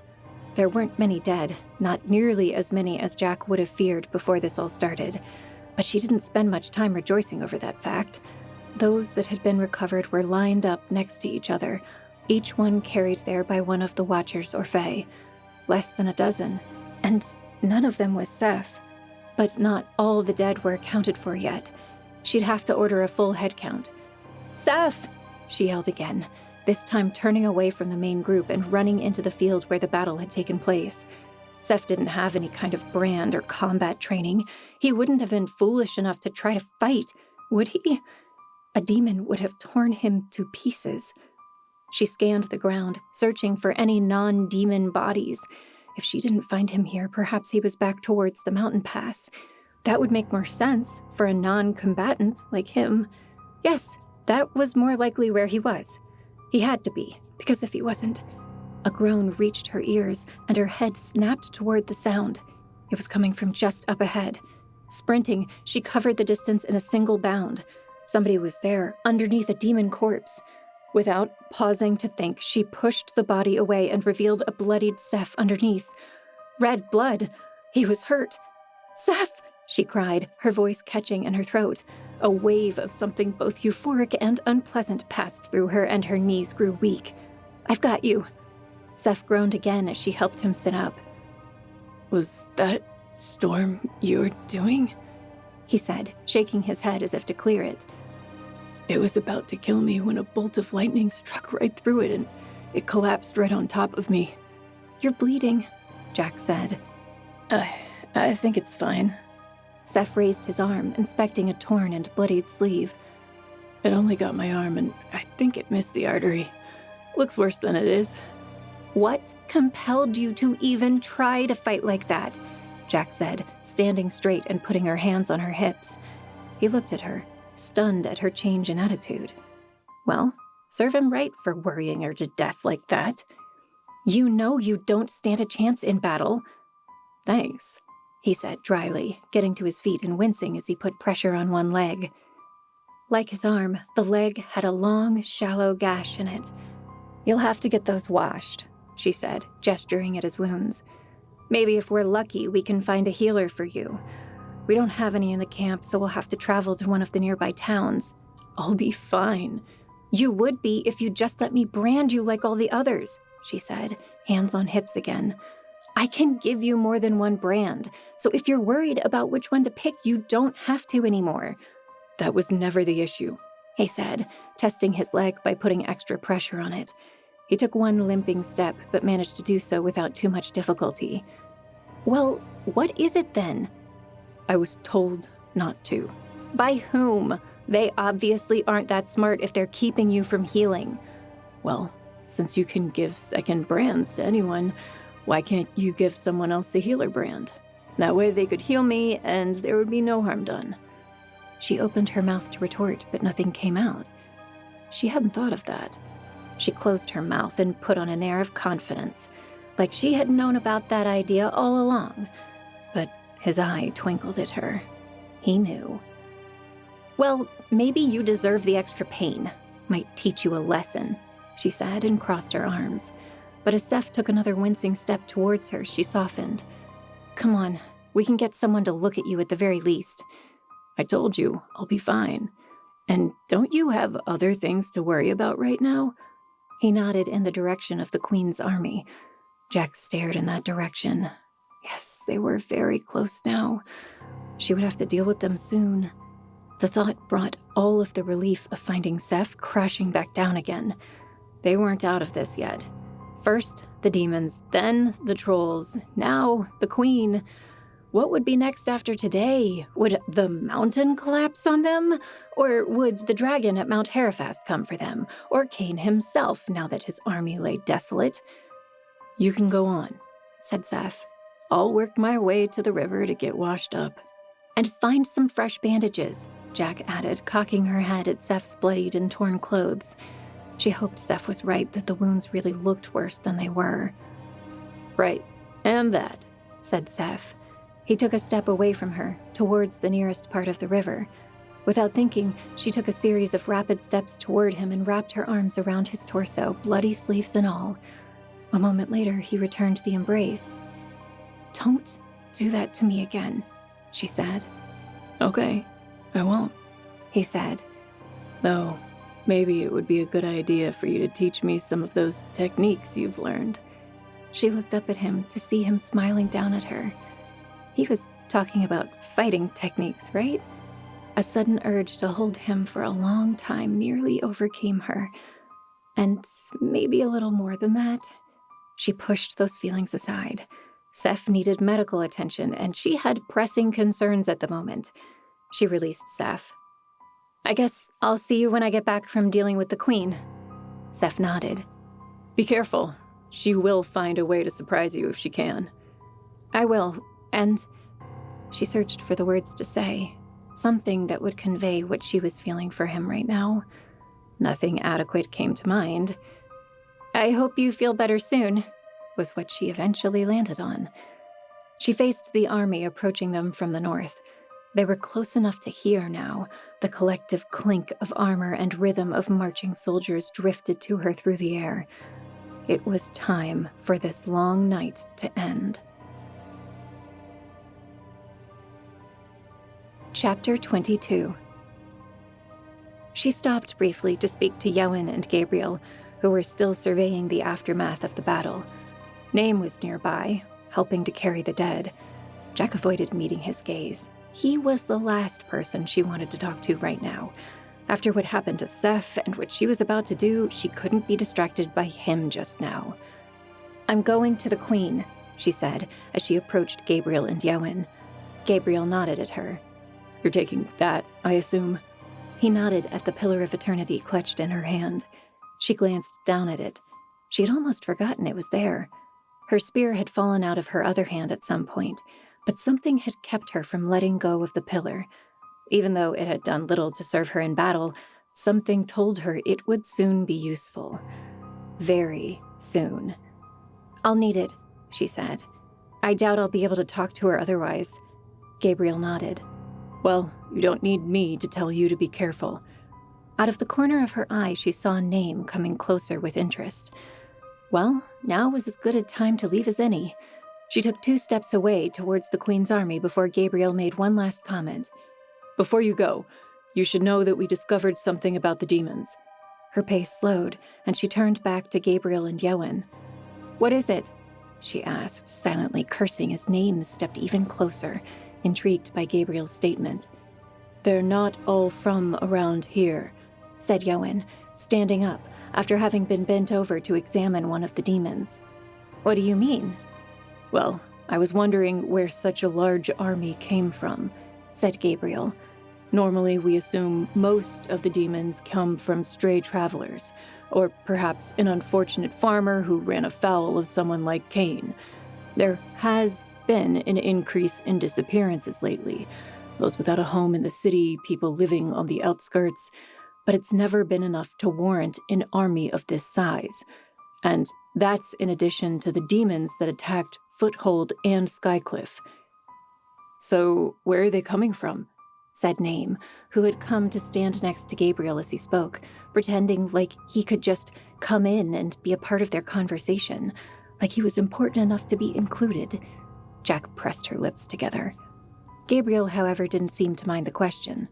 Well, we're looking at the corpses, and while it's sometimes difficult to discern after their changes, not to mention the mutilation they inflict on themselves, we think most of them are from outside the kingdom.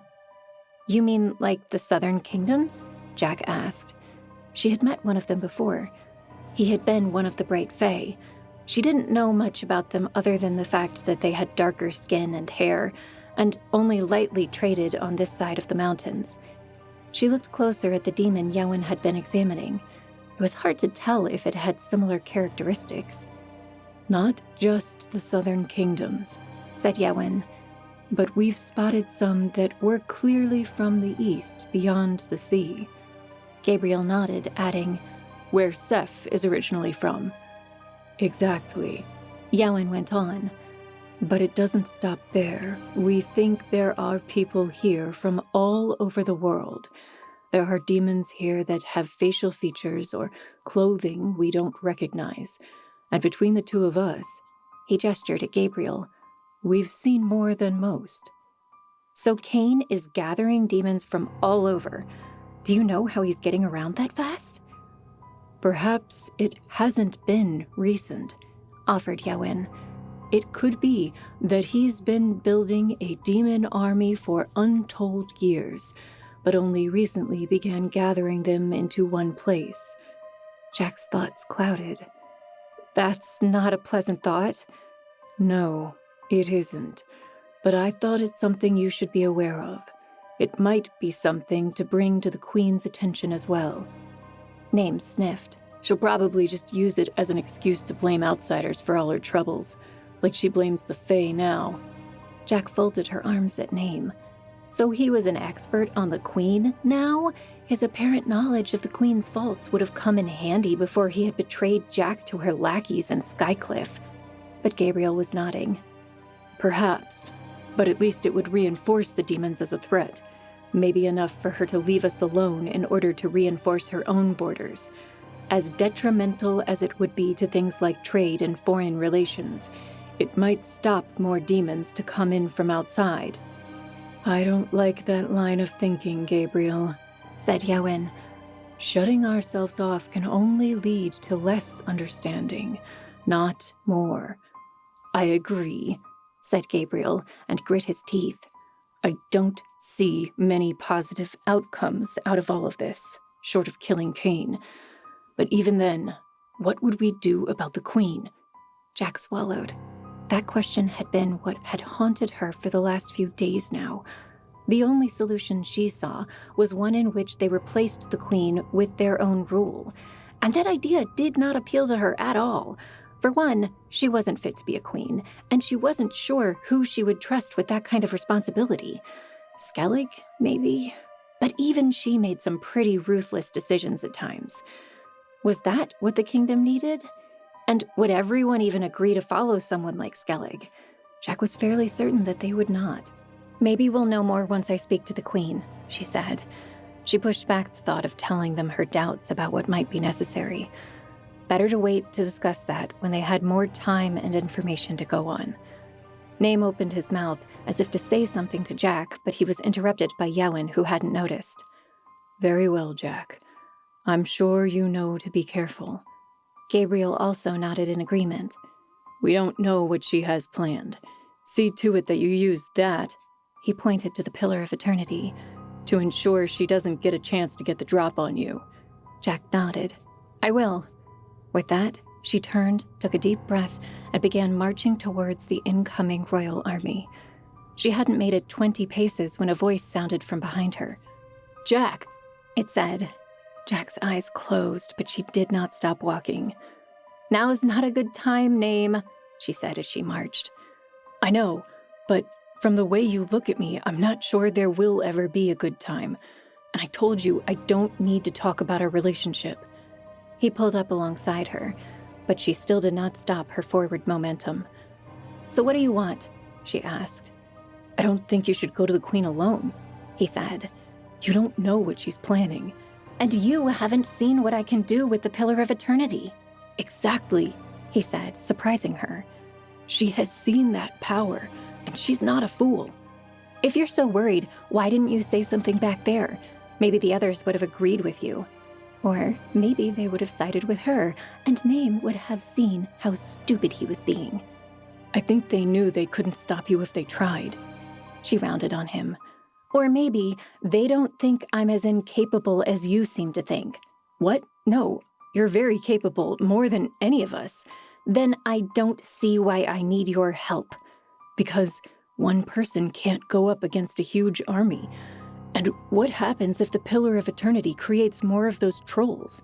Do you have a plan on dealing with them? Jack's lip curled. Seth hadn't said any of these things. He had wished her well. He trusted her. Name, on the other hand, couldn't seem to realize that she didn't want to be bothered by him. How had she found herself so attracted to the Watcher Boy before? That was definitely one imperfection she was glad to have rectified. I don't need to explain myself to you, she said, turning back towards the army. They were almost within bowshot now. It was probably about time to use the Pillar of Eternity before going closer. The Queens probably had word that she was on her way by now. Look, I've been sneaking around the Queen and those loyal to her for months now. Ever since you left. I'm just saying it might help to have me along. I don't want you, Name, she called back. If you want to help, go back and work with the others to clear the pass so we can leave. He did not respond, and she did not look back. But from what she could hear, he was not following her. Good. Now that was over. She called on the magic of the Pillar of Eternity. Blessed silence greeted her as time froze. For the first time that night, she felt at peace. With this power, she had all the time in the world. She didn't have to feel rushed or worry about Name coming to nag at her. She could just take a few deep breaths and focus on one thing at a time. And right now, that meant getting to the Queen. As she neared, she could clearly see the front line of soldiers. There were a few archers with their bows at the ready, though none looked like they were getting ready to fire on her last position. Hopefully the Queen had not given orders to fire on her as she approached. Not that they could hurt her anyway. The Queen likely knew that. She wove her way through the ranks, doing her best not to bump into the soldiers. Seeing as, to them, she was moving at a breakneck speed, even the slightest touch would send one of them flying. Best to avoid that where possible. And if she managed to touch one of them on their skin, it might bring them into the bubble she had created around herself, meaning they would move at a higher speed as well, at least for as long as their connection remained. Finally, she made it past the front line, searching for a more heavily guarded center position, one where she might find the Queen. Maybe on a horse or...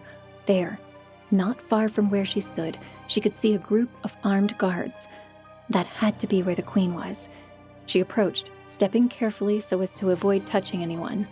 All of the guards were packed rather close together and wearing leather armor, which was odd. But they were heavily armed.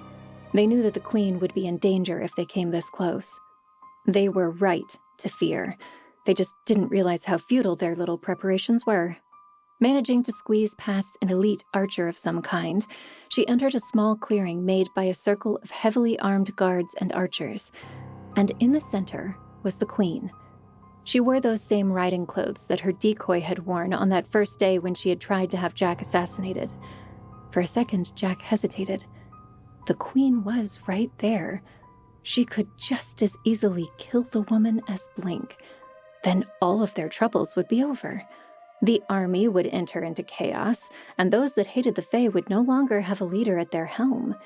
It would be so easy. Once again, a tiny voice in the back of her head whispered to her, "What is right is never easy." She closed her eyes and sighed. The little voice was right, of course. For the second time now, she wondered what the source of that voice was. Was it the Pillar of Eternity? Before, when the pillar had mysteriously reached out to her, it had been easier to discern. This time she wasn't sure. Was it even a real voice, or was it just in her head? Shaking off the momentary distraction, she turned her attention back to the Queen. If she could not kill the woman, or would not, then it was time to have one last conversation with her.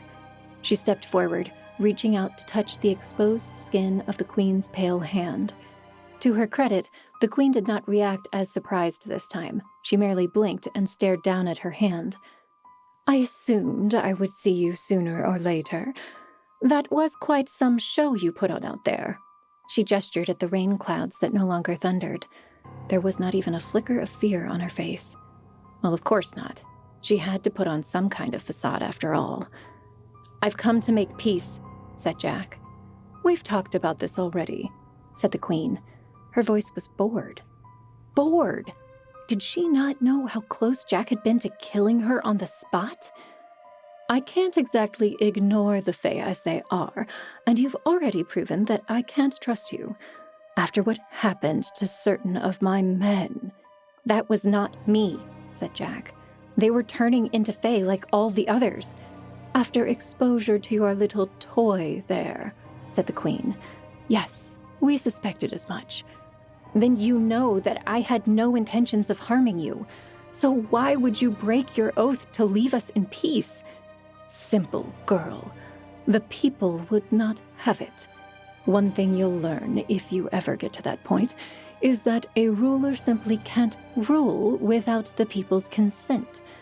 When their friends changed before their eyes and began attacking those they had served with for years and years, well, you can imagine that my little promise, that we never formalized, I might add, meant very little to them. Once we recovered from our losses, I promised we would attack as soon as reinforcements arrived from Trade Hall." Jack gritted her teeth. "Even when you knew that I could decimate your army before any of them could blink?" The Queen met her eyes squarely. "Yes." She said it so plainly, so directly, that it took Jack aback. "Why?" she asked.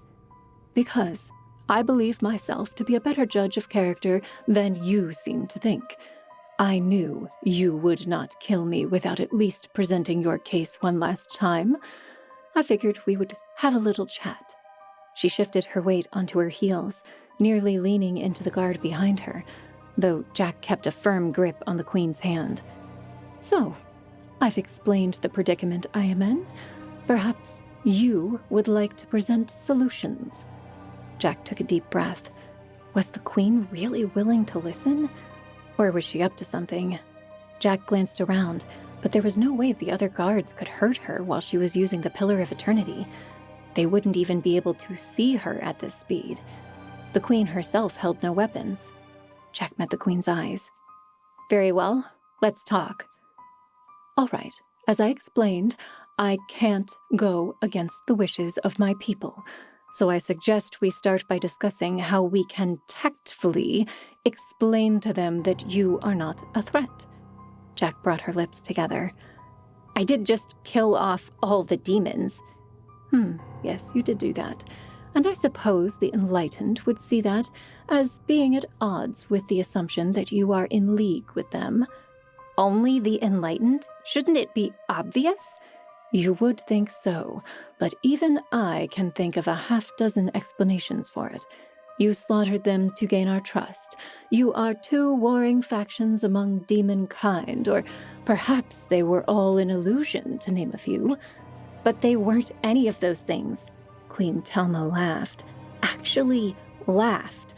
"Girl, if you really want to play at this leader business, you must learn some things. Chief among them is that the truth does not matter. Only that which people believe matters, and we are instrumental in crafting that truth for them." "I can't believe that." "You see, even you cannot accept the truth when it stares you in the face." The Queen shrugged. "Well, I guess you are still young." "Stop patronizing me and talk real solutions," said Jack, her eyes flashing. "I was hoping you would have ideas," said the Queen. If I had some, we wouldn't be having this conversation. Jack gritted her teeth. If she didn't know better, she'd say the queen was stalling. But there was nothing to stall for. Everyone else around them was frozen in... Something thudded into her from behind. Something sharp. She blinked. Her breath caught in her throat. A slow, thin smile spread across the queen's lips. Well done, Jarek. Who was she talking to? There was no one else but... And then the pain caught up with her. White, hot, and agonizing. It spread from her back to her front. Jack looked down to see the bloodied tip of a long, thin sword protruding from her chest, just below her collarbone. What was... She fell to her knees in front of the queen, letting go of the woman's hand. The pillar of eternity clattered to the ground. Chapter 23. Motion sprang to life around her. All of the guards surrounding the queen pointed swords and spears at her. It was like they knew she was there all along. But how could that be possible?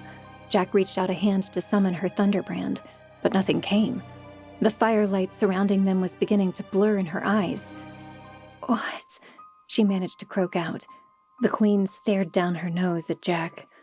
Did you really think that I would negotiate with a child? And you, of all people, the one who ransacked Skycliff and killed many of my best men. Jack choked, and something dark flew onto the ground. She wiped at her mouth with her sleeve. It was blood. But you said... I said what you wanted to believe. I did not lie when I said that the truth is only what you make of it. The trick to any monarch is to find the truths that will reap the greatest advantage, both for those that follow us and those that do not. Jack tried to say, I will never believe that, but the words were lost as she choked again. The queen smiled and knelt next to Jack. You had me worried for a while there, she whispered, so that only Jack could hear. I admit, I honestly didn't know how we were going to stop you, but after our last encounter, you gave me an idea. I realized that bringing someone into whatever sort of time bubble you create with this thing... She reached for the pillar of eternity. Jack's eyes widened, and summoning all her remaining strength, she clutched at the pillar, grabbing hold of it. Desperate, she tried to reach for its magic, to get her out of there. Anything that would help her escape or to stop the pain. But its magic would not come to her. Relics, it hurt so much. She couldn't concentrate. The queen smiled. She knew Jack was helpless, and that she would have used the pillar to escape if she could. Yes, she knew Jack was completely at her mercy. We'll take that staff off your corpse soon enough. Regardless, I was eventually able to figure it out. If I could keep my personal guard close enough to touch, then all I would need to do is touch one of them while you held me in the grip of that thing's magic. Jack tried to breathe, and it was not easy. She stared behind the queen at the nearest guard. That's why they were all standing so close. They needed to touch each other. Jack tried to turn and stare behind her. Pain flashed in her chest, and she nearly fell off her knees to her side. But she saw enough to know that the person who had stabbed her was connected by a string of hands all the way to the queen. They had been brought into the time bubble with Jack and Telma, and Jack hadn't even noticed. At a signal from the queen, the guard behind Jack pulled the long blade out. The pain redoubled, and this time Jack did fall to her side. If she hadn't been so focused on just taking her next breath, she would have screamed. She had a healing brand. It would be working now, doing its best to knit the wound together. If she could get a way out, she might still have a chance of living. But a stab wound through the chest, that would take days to fully heal. And that was if she could get away and stop the bleeding. Her thoughts clouded, as did her eyes. She was losing too much blood. She would pass out in a second if something... Finish her off, said the queen. Tears of pain and loss clouded Jack's vision further. This was it. She was going to die here. Not in a blaze of glory fighting Cain, not overcome by hordes of demons, but lying broken in front of a corrupt queen. The guard behind the queen stepped forward, pulling a thin sword off his back. Jack summoned all the strength she had left in her, both her own and that of her brand, and brought herself back to her knees. An ordinary human would not have been able to fight through the pain, but she was not an ordinary human. White-hot pain blossomed in her chest, but she pushed herself upright. She would meet her death head-on, not curled up and bleeding on the ground. She faced the guard as he held the sword above his head, readying to swing it down on her skull. "Persistent to the end," said the queen. "I will say, I admire that about you. In another life, you would have found a place of honor at my side, but I'm afraid I can't risk letting you live. A pity." She turned away with a wave of her hand at the guard. He pulled back the sword, aimed directly at her face. She stared him down, her bloody lips pressed tightly together, warding off the pain and fear, replacing it with pure defiance. Name had been right. Coming here alone had been a mistake, even after all that power she wielded. She had let it go to her head, made her complacent, and she would pay for it now with her life. Hopefully the others would learn from her mistakes. Hopefully they would run and not fight back, not try to take out their vengeance over her death. The Fae needed to survive. That was what mattered most. Shouting sounded behind her, but she did not turn to look. She kept her eyes fixed on the man in front of her, bearing the instrument of her death. His eyes, however, glanced at something over her shoulder. What was he looking at now? The queen had disappeared behind a wall of soldiers, and Jack's vision was closing in on her. She could see nothing but her executioner and his weapon. The man brought his attention back to Jack long enough to finally bring his sword down. Perhaps the power of the Pillar of Eternity still worked, for Jack saw his arms descend as if in slow motion. It sped through the air, right at her head, growing larger in her vision. Then out of nowhere, 2 hands reached out from above and behind her and slapped on either side of the blade, pinning it in place. The hand belonged to a person who leapt over Jack in one fluid motion, his feet kicking out into the air as he did so to knock the sword out of the guard's hand. Suddenly, time sped up again, and everything seemed to happen at once. Her savior was Name. Even as her vision blurred in the dark of the night, she could tell it was him by the way he fought. No one had the mastery over grace like he did.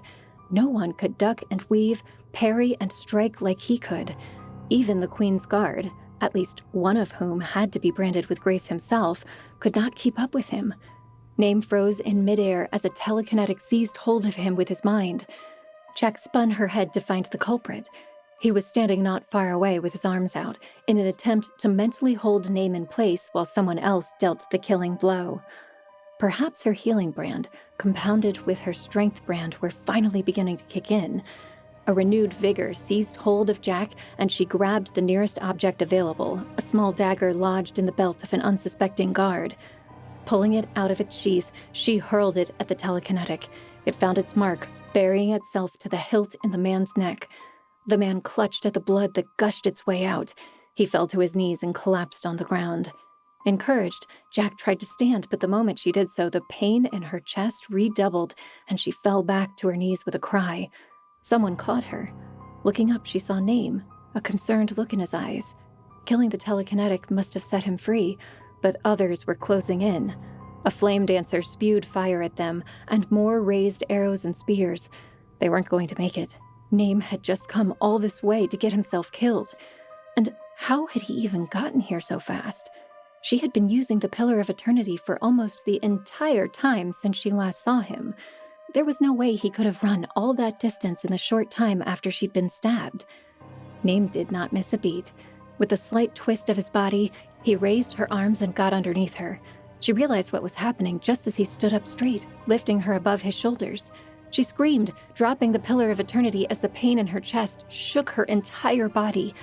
Blood trickled down Name's back. Her blood. For a moment, she blacked out.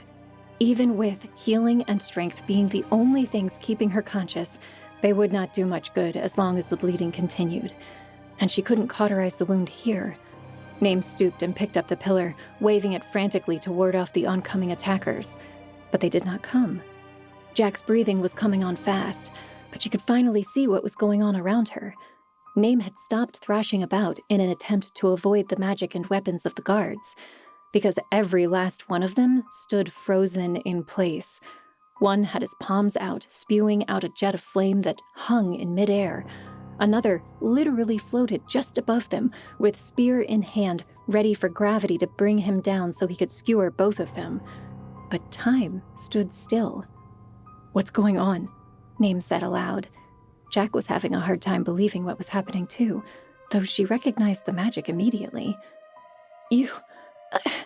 She coughed, and flecks of blood peppered Name's shoulder. Lowering her voice to a rasping whisper, she forced out the words. "You must have activated the Pillar of Eternity." Name raised the staff in one hand, staring at its polished length. "How? I thought others had tried to use it already." Jack didn't know, but her head was swimming again with the effort of talking. She was still losing blood, and if she didn't get that fixed soon... That was her last thought before she blacked out. Chapter 22. Something cold splashed her face. Jack sputtered and her eyes snapped open. She was alive. She knew that fact immediately because a dead person would not feel the pain she had in her chest at that moment. It was more of an ache now, instead of a sharp, white-hot sensation, but it was far from a dull ache. She groaned, and even the sound vibrating from her throat to the rest of her body was enough to hurt. She stopped immediately. She blinked, trying to make sense of the dark world around her. How was she still alive? She had passed out from blood loss. Amelia's face moved into her vision. She was staring down at Jack. Water swirled around the water fae, but Jack wasn't in the water. No, she was on the ground. That was the hard surface beneath her. "She's coming too," said Amelia emphatically. The girl's overly enthusiastic voice rang in Jack's sensitive ears. Jack shifted her arms at her sides and tried to sit up. The ache in her chest quickly flared to something more urgent, and she gasped, collapsing back on the ground. "Careful," said Amelia. "You almost died." What? Jack's voice came in a rasp. Happened. Name managed to cauterize the wound before he brought you to us. Otherwise, you might have not made it back to us. We cleaned you up and helped your mother take care of you." "Mother?" Jack glanced around her. She couldn't see much other than the starry sky above and Amelia's face. "I'm here," said a concerned voice. It was her mother's. A second face appeared beside Amelia's, this one trailing shadowy tendrils and sporting 2 glowing green eyes. The sight would have frightened most people in Jack's position, but it only made her relax. It was her mother's face. "We know a few things about healing herbs found in the mountains. We've used what we have, but we don't have a healer in the camp, so there's not much more we can do." Carlona's face was full of concern. "It's okay, I feel better already," said Jack. That was only partially true. She still felt like someone had taken a blacksmith's hammer to her chest, repeatedly. But her healing brand would ward off infection, and as long as the bleeding didn't continue, she should live. Slower this time, she tried rising to her elbows again, fighting through the pain. Everyone was there, though most stood a safe distance away, probably on Carlona's order. Skellig, Gabriel, Seth, Yowen, Gerwert, Norlim, and even one of the trolls. Judging by its size, she figured it was the leader she had befriended, though it was still hard to tell the difference between 2 different trolls. Behind them stood more of their company, humans and fae alike. They were all gathered to watch what happened to her. Finally, her gaze rested on Name. He stood directly across from her, still grasping the Pillar of Eternity. "What about the Queen?" she asked. "She hasn't made a move yet, but we're expecting her to attack at any minute," said Skellig. "I got you out of there in a hurry using this." Name brandished the Pillar of Eternity. "But I couldn't keep it up for long once I got you here. I needed everyone else's help to keep you alive." Gabriel and Yowen were looking at Name curiously, as if wishing they could ask how he had used the staff's magic, but they kept their peace, wisely sticking to the matters at hand. She's going to attack, said Jack, wincing as she tried to push herself up further. Carlona bent to place one hand on her shoulder. Most of us have already retreated into the mountain pass. That will give us the tactical advantage, said Skellig. Jack met the Major's eyes. But how many will we lose if we fight, even in the pass? Skellig's lips pressed into a thin line. Jack saw the answer there. If they fought, they would likely lose everyone. We either have to run and hide, said Skellig, choosing her words carefully, or there is one possibility to win against them in battle.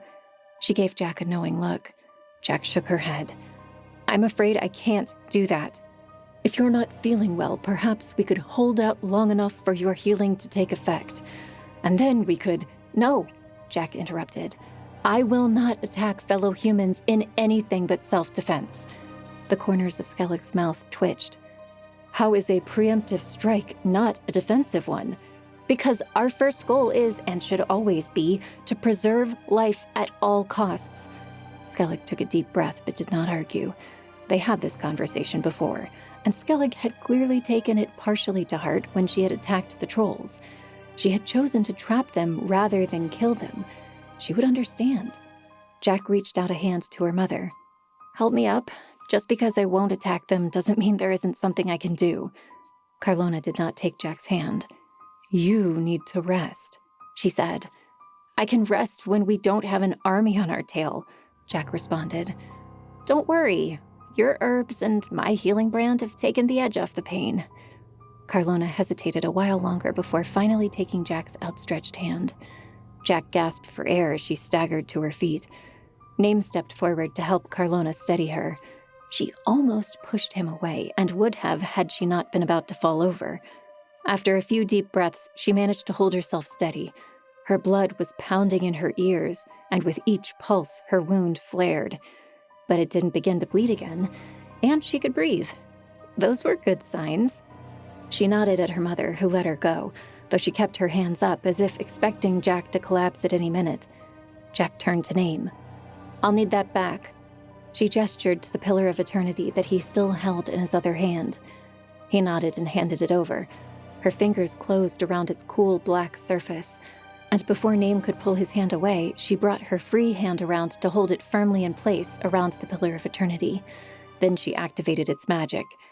The pain still interfered with her concentration, but unlike before, she was able to concentrate well enough to bring time to a standstill.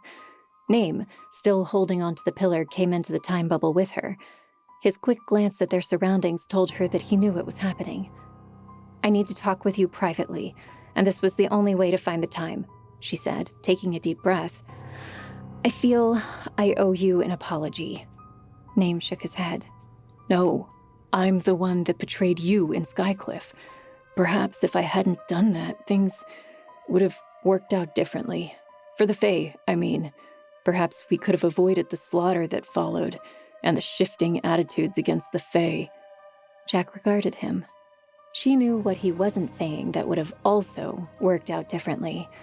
They would probably still be together. You made a mistake, she said. A bad one, and I still don't know if I will ever trust you fully. Name opened his mouth as if to say something, but she raised one hand to keep him from doing so. But I also made a mistake. I let my resentment for what you did influence my actions. He swallowed. Like you said, you don't have any reason to trust me. No, but that wasn't the biggest mistake I made. I let my confidence in my own abilities make me blind to the help that you could have provided. You were the only one who saw that. The only one who said something. The beginnings of a smile graced his lips. You were being pretty reckless. She stopped herself from rolling her eyes. He didn't have to confirm it when she said she was wrong. Though, instead of protesting, she said, And I paid for it, almost with my life. I can't imagine what would have happened if that guard had cut off my head, or even stabbed me in the heart. I would have died before my healing brand could have done anything about it. Well, it all worked out in the end. You can learn from that. Jack nodded. I can, and I will, but before we move on, I just wanted to say thank you. And if I ever make any signs of doing something dumb like that again, I want you to say something. I promise not to get mad at you for it. Name cocked an eyebrow. I'll remember you said that. Don't push it, Jack added, narrowing her eyes at him. Name smiled, the first time she had seen him do so since he arrived. Don't worry, I'll only say something when you're really being dumb. Jack had half a mind to wrench the Pillar of Eternity away and leave him frozen like the rest of them, but she resisted the impulse. Instead, she changed the subject. Do you know why the Pillar of Eternity worked for you? I don't know. I thought I heard it say something to me right before it happened. Is that weird? Jack shook her head. Not at all. That's what happened to me right before I used it the first time. What did it say? Well, I was a little preoccupied with staying alive, but I think it said something like, save lives. Jack focused her gaze on the pillar. Yes, that sounds about right. The relic was as concerned with saving lives as she was now. More so, even. That would explain why she couldn't kill demons or anyone else for that matter using its power.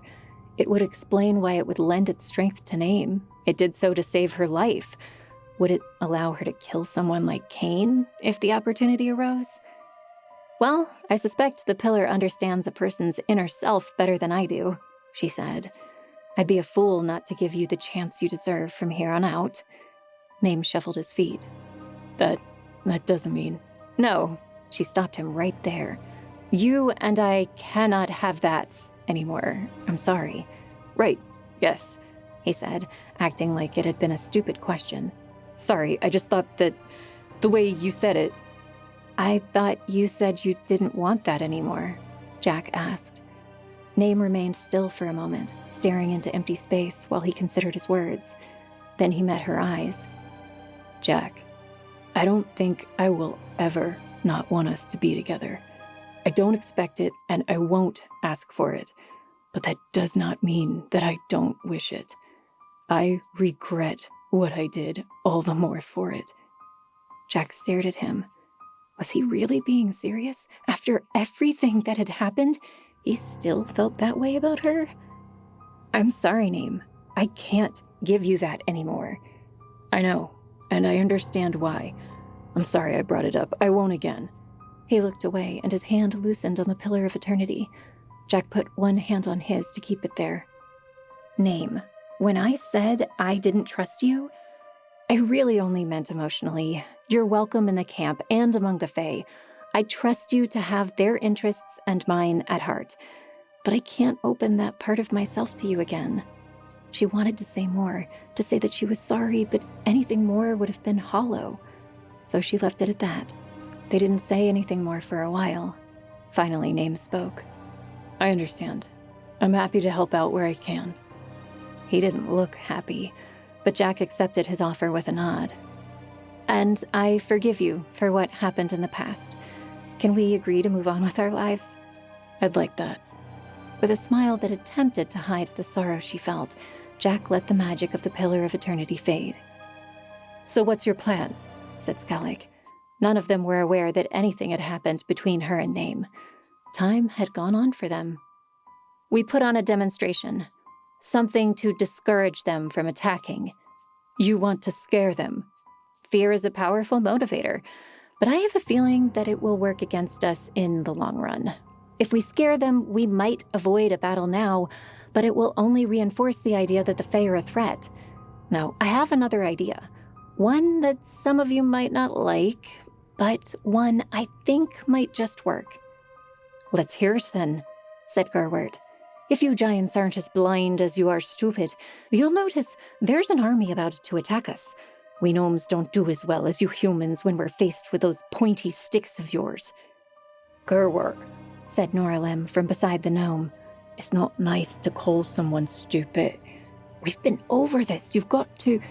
But the gnome is right, said Skellig, cutting Noralem off and turning to Jack. Tell us what you have in mind. Jack turned to look at all who were presently gathered. Can I count on all of you? She met the eyes of the troll in particular, who had made no sound this entire time. The giant creature met her gaze with steady eyes. It nodded, as did everyone else. So she began the outline of the details. Chapter 25. They stood on the battlefield, only a handful of them, the leaders of each Fae and human group. Everyone that stood on the council, apart from Amelia and Sarai, of course. The Water Fae couldn't exactly extend their reach this far inland, but they would make an appearance soon enough. Name was there too, holding the Pillar of Eternity, for now. Skellig had questioned her decision on that, wondering why she would let him hold such a powerful relic after what he had done to her. And while it was a definite risk, something told Jack that Name could be trusted. At least, he could for now. He had learned his lesson. Besides, she had a job for him. Skellig was the only member of the council who wasn't present. She was busy leading the rest of their people, Fae and humans, through the mountain pass. Now it was Jack's job to hold off the entirety of Queen Telma's army with less than a dozen people. "I don't like this," said Gerward from one side. "We're too exposed." His usual, almost humorous cynicism was gone, replaced by something more serious. He must really be worried. Norlim stood beside him and said nothing, but had the same nervous look in his eye. His hands were clasped together, fidgeting with themselves. Jack glanced at all the others. Gabriel and Seth stood resolute, though they too did not look happy. Of the group, they were the weakest in combat, and mostly here to show human support of the Fae. On Jack's other side were Carlona, Yewen, and Name. All three gripped their weapons in their hands, confident, yet wary. If things didn't go according to plan, this could mean their death, and they knew that. Surprisingly, it was Name that shared the most confidence. His smile deepened, and he winked at Jack as she caught his eye. Of course, it was the large troll standing behind her that showed the least emotion. He stood there, towering over the rest of them, facing the Queen's army as though they were a mild interest, not an army capable of killing even him. The army was forming ranks in front of them, soldiers creating a line of shields and spears, archers readying themselves behind them. Telekinetics and flame dancers activated their brands, evident from the light pouring out of their left hands. Close enough that Jack could make out some of their expressions. They ranged from angry to afraid to indifferent. A few looked confused, probably wondering why just a handful of their enemy had come to face them. One face she did not see was that of the Queen herself. Did she fear for her life? She must know that even wounded as Jack was, she was more than powerful enough to single the Queen out and kill her. Not that Jack would do something like that, of course. There was a time when she had thought it through. But not anymore. The grudge the Queen held against Jack wasn't all that different from the animosity she'd held against Name. It was based on the hurt that they had received and fear of the future, but it was not based in logic or compassion. And both of those were what Jack needed now. Wherever the Queen was, she hoped she was paying attention. She looked up at the large troll standing behind her. He hadn't said much, as was their way, apparently. But he had agreed to come with her and stand by her side. She would need him for what came next. She took a deep breath, slowly, so as to not further aggravate the pain in her chest. She was about to make a huge gamble. Hopefully it would work. Nodding at the large troll, she turned back to face the army. A rumble behind her signaled the troll's approach as he stepped up immediately behind her and placed his rocky hands on her shoulders. Those hands were so big they covered most of her upper arm as well. It was a good thing the troll was on her side, or she would be helpless against it in a position like this. Then, the link came. For the second time, a rush of mad energy flooded through her. She almost felt like her entire body was awash with light. Surely her skin and hair could not contain such magnitude. Part of her wondered how it was not burning her up from the inside. The night was still dark, and the storm clouds had passed, but the air still crackled with power. Her hair rose and fanned out behind her. Again, that feeling of elation, that she could do anything, clouded her mind. With this power, she could lay waste to the Queen's army, just as she had done with the demons. But that was not why she was here. She pushed that thought aside. Instead, she channeled some of that power into her own body, strengthening her own muscles and organs. Perhaps it would even help her heal faster, though she doubted it worked like that. What she needed now was a strong voice. "Friends!" The words exploded out of her mouth when she spoke, loud enough that Seth and Gabriel, who stood beside her, covered their ears in surprise. Jack was tempted to do the same. That volume had been unexpected, even for her. She paused, watching as the soldiers ahead of them peered out from their shields to get a good look at her. Yes, she had their attention. "You have seen what we can do," she bellowed, growing used to the sound. She was vaguely aware of an increase in the pain in her chest when she spoke, but with all that power coursing through her, it only barely registered. "We defeated thousands of demons with barely a casualty." She winced as she said it. There had been casualties, and even one was too many. She didn't like playing it down, but she had to get the point across. She raised her hand skyward, calling on the energy of the Troll's Link, as well as that of her Thunder brand. Lightning shot through the sky, not from any cloud, but from her own hand. That was the signal. From the river, a huge wave erupted out of its depths. It rose through the air like a great sea serpent, twisting and writhing as the water fae gathered more and more river water to add to it. It did not come close enough to touch the army, but simply hung in the air, a threat to anyone who would oppose it. A ripple spread through the army. Yes, they knew what the water fae were capable of. Many of them would have seen their power firsthand at Skycliff, and those who hadn't now had a demonstration to give them an idea. To her sides, the other fae activated their own abilities. Her mother raised a cloud of darkness on her side, so that only the pinpricks of green light that were her eyes shone through. Yewen did the opposite on his side, raising his level of brightness to something far beyond the largest bonfire. Many of the soldiers shielded their eyes. Gerwert stepped forward in front of Jack and put his hands to the ground. Just like that, it began to melt before her eyes, grass burning in an instant as the rock and dirt congealed together. Hot, dry air radiated at Jack's face as Gerwert worked. The opposing army apparently got the point. Most began taking a few steps back, and murmurs and shouting reached her ears, though some only seemed angered further. She could not make out what they were saying, but she had succeeded in sowing a little fear in the group. But fear was not why they were here. With another burst of power to the sky, she sent the second signal. All of her companions immediately stopped what they were doing. Gerwert returned to his place, letting the molten ground in front of him cool. Yewen extinguished his light, and Carlona did the same with her shroud of darkness. Last of all, the water fae brought the column of water back towards the river, finally allowing it to fall back into its place. "There is much we could do to you," shouted Jack. "But that would accomplish nothing. We do not want you to fear us. Know this. We will not attack you today. We know many of you would like to see us dead. We do not wish the same. All we wish is to peacefully coexist." Jack paused, letting that sink in.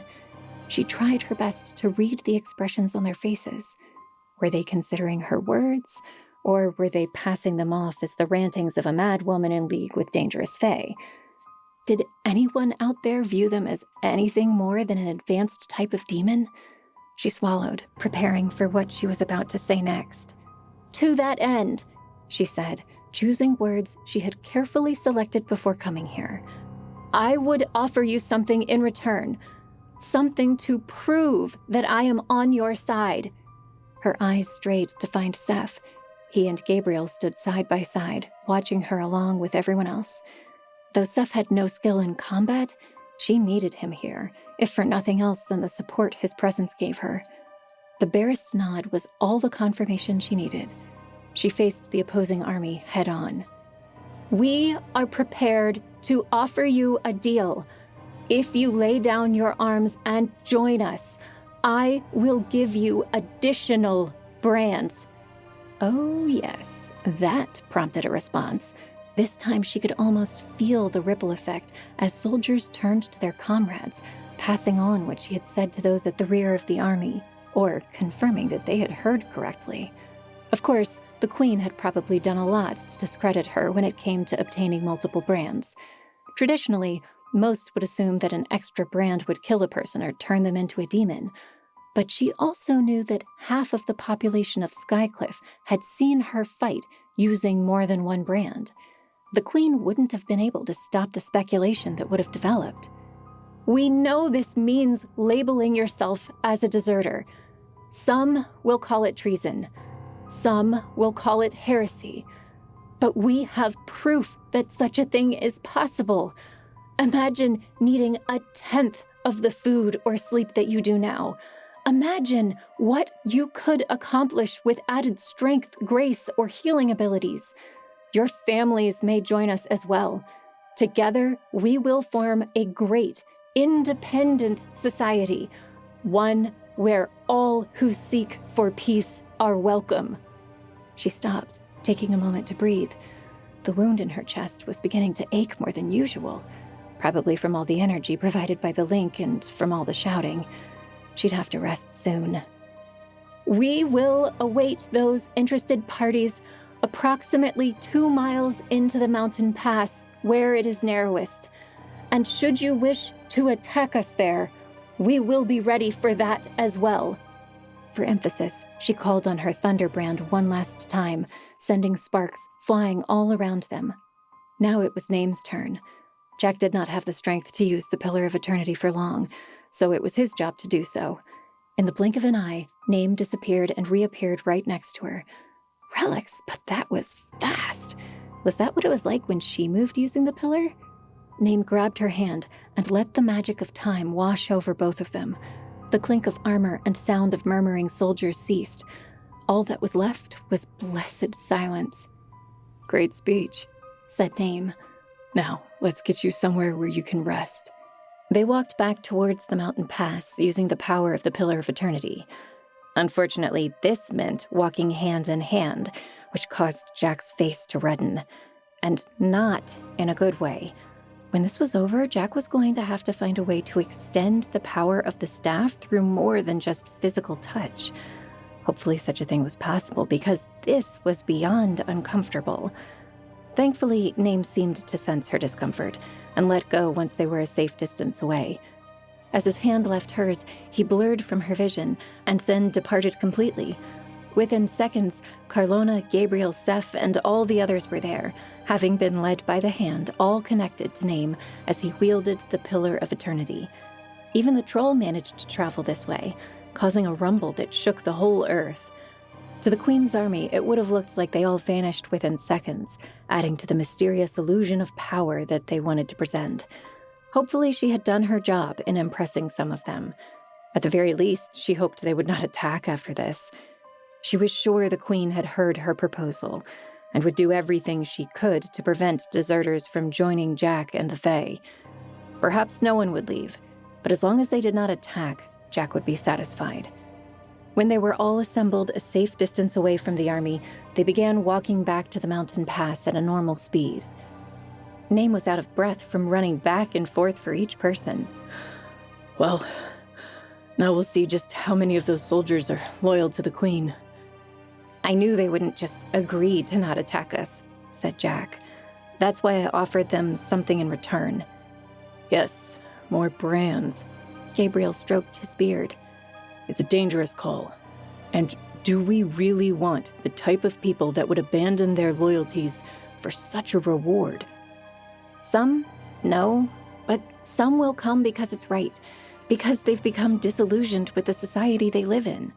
People will come. We've just given them one last incentive to do so, not just with the brands, but with a promise of a more fulfilling life, a promise of peace. Illadar, Seth said under his breath, but loud enough that Jack could hear it. She met his knowing eyes. Yes, I suppose so, she said. The last thing we need is more giants ruining everything, said Gerward. Jack cocked an eyebrow at the gnome. He hesitated.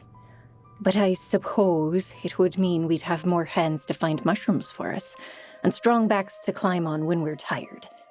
Jack grinned and shook her head. That gnome. Why was he the representative of his race again? We'll see what happens, said Gabriel. Either they'll come or they won't.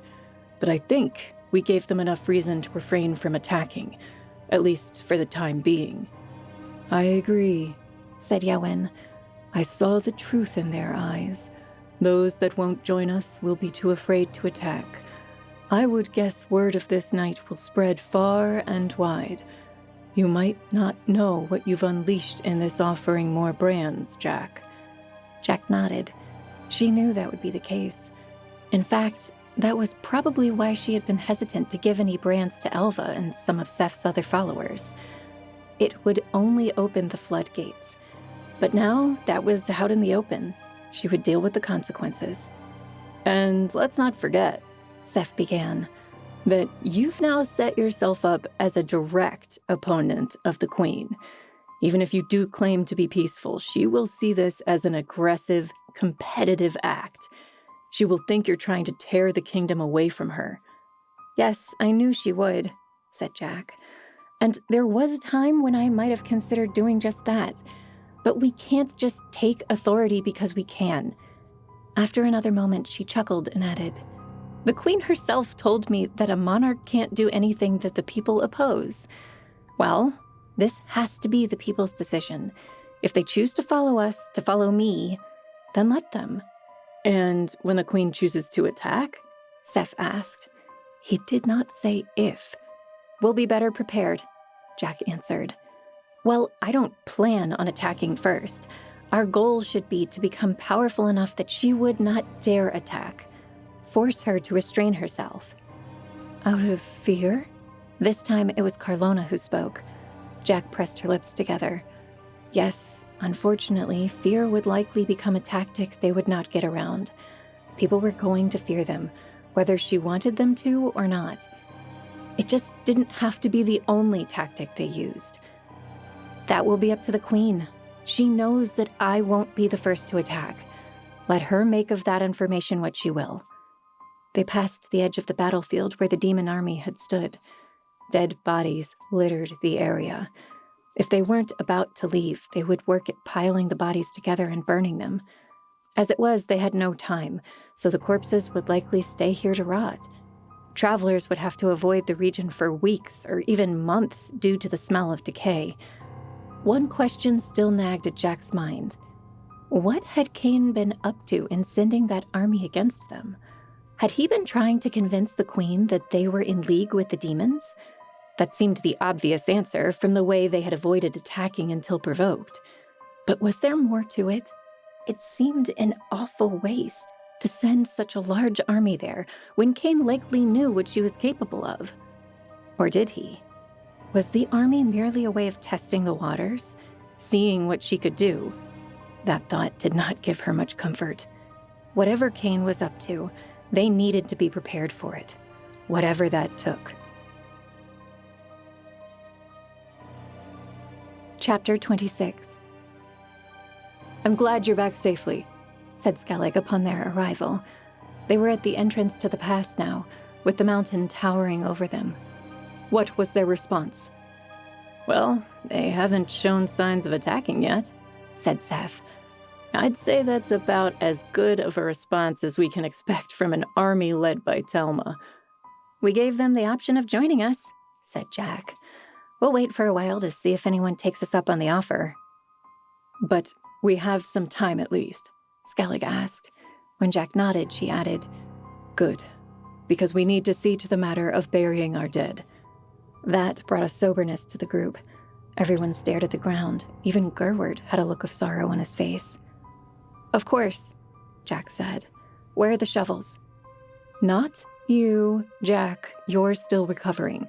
Skellig folded her arms. The wound burned, but she was still standing, and the bleeding had long stopped. She could help, but Skellig didn't look like she was backing down. Well, that was fine. She would find the shovels by herself. She brushed past Skellig and found the nearest wagon, rummaging through the belongings there. The others didn't stop her. When she finally found a shovel, she made her way to the mouth of the pass. There was a small foothill overlooking the plains that would make a good spot, a fitting memorial to those who died on the battlefield. She plunged the shovel into the ground and heaved up a clump of dirt. Instantly, her body protested. She was already tired enough as it was, Even with strength and sleeplessness on her side. But she could rest later. This was more important. She dug the shovel in again and again. Soon others arrived and began to pitch in. Seth was first, giving her a small smile before he dug his own shovel into a patch of ground beside hers. That smile did not have the same enthusiasm that Jack was used to seeing. A touch of soberness darkened his eyes, and Jack could understand why. Elva and several others that followed him were among the dead. The digging reminded Jack of another time she had done this very thing. That time she had not been far from here, digging her own father's grave. In both cases, it represented a sobering experience, but there was something almost cathartic about it as well. Perhaps it was the fact that it felt like she was doing something, that her situation wasn't helpless, even though the deaths of her friends and family certainly made it seem so. It was an odd dichotomy of emotions. After just a few minutes of steady work, a series of thundering booms that shook the ground announced the arrival of several trolls. Jack looked up at the arrivals. Hadn't most of them retreated further into the mountains? She hesitated, as did everyone else holding a shovel. It would take a while before everyone fully trusted the creatures. The big one, their leader, stepped forward to where Jack was digging her grave. With a giant hand, he dug a huge trough in the ground, accomplishing in seconds what it had taken Jack several minutes to complete. The large troll tossed the dirt aside before bending for a second handful. The other trolls fanned out and began to follow suit. They were helping to dig the graves. With the trolls' help, it didn't take them long to finish up. Soon, just over a dozen pits lay before them on the small hill.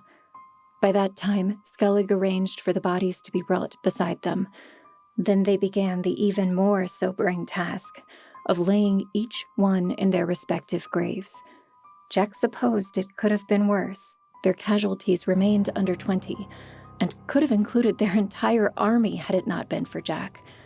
But the magnitude of their victory only made things worse in a way.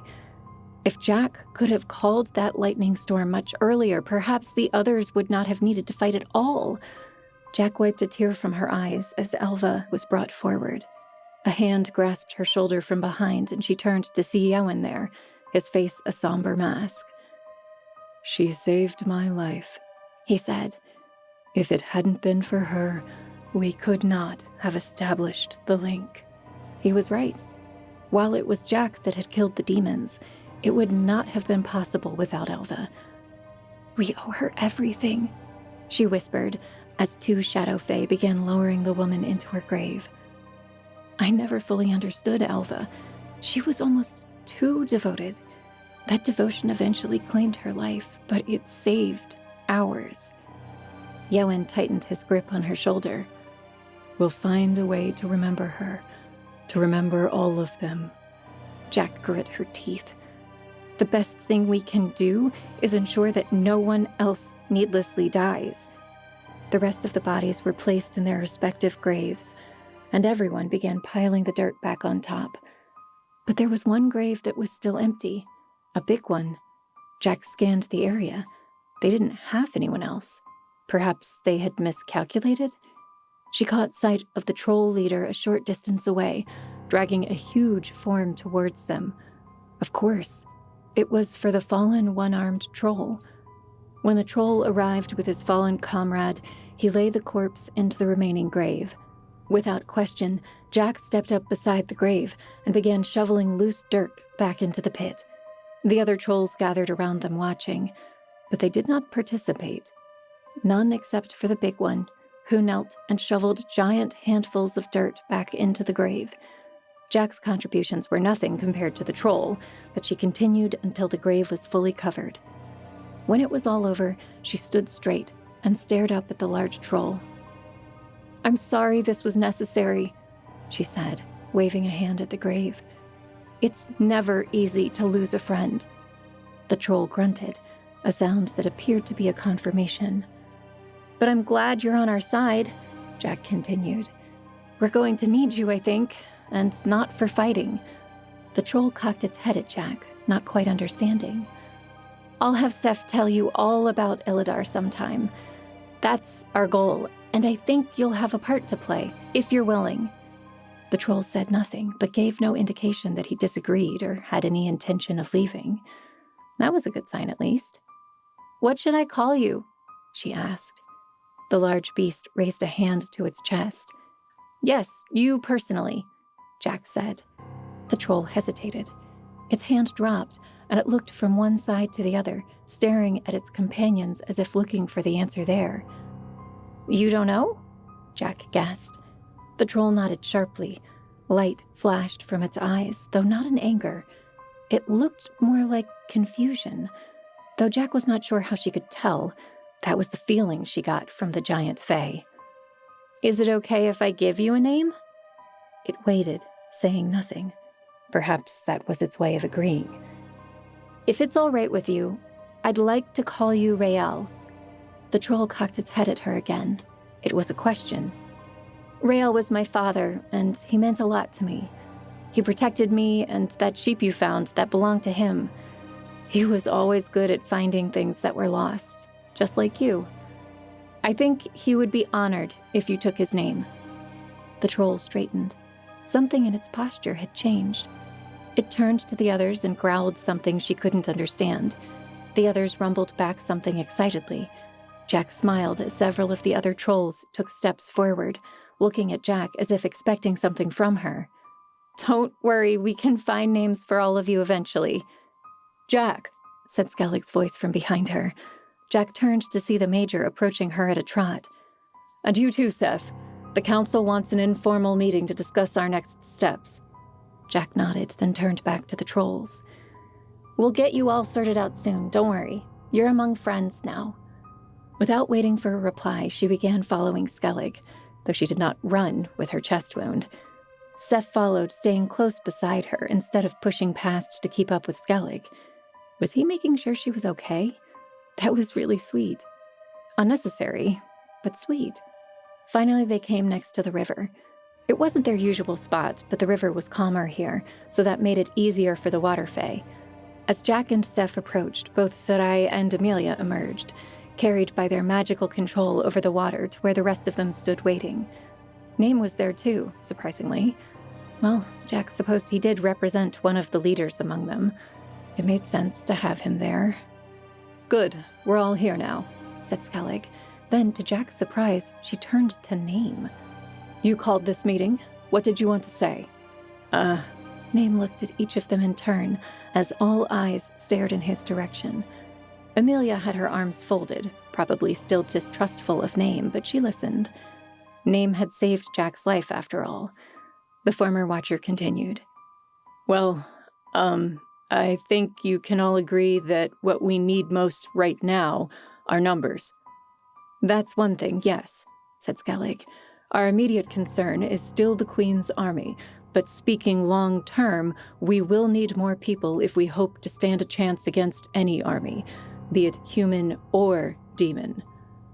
Right, and I have a feeling the Queen will not be attacking anytime soon, if ever again, said Name. Yowen was nodding, which was a good sign.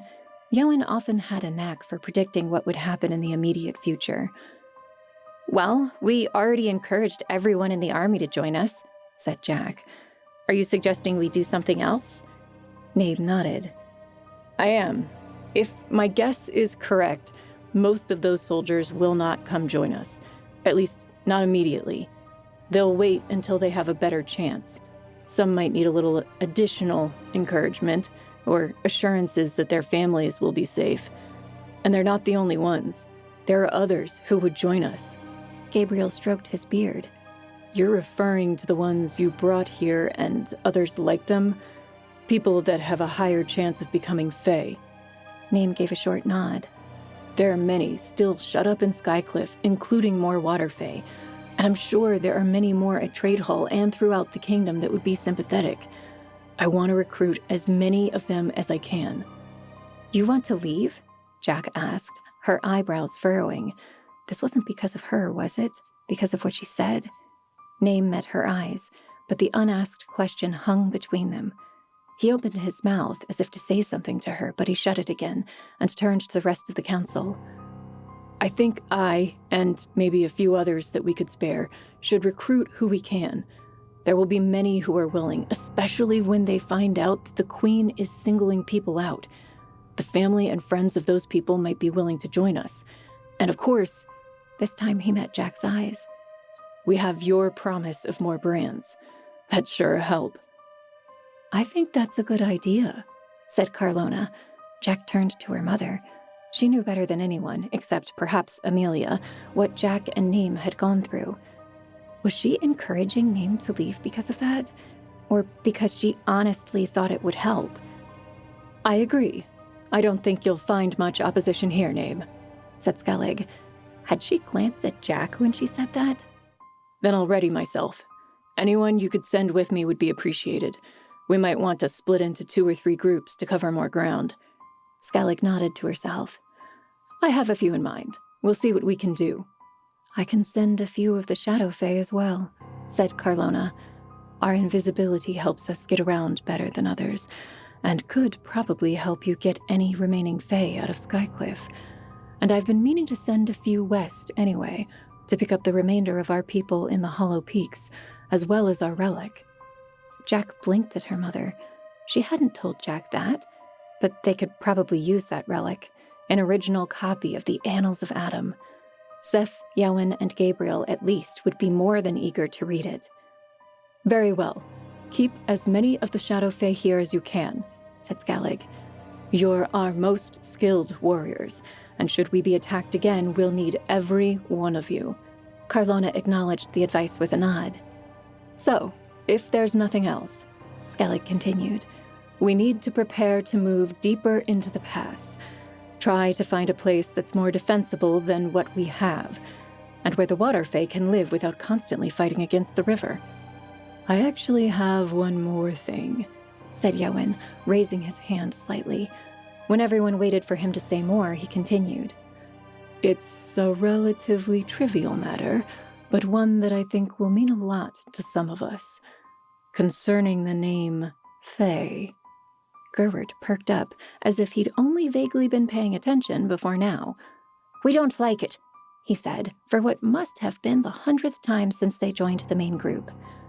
Yes, quite, said Yowen patiently, and I agree that it's become something of a stigma among humanity. I can understand if someone would not want to use it, though I think it could still be applied to all of us as a whole. You have another name for the Bright Fae? Jack asked. I do. It's an ancient word that refers to humans who are particularly powerful, or perhaps enhanced, and given the final fate of one of our beloved comrades, he said, looking at Seth. I thought it appropriate to choose the name Elves.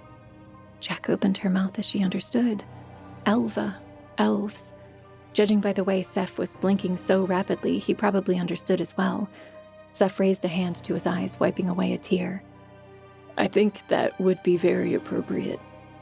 The ancient meaning of the word does make it appropriate, said Gabriel. I think it's a good choice.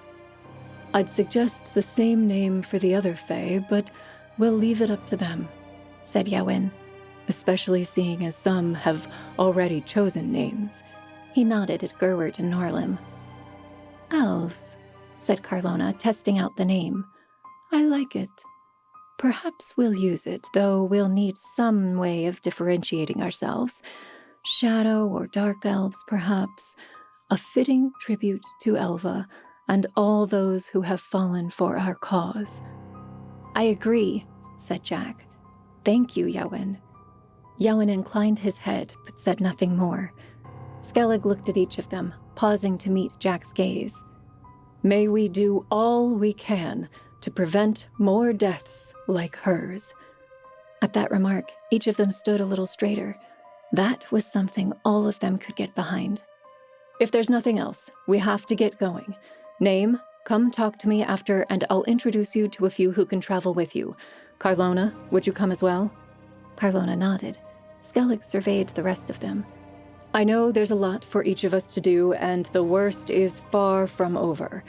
But we've made it this far, and I'm confident that if we were meant to die, it would have happened by now." She glanced at Jack. "Your orders, Jack?" Jack resisted the impulse to take a step backward, surprised as everyone turned to her. Skellig had already issued the orders. Why ask her? The sun was rising in the east. It was a new dawn, a new opportunity. They were still alive after one horrific night of one trouble after another. They still had hope. She nodded. "Let's do it. Let's find a new home." Chapter 27. It took most of the morning before everyone was ready to move out. No one had come from the Queen's army yet, but they had still refrained from attacking.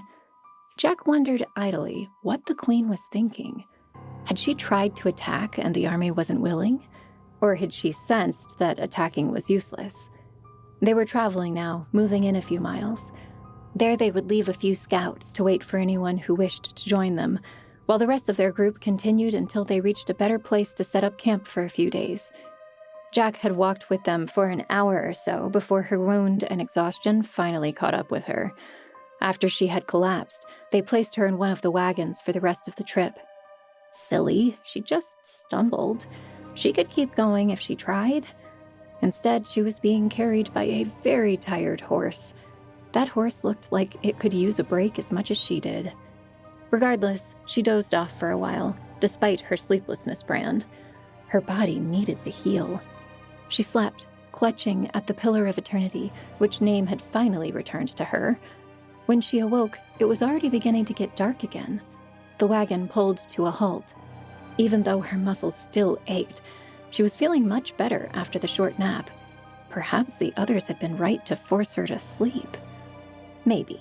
She would never tell them that, though. She hopped down off the wagon and went to see what was going on. A quick glance told her that they had come to a slightly larger opening in the canyon.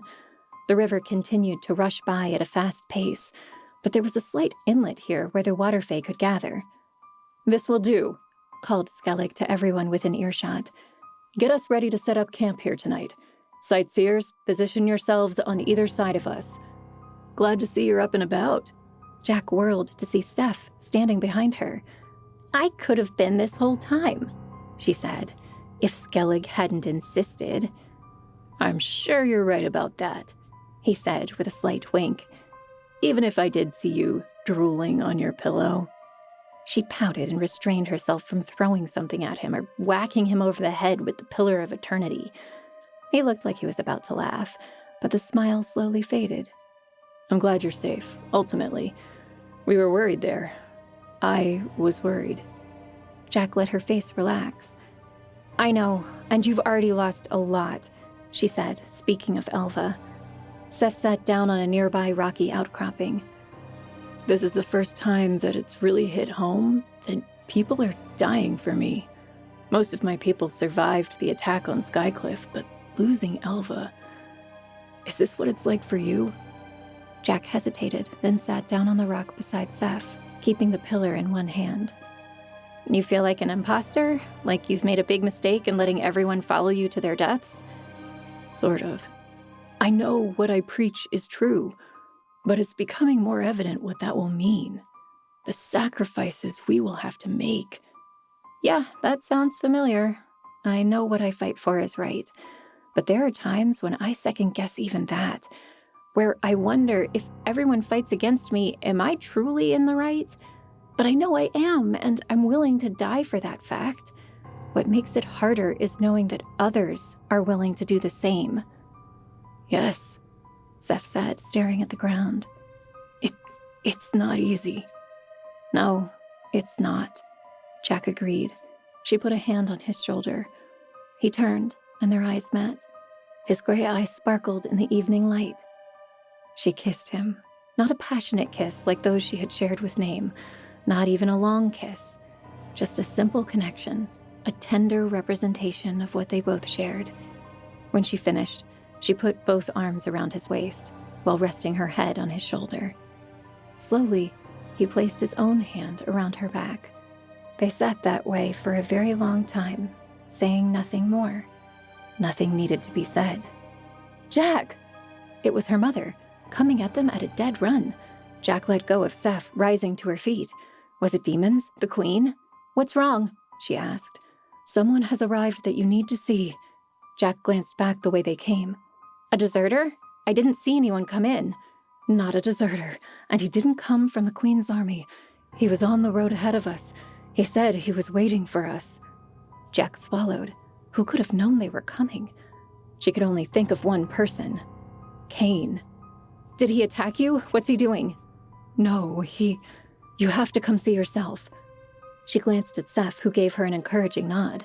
She picked up the Pillar of Eternity, gripping it tightly in one hand, before following her mother. Wincing, she ignored the dull ache in her chest as she increased her pace to a mild run.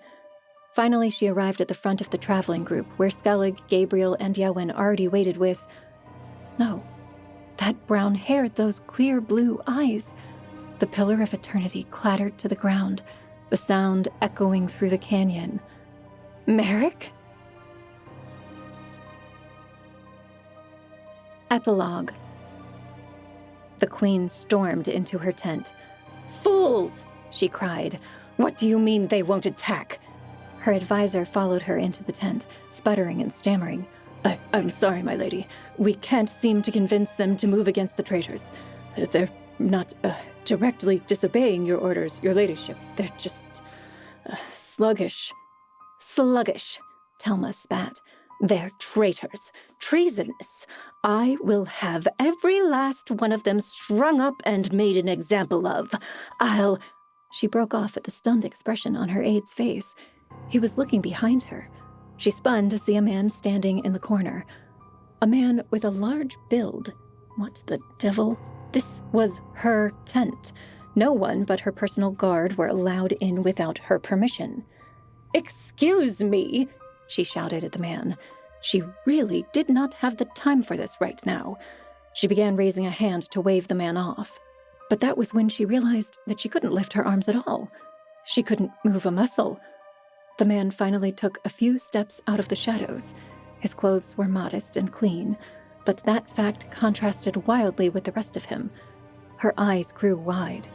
The skin across his entire body looked like it had been blended in a butcher's meat grinder and spat back out again. He was hideous. Yet now she could see that the skin was covered in dark lines. Brand lines. His entire body was full of them, just like the multiple brands the girl somehow managed to keep stable. Yet this man had far more. Fear touched her like a vice. Why couldn't she move? Was the man a telekinetic? With all those brand lines, he must be. No witnesses, he croaked in a dangerous voice. With a sickening snap and a yelp that was unexpectedly cut short, her aide fell to the floor behind her, most likely dead, though she could not turn her head to make sure. Are you here to kill me? She said, doing her best to maintain a composed tone of voice. Never let the enemy know what you're truly feeling, her father had said. No, he said in that dark tone. She couldn't help but let out a sigh of relief, but if he wasn't here to kill her... Who are you? Why are you here?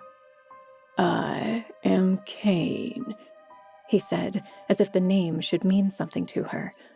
I believe you and I share a common enemy. Indeed, I have many enemies. The girl, the demons. The demons are my children, he said in a gravelly tone. Talma let her mouth go slack. This man led the demons? Well, that was easy to believe, given his wretched appearance. But why was he confiding in her? I assume you have a reason for telling me this, and for wanting my help. I think we can be of interest to each other, he confirmed.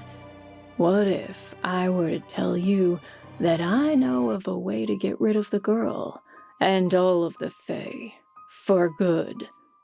I would say you have more resources than I, and as much as I hate to say it, the Fae are simply too much for me to handle.